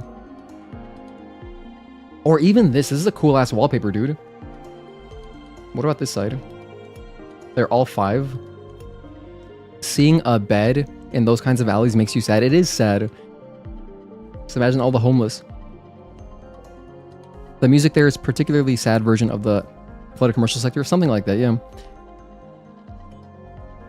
Sounds sad having to turn down or off the music in games, and no, streamer mode music is not a fix. Wouldn't that mean entire Nier playthroughs would get striked? Yeah, and our Nier... I explained it earlier, but it's not strikes, it's just copyright claims. But it's not a strike, big difference. However, yeah, when we did our Nier Automata playthrough, like every single VOD, I couldn't put ads on, which I wasn't gonna do anyway, but like, if you're like a big streamer and you do make actual money off of ads, you know, that might impact your decision to stream so-and-so game or not. Oh my goodness, the ceiling is so tall here. Look at how crazy the cables look. Is that all cable management? Whoa. Dude, and I thought my PC cables were bad? That is like disastrous. I would not want to be an IT guy here, that's for sure. The song here is so nice. It's all eerie and like, you know, it's kind of creepy. Do I think Eve can run Halo 2? Like on her Exospine? Yeah, she probably could. That's an original Xbox game for sure. Great place for a boss fight. This place would have been cool for a boss fight, I agree. Or an optional boss. You know how sick it would have been? I had this fantasy at some point, but I thought it would have been cool if like you come back here and you get rewarded like for exploring again with a secret boss fight. 이게 네가 찾던 거야? 맞아. 하이퍼 드라이브에서 Like it could have been a side quest. Like you got to come back here and then you fight a boss here. That would have been tight. That would have been so badass. Off to Tokyo on Friday, and you're gonna try to pick up an E figure from Akihabara. Oh well, good luck with that. If you do find one, you should post about it in the Discord. If you're not in our Discord, we have a Safe for Work Discord community which you can join. There's a link in the description to this stream. 우선 But that's hype. 목표는 달성했어. 비상 전력이 꺼지기 전에 밖으로 나가자. Like near Akihabara Station, if you go like, if you don't go to like to the tourist area, there's some cool retro game shops as well that you can go to that aren't like price gouging. But if you just go to like the retro game shops there, it's expensive. 구했군. 하이퍼셋. 덕분에 많은 게 달라질 거야. 고마워, 이브. 그래. She's kind of flustered a little bit. 이제 알파 네이티브가 있는 곳을 알려줄래? 물론이지. 여기서 멀지 않아. Okay, I think that this updates our mission log, right? We got a hypercell now. Scavenger Adam. Follow Adam's guidance, so let's check it out. We go to mission here. Nothing new. I just gotta wait to finish the entire mission. Okay. But I do have a hypercell, so let's read it. Bigger and stronger. Humanity came to devise monstrous energy sources for data centers, ships, spaceships, and weapons. We can leave it to your imagination as to what kind of catastrophe would have occurred when the hypercell got caught up in the colony extinction and crashed to the ground. Now, finding a hypercell somewhere in the wasteland would be a miracle, not just because it's extraordinarily unlikely, but also because it could supply energy to an entire city. Time for a corruptor.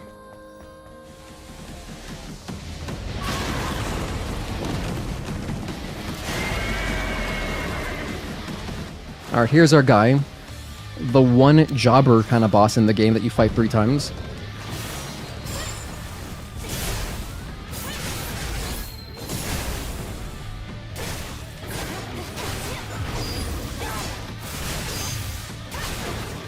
One and 2, 3.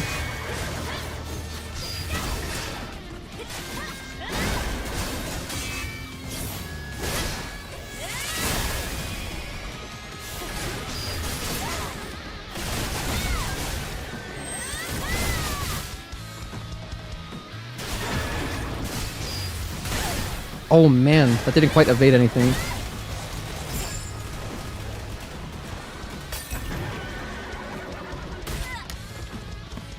I was late.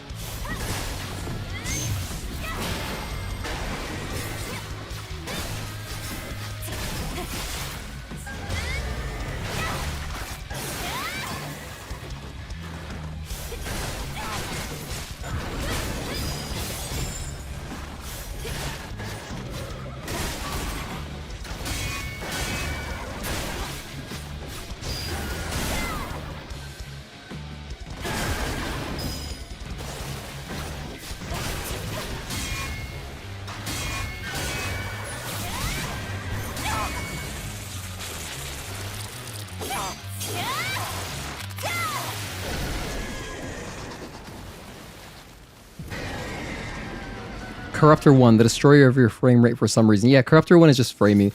Specifically, like when you enter the boss and when the boss fight ends, and his fountain attack. At least that's what I call it. Whenever he does the fountain, that is just like halves your frame rate. Hey, Agatoki, welcome back. We've made some progress since you were last here. There's a document over here, right? Yep, this guy. Artemis 49's reply. Mission failed. We'll close off the archive and return to base. Aw, oh, man. Sorry, Artemis 49. Vision mailed.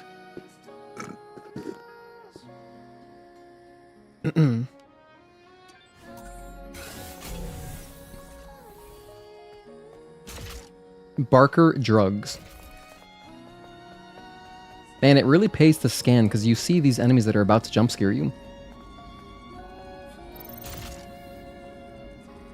Oh, it's like kids' toys or something?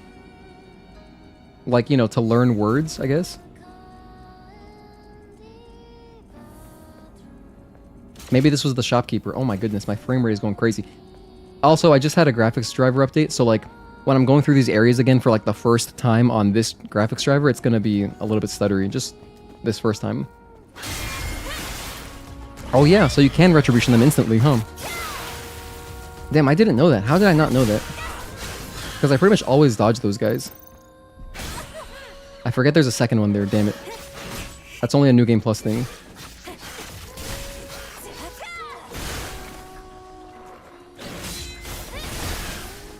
I should heal him.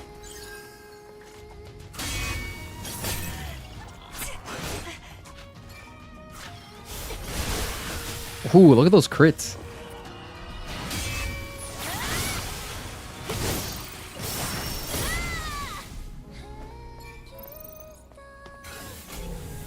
Okay, at any rate, that's basically everything.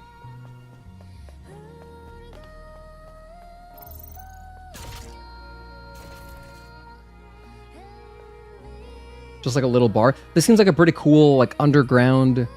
Yeah, it is a bar. Shopping center. Wonder what this was. Oh, like a... Looks like a kitchen.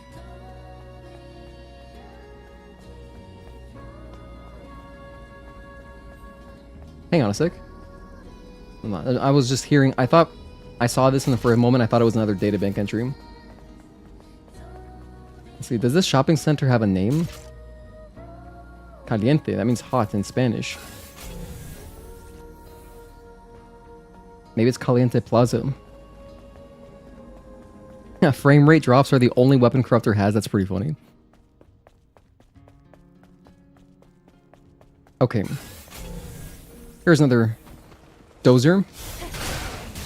1 and 2, 3.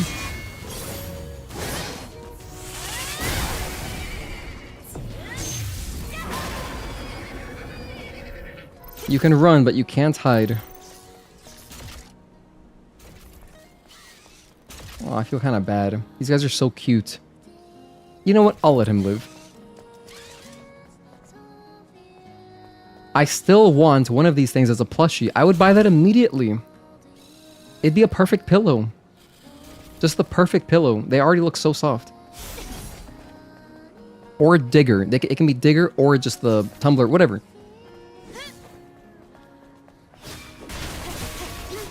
I guess Digger would be ideal because, you know, it's a character.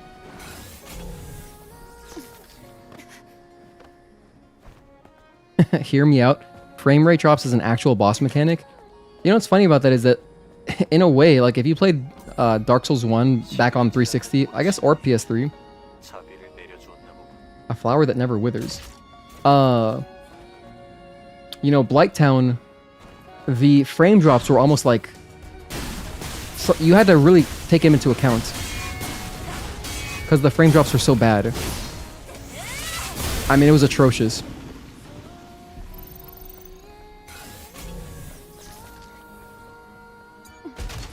But that was an area, that wasn't like a single boss fight.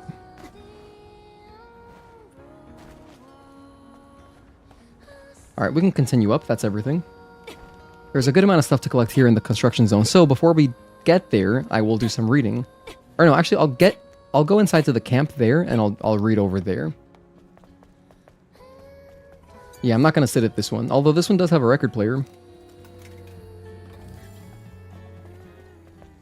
Here's another document. Legionnaire 214's testament. Engaging enemies. Those insect bastards are coming at us. I can't. There's no end to them. They're breaking through the defense line. Hurry and evacuate the citizens. Please. Survive. He didn't survive. Sorry, Legionnaire 214. May your memories live on forever.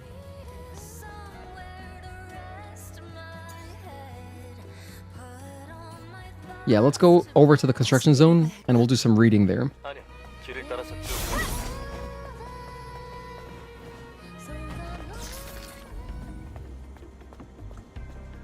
꽤 멀리 온 것 같은데 얼마나 더 가야 하지? 저기 하수도 시설만 지나가면 돼. 건너갈 방법이 있을 텐데. 크레인을 조작하면 다리를 놓을 수 있겠어. Okay, exploring time. You joined, so you'll post pics on the Discord of your stellar merch that you can find. Okay, hell yeah, sweet. Gonna pick up the Good Smile Eve Nendoroid. Has that already released? Because I pre-ordered that, Jeffin. In fact, I pre-ordered 2 Nendoroids so that we can give one away on the channel. And I believe it doesn't come out, it doesn't release, or it's not gonna like ship until September for the US, because I'm in the US. It's like September or November.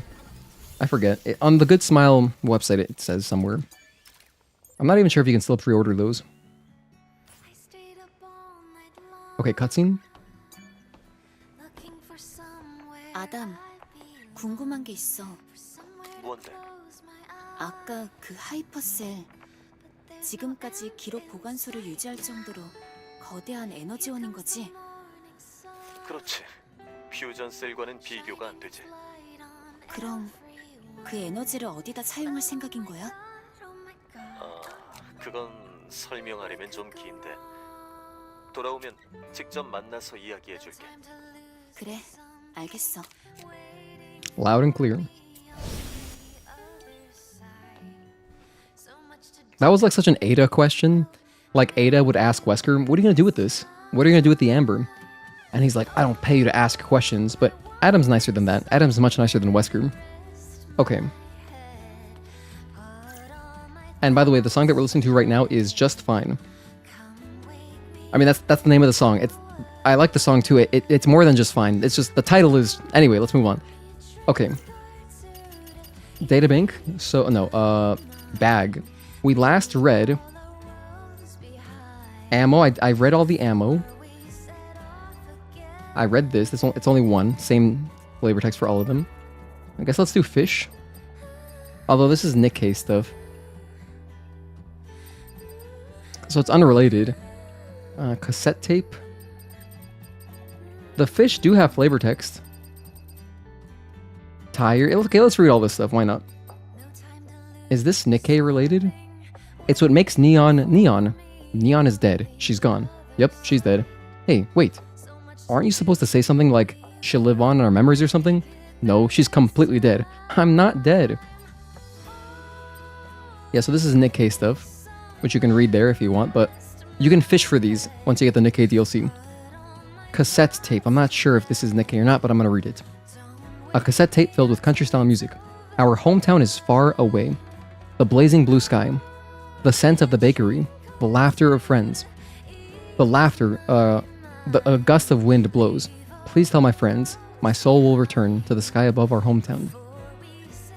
Alright, so here's football fish. It reminds me of football head from Hey Arnold. Football fish are deep sea fish characterized by their hanging lanterns. The tentacles on their head are the evolution of fins that attract prey with light. As the females are much larger than males, the males often live off of them like parasites. Butterfly fish. They belong to the that family. They inhabit coral reefs and are popular as ornamental fish due to their brilliant color and beautiful swimming style. How do we pronounce this? Chaetontidae? Chaetontidae family? Anyway, Pacific bluefin tuna. The Pacific bluefin tuna is a fish belonging to the mackerel family. It can reach up to 6 meters in length. That is 18 feet. Wow. And 2 tons in weight. This fish usually lives in groups, swimming very fast and hunting for prey all day long. Due to its high economic value, it is threatened with extinction from overfishing. That's so sad. Sailfish. Sailfish belong to the marlin family. Go Marlins. I got my Marlins cup right here, baby. They're characterized by their sail-shaped dorsal fin and are known as one of the fastest fish in the world. They can grow up to 3 meters in length. They hunt their prey with their sharp beaks, so you need to be careful not to get stabbed when fishing. Ocean sunfish are very large fish belonging to the sunfish family. They can grow up to 4 meters in length and weigh up to 2 tons. They lay over 300 million eggs at a time? Damn! Talk about fertile. But only a small fraction of them actually develop into adults. Oh, okay. They are known to be gentle despite their large size. The koi is a species of carp that has been bred for ornamental purposes. The body is colorfully patterned and comes in a variety of colors: white, black, red, yellow, blue, and cream. It can grow from as small as 15 centimeters to as large as over 1 meter depending on the size of the habitat. Betta. Bettas are tropical fish that are characterized by their flamboyant colors, patterns, and fins. They have an auxiliary respiratory organ called the labyrinth, like Pan's Labyrinth, what? That enables them to live in environments with low oxygen. The males show strong aggression toward those that invade their territory, causing them to be called the fighting fish. That's crazy because that's the marlin's nickname, fighting fish. Cool. Halibut. The halibut is a fish belonging to the flounder family. The fish lives mainly on the seabed, but sometimes rises to feed. It'll eat almost any fish or animal that can fit in its mouth. It does not discriminate. Varies greatly in size, with some growing up to 2.6 meters. Mahi mahi. The mahi mahi is a fish belonging to the family Coryphaenidae that inhabits mainly tropical seas. It is I know I'm pronouncing that wrong. Pronunciation sounds close enough, dude. It's not easy. Like, I've never heard these things pronounced. It is a large fish that can grow to over 2 meters long and features a lump on its forehead. They mainly move close to the surface, swimming at high speed and sometimes jumping out of the water. You know what I should have done? I should have put on Clyde's theme for reading fish. Damn it. Missed opportunity. Whatever. Next time we do a lore playthrough. Okay, salmon. The salmon is a fish from the Salmonidae family. Salmonidae. Sure. It is famous for its meaty texture and good taste, and thus is popular as an ingredient, often smoked or grilled. As is typical for a migratory fish, it is born in rivers and lives in the sea. During breeding season, it goes back up the river and lays eggs upstream. Salmon grow up to 70 centimeters while in the sea. Channel catfish. The channel catfish is a freshwater fish belonging to the catfish family, native to North America. Its olfactory receptors are very developed, resulting in a sharp sense of smell and taste. It is 30 to 50 centimeters long and inhabits large and small rivers, reservoirs, lakes, and ponds. Red sea bream. Red sea bream belong to the Sparidae family and are classified as the largest species of sea bream, as they grow to be over 1 meter. Their red bodies are considered auspicious, and they are thought to bring good luck and fortune. Mackerel. The mackerel is a saltwater fish belonging to the mackerel family. It is mainly found in the Pacific Ocean and parts of the Indian Ocean. It grows to over 40 centimeters in length. Its backside is dark with wavy patterns. The belly side is silvery white. Sea bass. Wait, sea bass? Like from SpongeBob? Pickles? The guy who hides pickles under his tongue? Sea bass have a bluish gray back and a silvery white body, with some of them having scattered black spots. He's probably a pretty accurate sea bass then. That's cool. I never knew these details about actual sea bass, the fish. They move from place to place depending on the season and can grow up to 2 meters or more. They have white flesh that's used as the ingredient for sashimi and other dishes. The triggerfish is a fish belonging to the Ballistidae family. It is mainly found in the waters of the Indian and Western Pacific Oceans, and can grow up to 30 to 50 centimeters in the wild. It is also widely known as a ferocious fish for its size with a bad temper. Flying fish. The flying fish is a fish belonging to the Exocetidae family. Its body is streamlined and about 30 to 40 centimeters long. This fish uses fins that are shaped like wings to glide and fly up to hundreds of meters. Porcupine fish, cute. Porcupine fish belong to the Diodontidae family. They grow to about 40 centimeters and are characteristically short and thick. When threatened, they inflate their bodies by inhaling water or air. Their spikes evolved from their scales and are mainly used to intimidate enemies. The mud skipper is a fish belonging to the Oxudercidae family. There are over 2,000 varieties of this fish. Damn! It varies greatly in size, ranging from large ones with a length of 30 centimeters to small ones measuring 1 to 1.5 centimeters in length. Interestingly, it has evolved special fins for sticking to walls or crawling on the ground. The goldfish is a freshwater fish belonging to the carp family and is a well-known species of ornamental fish. Originating from East Asia, the red carp, a genetic variant, was first raised in a pond. This began the breeding of goldfish. Young goldfish usually have a dark glow, but they develop beautiful colors and patterns as they grow. Lobster, we're almost done. We're almost done with fish, I promise. Lobster is the generic name for crustaceans belonging to the lobster family. They shed their shells and sometimes live over 100 years. Wait, how old is Mr. Krabs? Is he 100 years? Lobsters... Wait, sorry, I'm a dumbass. He's a crab, not a lobster.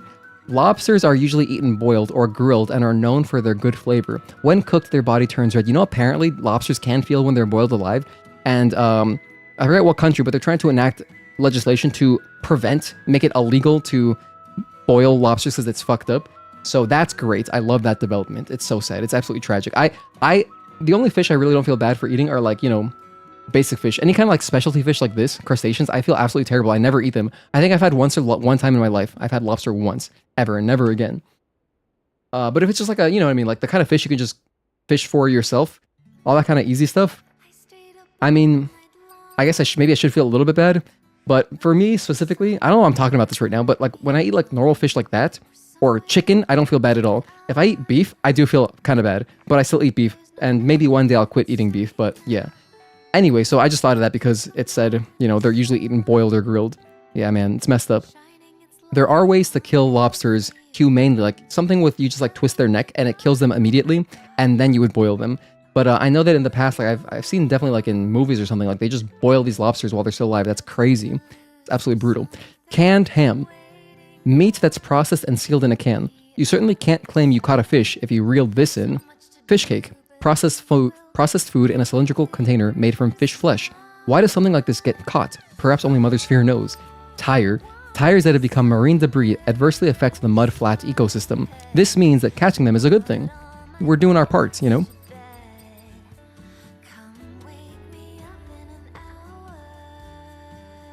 I ain't quitting beef. I mean, maybe one day. There was a scientific paper that finally concluded that the sound lobsters make was in fact screaming. Okay, I think we'll read miscellaneous next time. Militaria. Oh, a weapon given by Scarlet and Volt. So yeah, I'll read this at the next camp. And then we'll have knocked out the entire bag. Because we read everything up here already, all this stuff. Okay, and with that, let's now do the construction zone. So we'll start from this end. Something that you wouldn't even realize until you've, like maybe until your second playthrough, once you've researched this. Oh my gosh, I'm sorry, Eve. Is that there's a little thing over here to grab.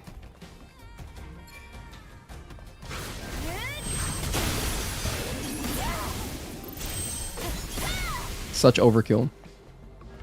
But yeah, this has gold in it. It's just one of these hacking ones, so you need the hacking level up to unlock it. Those blocks of gold look really cool, man. I would like one of those in real life. Honestly, I would just like anything that is Stellar Blade merch. I would enjoy all of it.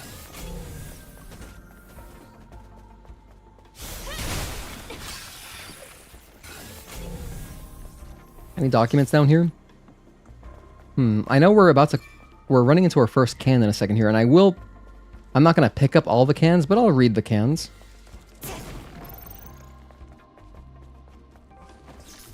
I can go up here. Wait, I can't go up here? Oh, you can't grab that ledge. Okay. I'll let this guy survive. We'll come back to this. Let's get our first ID card. Before we're doing anything else. We'll do this ID card and then we'll go we'll go downstairs.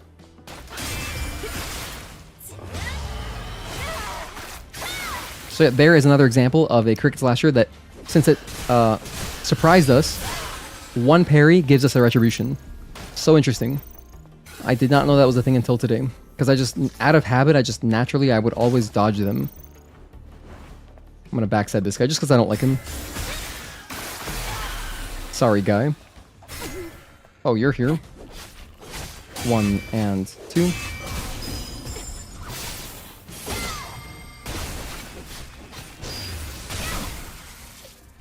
So here's the first can in the game. This one. Potential Blast. Give water to your game with a crimson glow of exploding energy. Bam.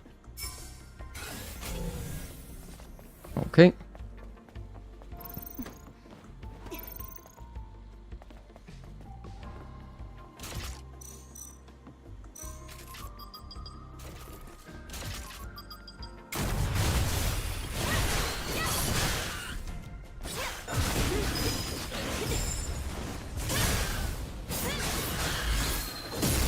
Nice.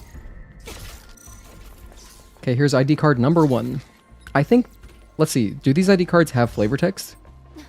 They might. I don't know that I've ever read it. But while it's in our inventory, it should have some text. 일단 챙겨두자고. Let's check out our bag. Important items, Crane ID card. Look at that. As AI control was applied to all devices imaginable, security became something that existed anywhere humans could reach. Heavy machinery, industrial machinery, drones, and droids were no exceptions. The card keys for heavy machinery were created to meet military specifications, but these cards were heavy and large in size, and you needed to possess more than one in order to gain authorization to start a single piece of equipment. Wow, that's crazy. That is like fleeting flavor text, because if you don't read it immediately in this area, after you use them, they leave your inventory. So, kind of cool. I don't think I've ever read that. Yeah, it's my first time. Let's jump down.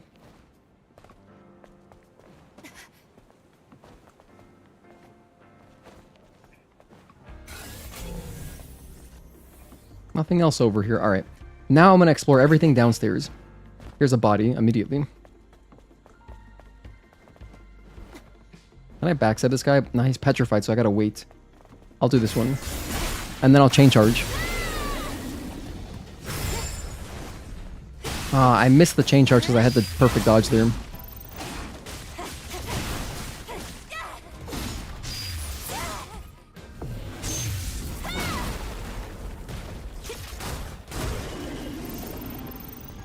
Okay, let's read this one.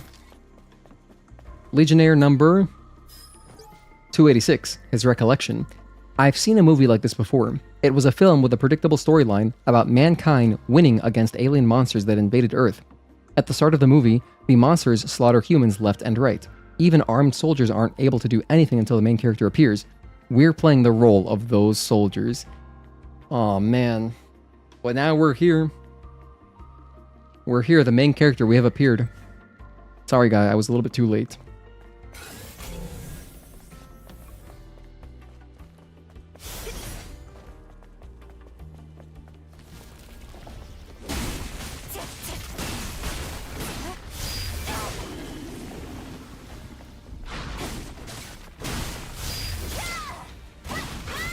Oh, I wanted to break his shield there.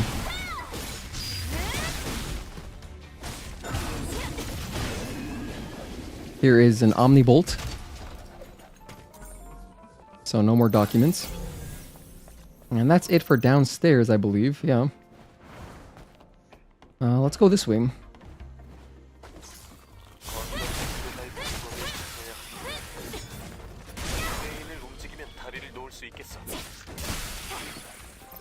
Because we can explore up here, which I may as well do right now.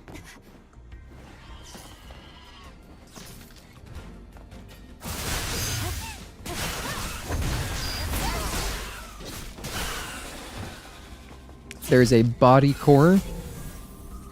And there's something to collect over here. There's a human. Okay, let's pick this up. You think you'll start your own playthrough of Stellar Blade now? Maybe do a pseudo New Game Plus speedrun? Not for timing, but just to beat the game today. Hell yeah, go for it. Enjoy. Okay, Legionnaire 326's transmission. I don't think they mean his car transmission. Natiba reaction detected. It's all as planned. We'll lure them all into a single area. Plan failed. Plan failed. Run. Kind of a funny one. Kind of a tragic one, but a little bit funny. Plan failed. Sorry, guy. Wait, what is down here?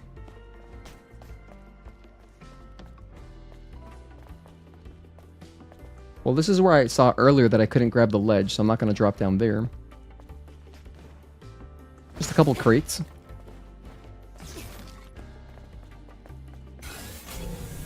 Okay, that's it for here, right? Can't go up here? No. Cannot grab that. Okay. But there's another level up here that I can grab, and I know there's like earrings on this side.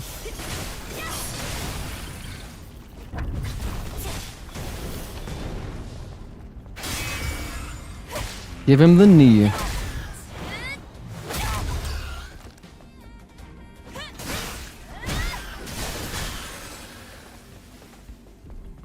So yeah, these would be earrings. I don't know what earrings, but they are some kind of earring. It's just Bitcoin since I've already picked them up multiple times.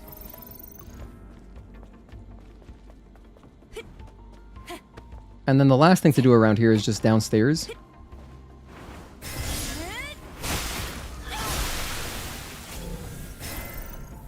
Wait, Wait, what enemy is there? Oh, this one? No. Oh, it's you.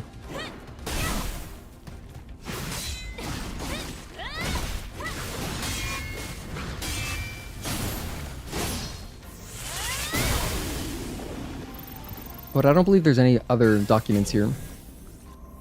Yeah, no. Although, the nice thing about this area, it's smart. The point of this area here is that you see the enemies, so you go fight them. And then when you're fighting them here, now you can hear the body core above you, and you think, oh, there's something above me? You would scan and be like, oh wow, there's a human. So then you look around, how do I get up there? Oh wow, look, I can get up here because there's the climbable things. And you're like, huh, how do I get up there? Oh look, I can get on top of this tractor or whatever. Bam.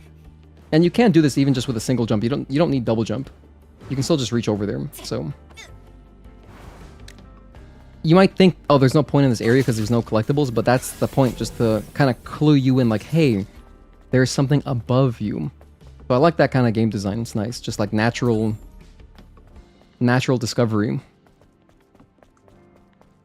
And then besides that, we can go grab our last 2 ID cards because everything else is donezo. Nothing up here, right? I know there's stuff over there, which we'll do.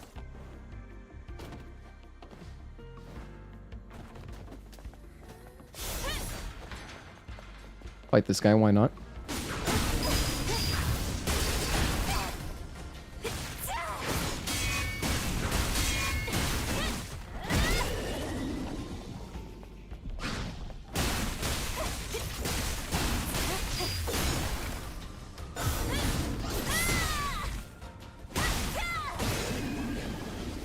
Actually, we're about to get the protection exospine. I mean, I have it already, but this is where you would pick it up. So since we've picked it up, bam, now I will read the flavor text on it. Alright, so protection exospine. This one reads... Here we go. Okay. In the fall of 2050, at the Eidos keynote, CEO Raphael Marx, aka Adam, introduced the latest exospine module and praised himself, saying, "We have started making our own teachers, who in turn make even better teachers and adjust and replace them according to our tastes." Mother Sphere, she was watching the scene in real time through the network. This is actually, if you've seen my old lore video where I read all the flavor text and all the text in the demo, this is the literal first thing, I believe the very first thing that I read. So I remember that one clearly. But yeah, that is the protection exospine.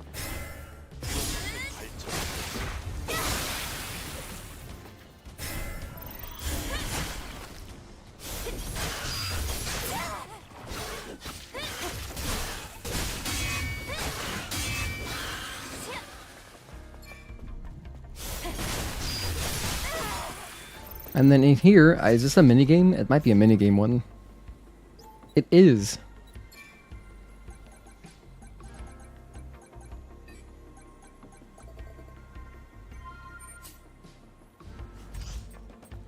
Probably just like nano elements in here, I guess. Yeah, a lot of nano elements. Actually, that's not a bad chest to open. I like nano elements. Those are handy. But since it has the minigame, it's kind of slow, I guess. Oh my gosh, you were supposed to jump scare us? That guy reacted like he's a jump scare. But they're just hiding in plain sight. What the heck? Huh.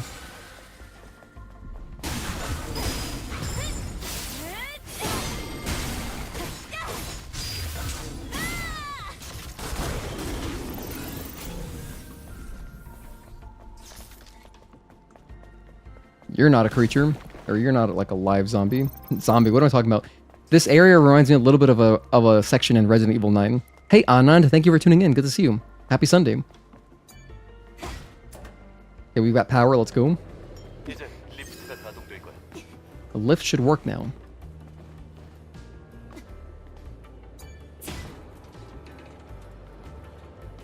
Let me think, should I do this now? Yes, I will. Because there's a cutscene up here. I was thinking, like, maybe I should do this as my last ID card, but nah, I'll just do it here.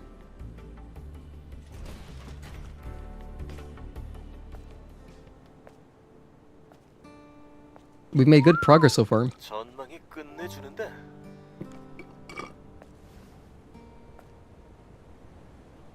전쟁 이전의 풍경은 어땠을까? 이분 네가 생각하기엔 어땠을 것 같아? 똑바로 선 빌딩, 관리된 자연물, 그리고 살아있는 사람? 뭐 상상력 형편없구만. Rude. 하긴 지상에 내려와 본 적은 없을 테니. He said we have no imagination. 활기가 넘치는 거리, 깨끗한 대기, 사람들의 웃는 모습을 떠올려 보라고. 아담은 그런 걸 본 적 있어? 있었지. 아주 예전에. And I think if you sit down, there's a little bit more dialogue. This is another heal, so if you were low on health, it gives you some health, I think. 안된 거야? 아담이 말한 풍경들을 상상해보고 싶었어. 어려워. 그만 가자. Yeah, there you go. Small heal.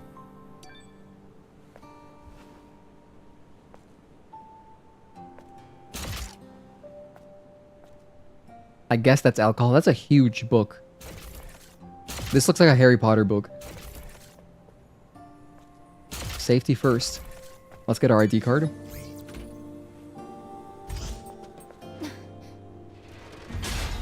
ID card number 2. We did read the ID card flavor text when I picked up the first one. And then this, is this an Omnibolt? I don't think it is. No, it's not. It's just polymers. But there's a body here. Yeah, this one. Okay. Legionnaire 212's question. Natibas know no fear. Isn't fear a result of consciousness of the self? Does that mean they're not alive? Where did the Natibas come from? Why are they attacking humans? It seems as if they're carrying out orders engraved into their instincts. You know, had I left any enemies alive? Oh, I can shoot that. Oh. I wonder, if I had left enemies alive, could I shoot them down from here?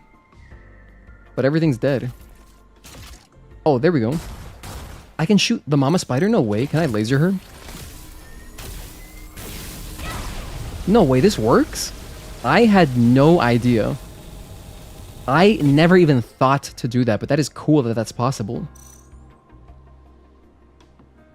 I don't see the baby spiders. I got another one's attention. Let's go.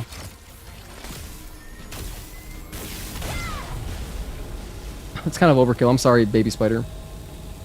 Alright, that's neat. I had no idea. Man, this is fun. Doing casual playthroughs are freaking awesome. Because I'm not worried about pacing. It's just going to be a long-ass playthrough, so...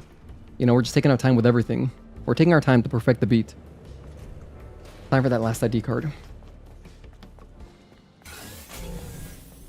And I'm scanning a lot, which is something I normally never do.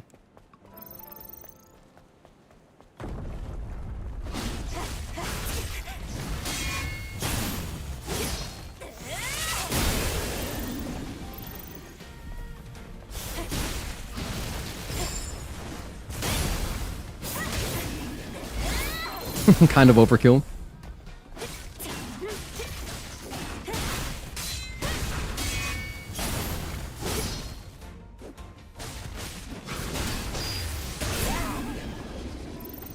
And another document for our troubles.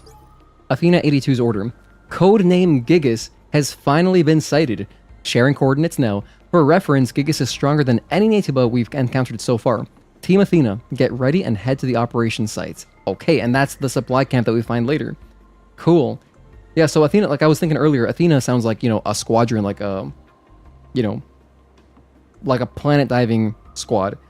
And then I guess they had like their mini squadron. So Athena 82, they're the ones who found Gigas. Sick. Okay, let's go upstairs. So Gigas is, I mean, rather, Belial is not the only boss that gets kind of foreshadowed a little bit. Gigas does too.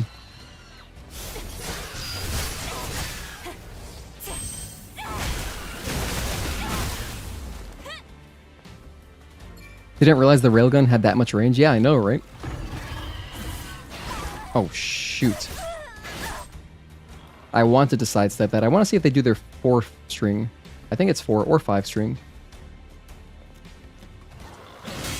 Nah, they're not going to do it. That's okay. We'll fight more of them in Matrix. We can parry the 5 string. I think it is 5.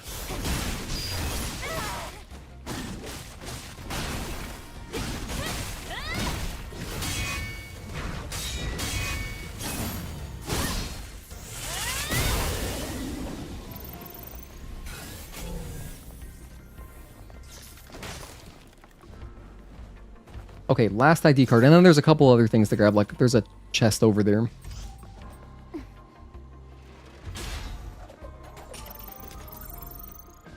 Crane ID card. Okay, and here's a rope. Don't die by missing the rope.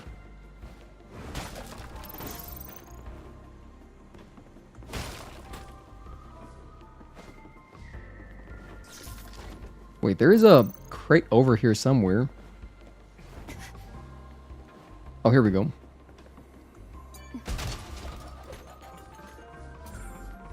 You know, it's still so odd to me that by default, like the default settings in this game, it doesn't have auto loot. So you'd have to hold down R2 to pick up items. Why? I actually have no clue what the function of that is, because there's no downside ever to picking up stuff. You can just pick up everything. So I actually could never really figure out, I couldn't even theory craft like why that would be.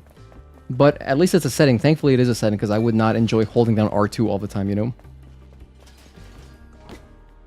I didn't like that about Sekiro, for example. I wish in Sekiro stuff just auto-looted. Because in that game you gotta like hold down square.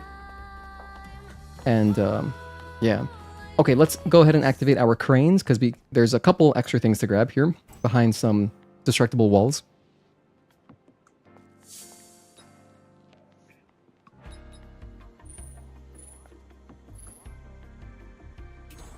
Here we go. Just gonna pop this. Bang. You know, I actually can't remember. How would you even figure out that you're supposed to do that? Oh, I guess you would scan, right? You would scan and then see something, and then you'd be like, oh, how do I interact with that? Well, I got this giant crane. Let's just, you know, try breaking this wall with this large steel beam. I guess it makes sense. I'm gonna put it right around here. I think this will reach. Construction guide map?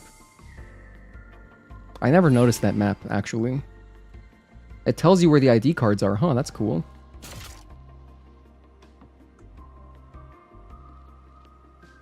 Okay. So I will go to... Let's go to this one.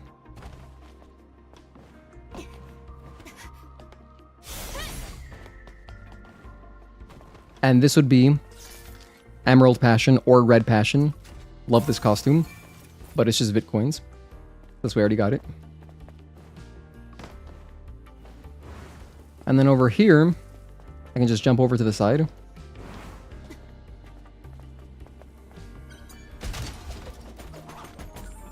Extreme Polymer. So if you're crafting costumes, that's handy.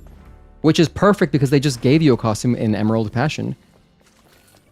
Okay, I love this song. This song's incredible. The bass guitar and the battle theme is so good.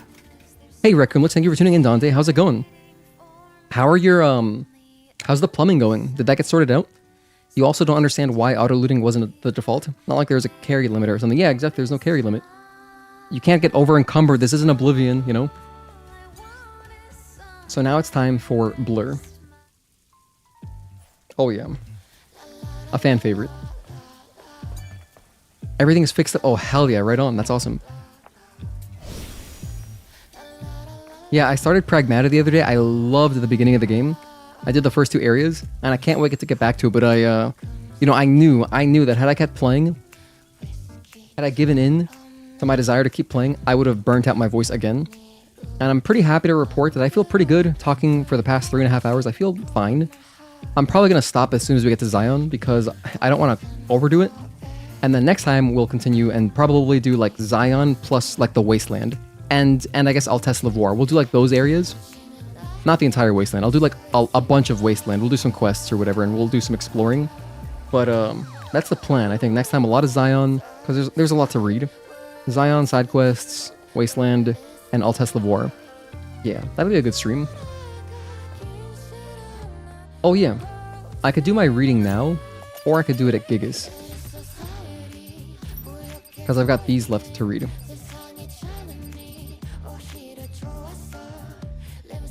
I'll just read them now. Okay, Bitcoins. With the rise of blockchain platforms, cryptocurrencies became the mainstream of the market.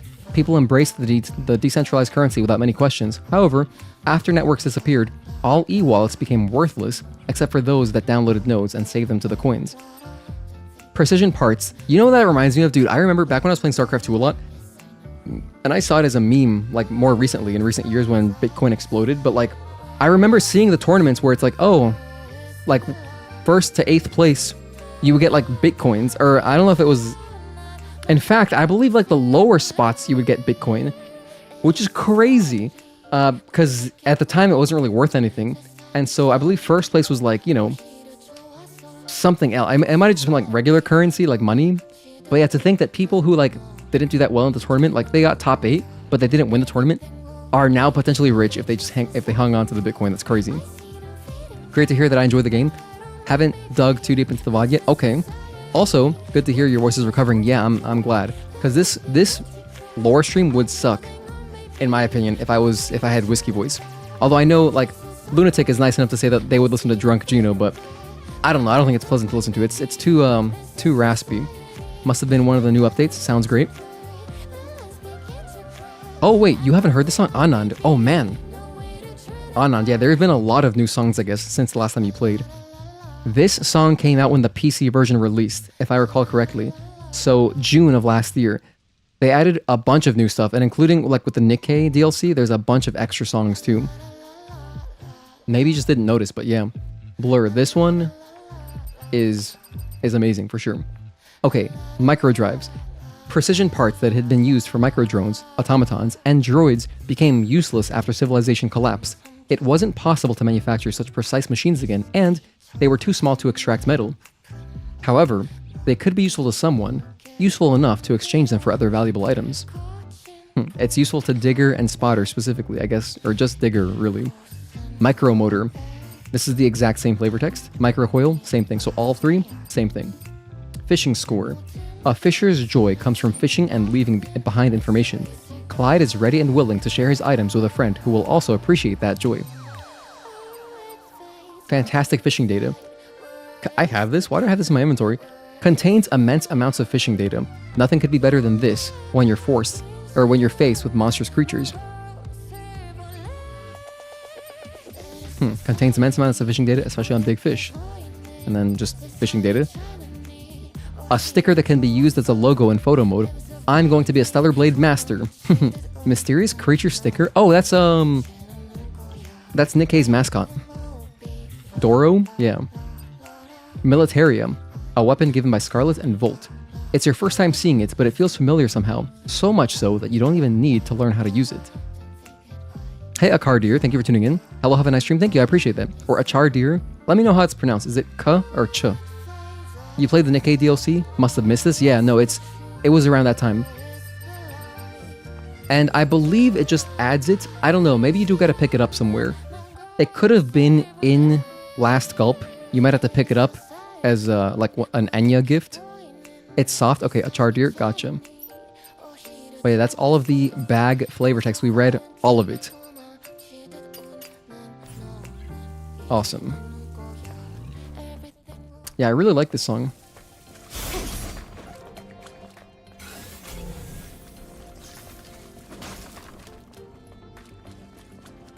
Oh, interesting. You can actually hear the beta core underneath you, right here. Because there's one right there. So this loops around and eventually you find the beta core. Huh, that's cool.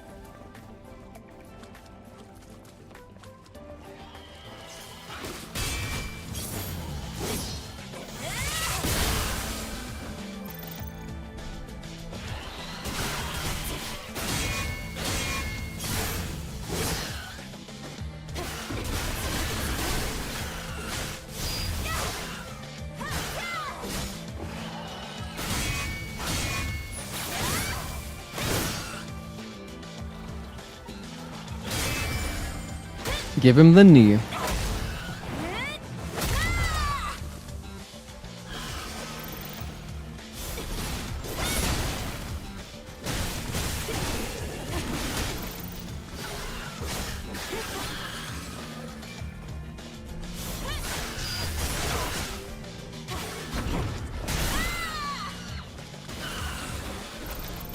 And here, of course, is our body core. I picked this one up a lot because in my speedrun route, I like to grab it.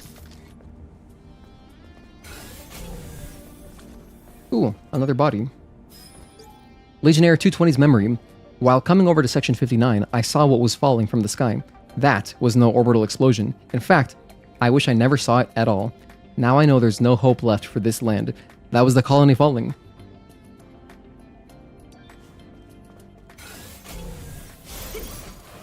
Let's open this up. Why not? This is definitely a minigame.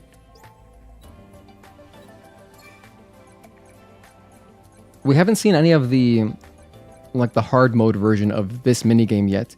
I guess the first one you open like that would be in somewhere in the Wasteland, maybe? Or I guess Matrix? Because all of these have been sequential, and then later you find ones that are jumbled and the order is random.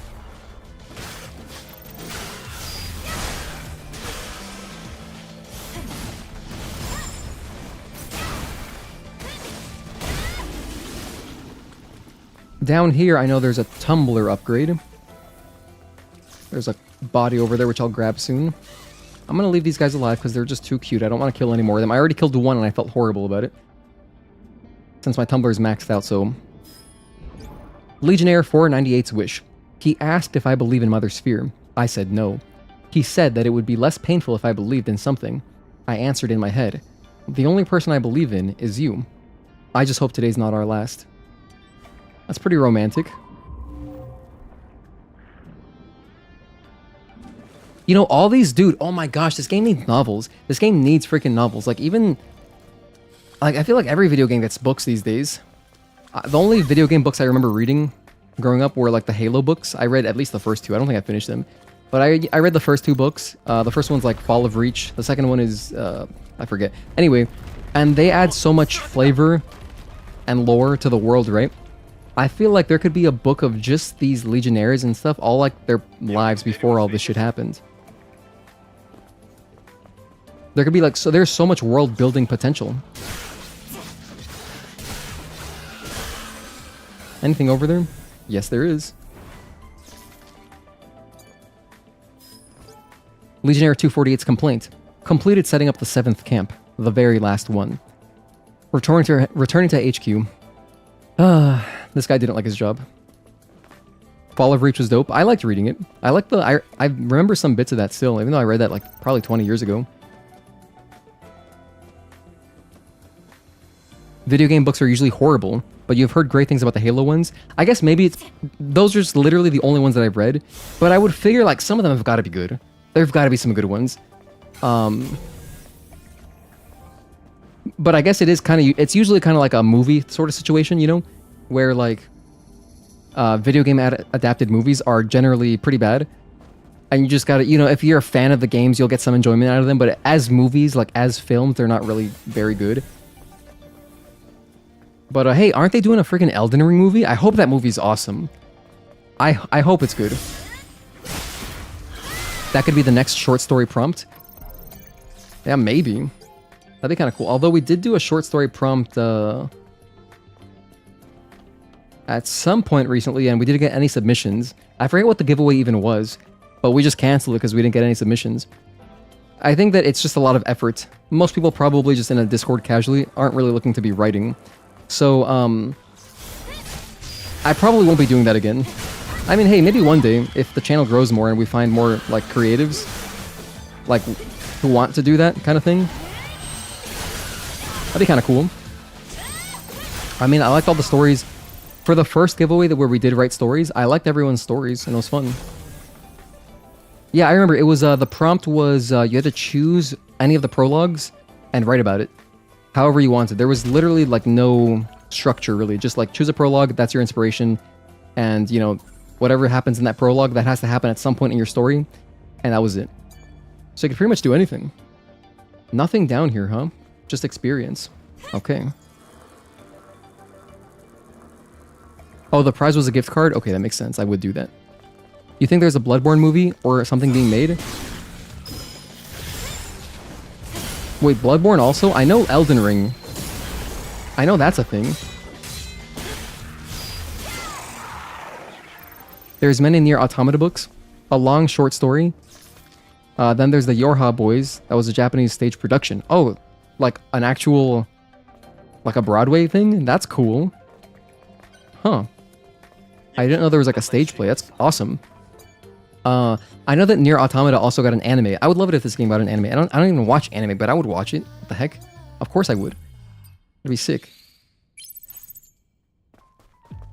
I just want more Stellar Blade stuff. 일단 밸브를 열어서 물을 공급해야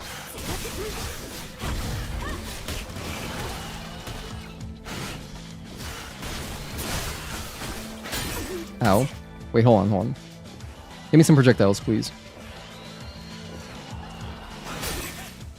Dude, give me some projectiles. These guys, the cricket boomers. There we go. Hit all three. Nice. That's what I wanted. I wanted a big collateral.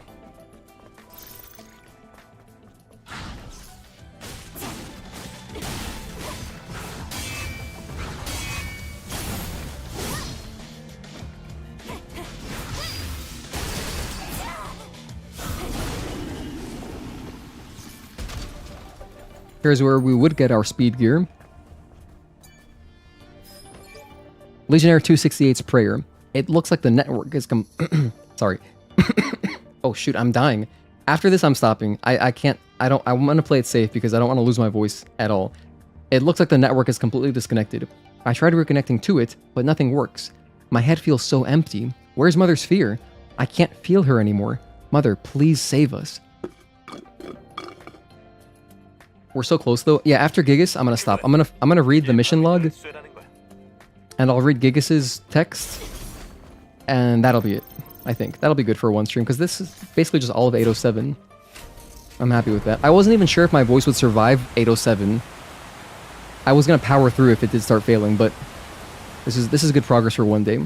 I'm thinking this playthrough will probably be like 4 or 5 streams, something like that. 다른 밸브를 열려면 잠수를 해야 해. There's some stuff to read down here.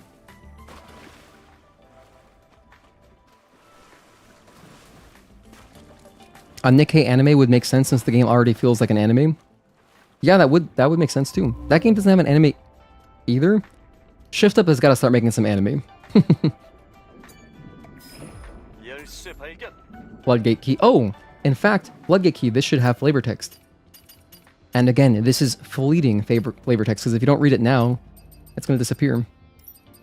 Okay, it says, a little wet and rusty in some places, but it still seems to be intact. Such is the vulnerability of physical security measures. Since the key has survived all this time, anyone, at any time, could have accessed this facility.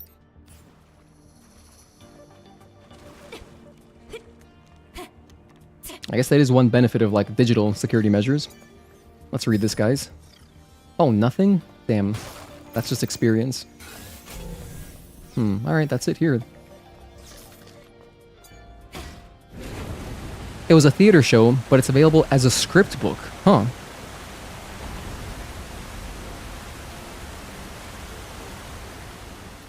You wish the scenes in Nikkei were animated in general?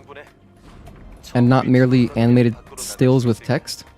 Well, I guess with Nikkei, I haven't played it. I have never played Nikkei, but I know I've heard that that game has a lot of flavor text and a lot of, like, lore. And so I guess for the amount, I'm assuming it's, like, probably an extreme amount of text. And if they were to animate all that, it'd probably be a lot. But I guess, you know, it'd be nice if they had at least animated some of them, right? Like the main stuff, you know? I agree with that. But probably their budget isn't, like, extremely high for that. Because, you know, they want to spend all their, like, all their resources really on their console stuff, right? And on Unbound Studios and that. Because Nikkei is more like their cash cow that they just make money off of to support other projects. At least from my perspective. I know they make hella bank from Nikkei. Okay, cutscene. We made it to Gigas, alright.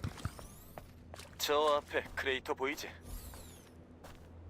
저 일대가 알파 네이티브의 영역이야.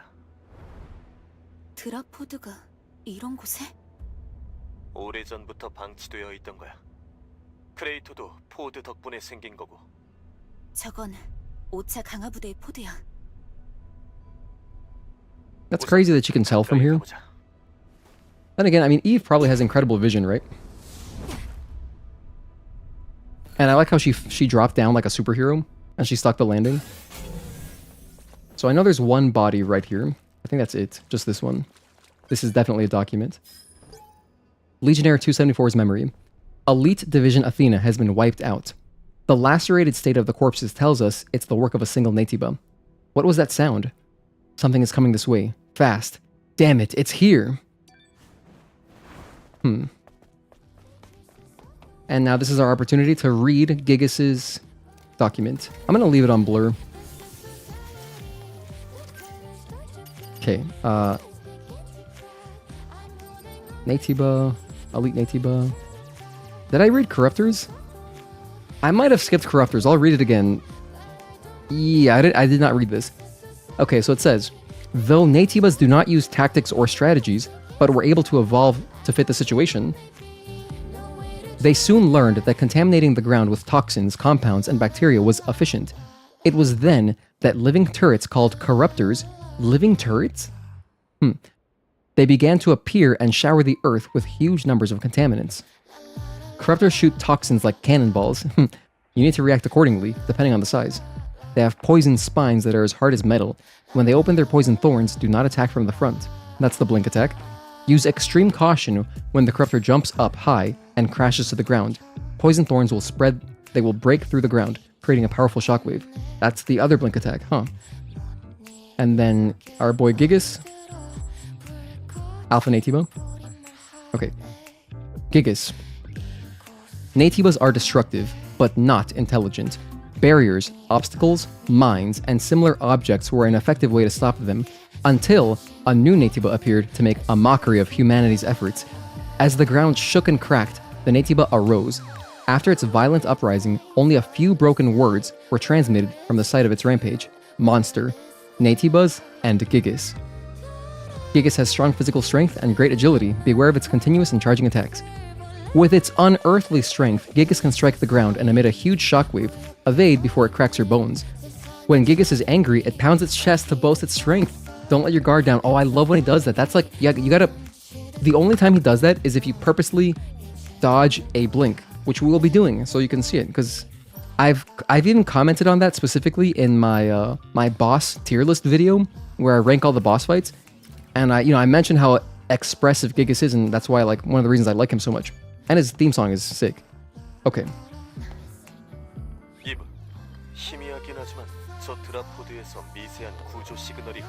There's Lily. 그렇다는 건 생존자가 있을 수도 있다는 뜻이지. 정말? 하지만 확실한 건 몰라. 언제 알파 네이티브가 나올지도 모르고. 그러니 준비 철저히 해서 가자고. Indeed. All right, there's that. Again, the song that we're listening to right now is Blur. We picked up pretty much everything. I think I got all the stuff. In fact, let's check my... Oh, well, never mind. I mean, I do have everything for Eidos 7. Lament of the Disappointed. I do have everything here, but that's because I've picked it up in previous playthroughs. But normally you would be missing things in 807 because there's the whole flooded commercial sector, the area where you gotta drain the water. So there's a lot of stuff to pick up over there. But okay, here's Gigas. Our guy.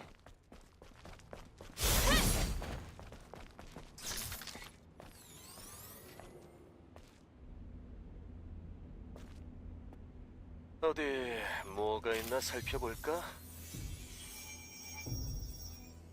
You like the Nier Automata anime? Nice. 소리가 들려. Confused how Lily ended up here since she was living in Eidos 9.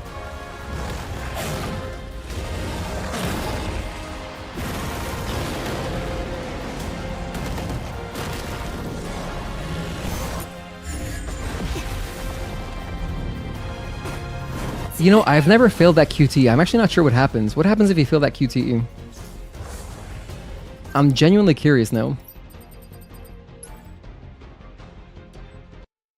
I want to know what happens. I think you just take a little bit of damage, right? There's no way it would, it's not going to kill me. Let's find out. That's crazy. I've never even thought to just fail the QTE. Let's see.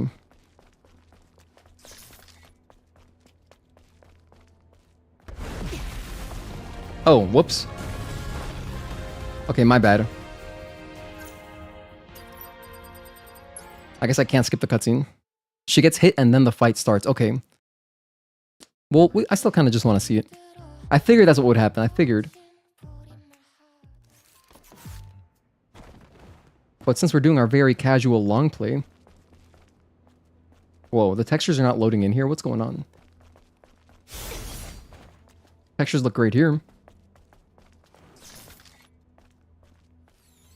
I feel like normally I would skip this first cutscene and then it would give me the QTE. Probably because I succeeded once already. That's probably why. 잠깐. 무슨 소리가 You understand why Shift Up did what they did with Nikkei? Just that the story and scenes are far too good to not be animated. Reckon which it has the best story outside of FGO for a gacha. What is FGO? Okay, let's fail this. Oh my gosh, I'm sorry, Eve. How much damage does that do, though?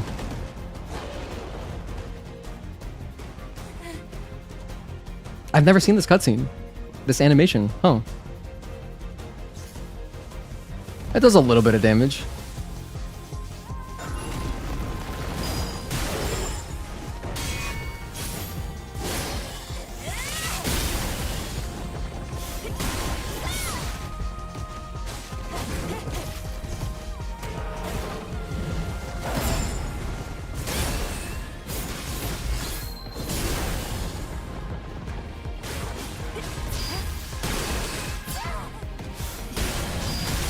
Nice interrupt.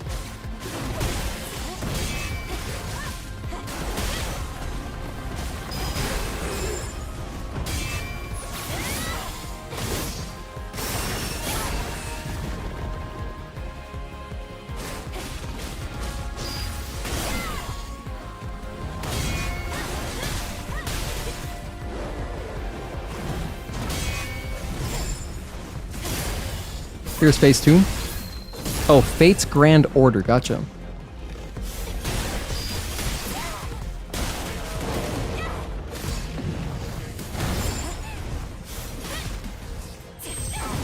Oh my gosh, he dodged us? Okay, we still got him. We got a piece of him. He sidestepped our washing machine. Damn. 1, 2, 3, 4. Jump. And 5.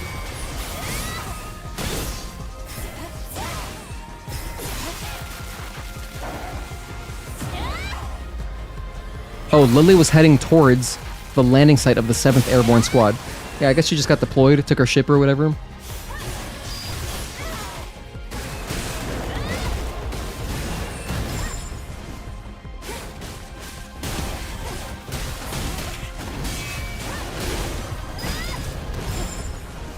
That's where he gets angry, see? He's like mad. 1, 2, 3, 4, jump, and 5.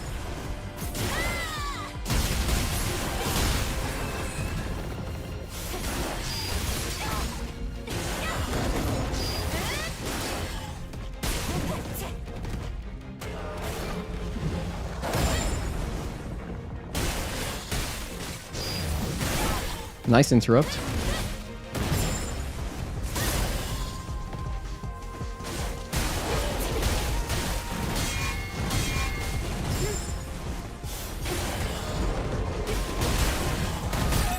You know what he hasn't done yet? He hasn't done the rock throws. Don't do this. Give me a rock throw one time.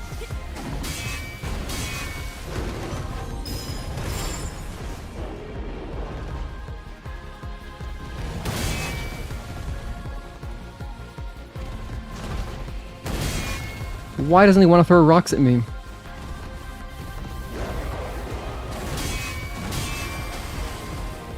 And we haven't seen the 3-string unblockable.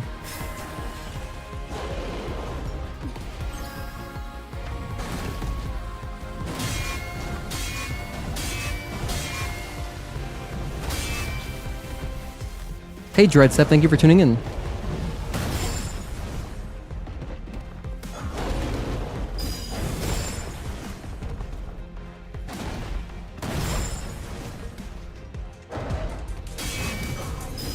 Let's just kill him.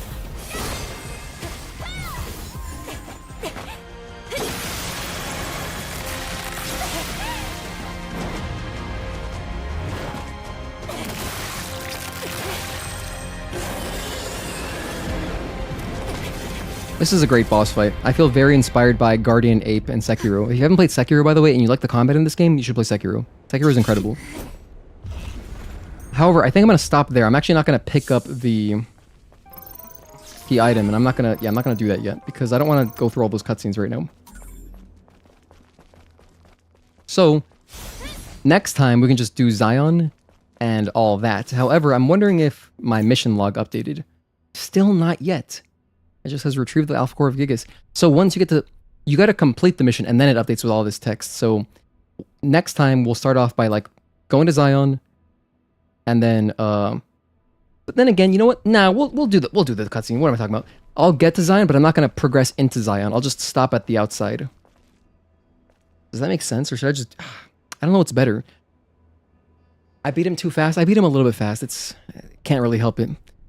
Why would she land there 2 years in advance? That's a good question. Wait, Agatoki, is what you said like accurate? Is that actually why she's here? I don't know. I'd have to like consult the wiki. I don't even... I'm not like able to just recall all that information instantly. Because when I get to Zion... yeah, no, to hell with it. I'm gonna stop here. When I get to Zion, I don't think I can access the camp right away. And now that I'm thinking about it more, next stream, it'll be a nice recap of like the 807 mission because we'll have a full recap of it, right? So like we'll get to Zion, read the whole mission report for Scavenger Adam, that mission. And so we can read over all this and then go into Zion, start talking to the side characters, start the side quests, talk to Anya, talk to Roxanne, talk to Kaya, talk to Barry. I don't think you can talk to him right away. Talk to Kashim, talk to... We'll go into the Wasteland, talk to Digger, everybody. We're going to do all that next time. So next time, I don't even expect, we're probably not even going to get to Matrix. I'll just do like a lot of Wasteland and Zion stuff and all Tesla of War. So I'm happy with that.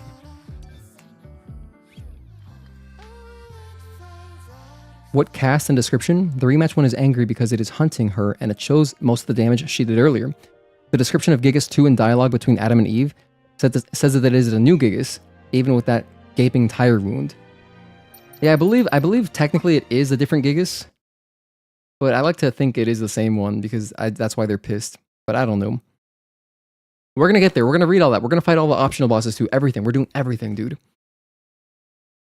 Adam and Eve are not sure. It being the same Gigas is for the audience. Oh, it's up to the audience as well. I mean, it's ambiguous. I like to think it's the same Gigas. That's what I like to think. In my head, that's my head canon. But okay. In summary, today we started our lore playthrough. It was really fun, and I'm glad that we got to celebrate, 2-year anniversary with such a fun, casual playthrough. 2-year anniversary for Stellar Blade and my 2-year anniversary streaming on YouTube. So I appreciate everybody who hung out. Thank you all, everybody, and all the lurkers as well. Thanks for being here. We do have a community you can join. It's a Safe for Work Discord if you wanted to hang out in there. This week we'll be continuing this, and I'll continue my Pragmata playthrough. So those are the two things I'm working on currently. And what else? And then besides that, yeah, I think that was it. Take care. Thank you. Have a great day. I appreciate it. Great stream. Thank you guys. I appreciate it. Jeff, and thanks for joining the Discord. I'm looking forward to any cool Eve merchandise you can pick up in Japan. Do share. Take care. Thank you, Aegis Chaos. Thanks again. Aegis Chaos, Jeffin, Akai Neko, Antidoto, Requiem Lich, Agatoki, Dreadstep, Joey Central, Ashar Deer. Everyone who was here earlier, there's a lot of names. I'm just scrolling up a little bit to say hi to some people. Anand, thank you for tuning in. Yes, the Ryak, the Procket Scientist. Or, sorry, the Sprocket Scientist. Lunatic. Osman Mars. And I'm just scrolling up. It's a lot of... I think I said hi to everybody here. Or like, thank you anyway. Cool username. Dash. Umbrella. Ryan Hemstreet. Administrator. Shoes Riona. Michael J. Cicero. And that's as far as my chat scrolls up, so. And then everybody else, again, everybody lurking too, I appreciate you. Thanks for the stream. See you next time. Thanks for the stream. Thanks guys for being here. I appreciate you. Yeah, I should be live tomorrow. I think I'm just being safe because I'm starting to feel my voice is scratchy. And I don't have any cold symptoms, but like, still recovering. So I'm happy with that. 4-hour stream. Go Yankees. I think the game, I might be able to catch the last few innings of the game, which is very nice. Bottom of the 7th. Oh, we're getting owned. Shit. I guess I'm glad I was streaming instead of watching the game because I would have been very sad otherwise. We're losing 7-1. I'm going to go catch the end of the game anyway, but I'll see you guys in the next one. And take care. Peace. I'm going to run the montage, by the way. If you haven't seen it before, stay tuned for this. Later, guys.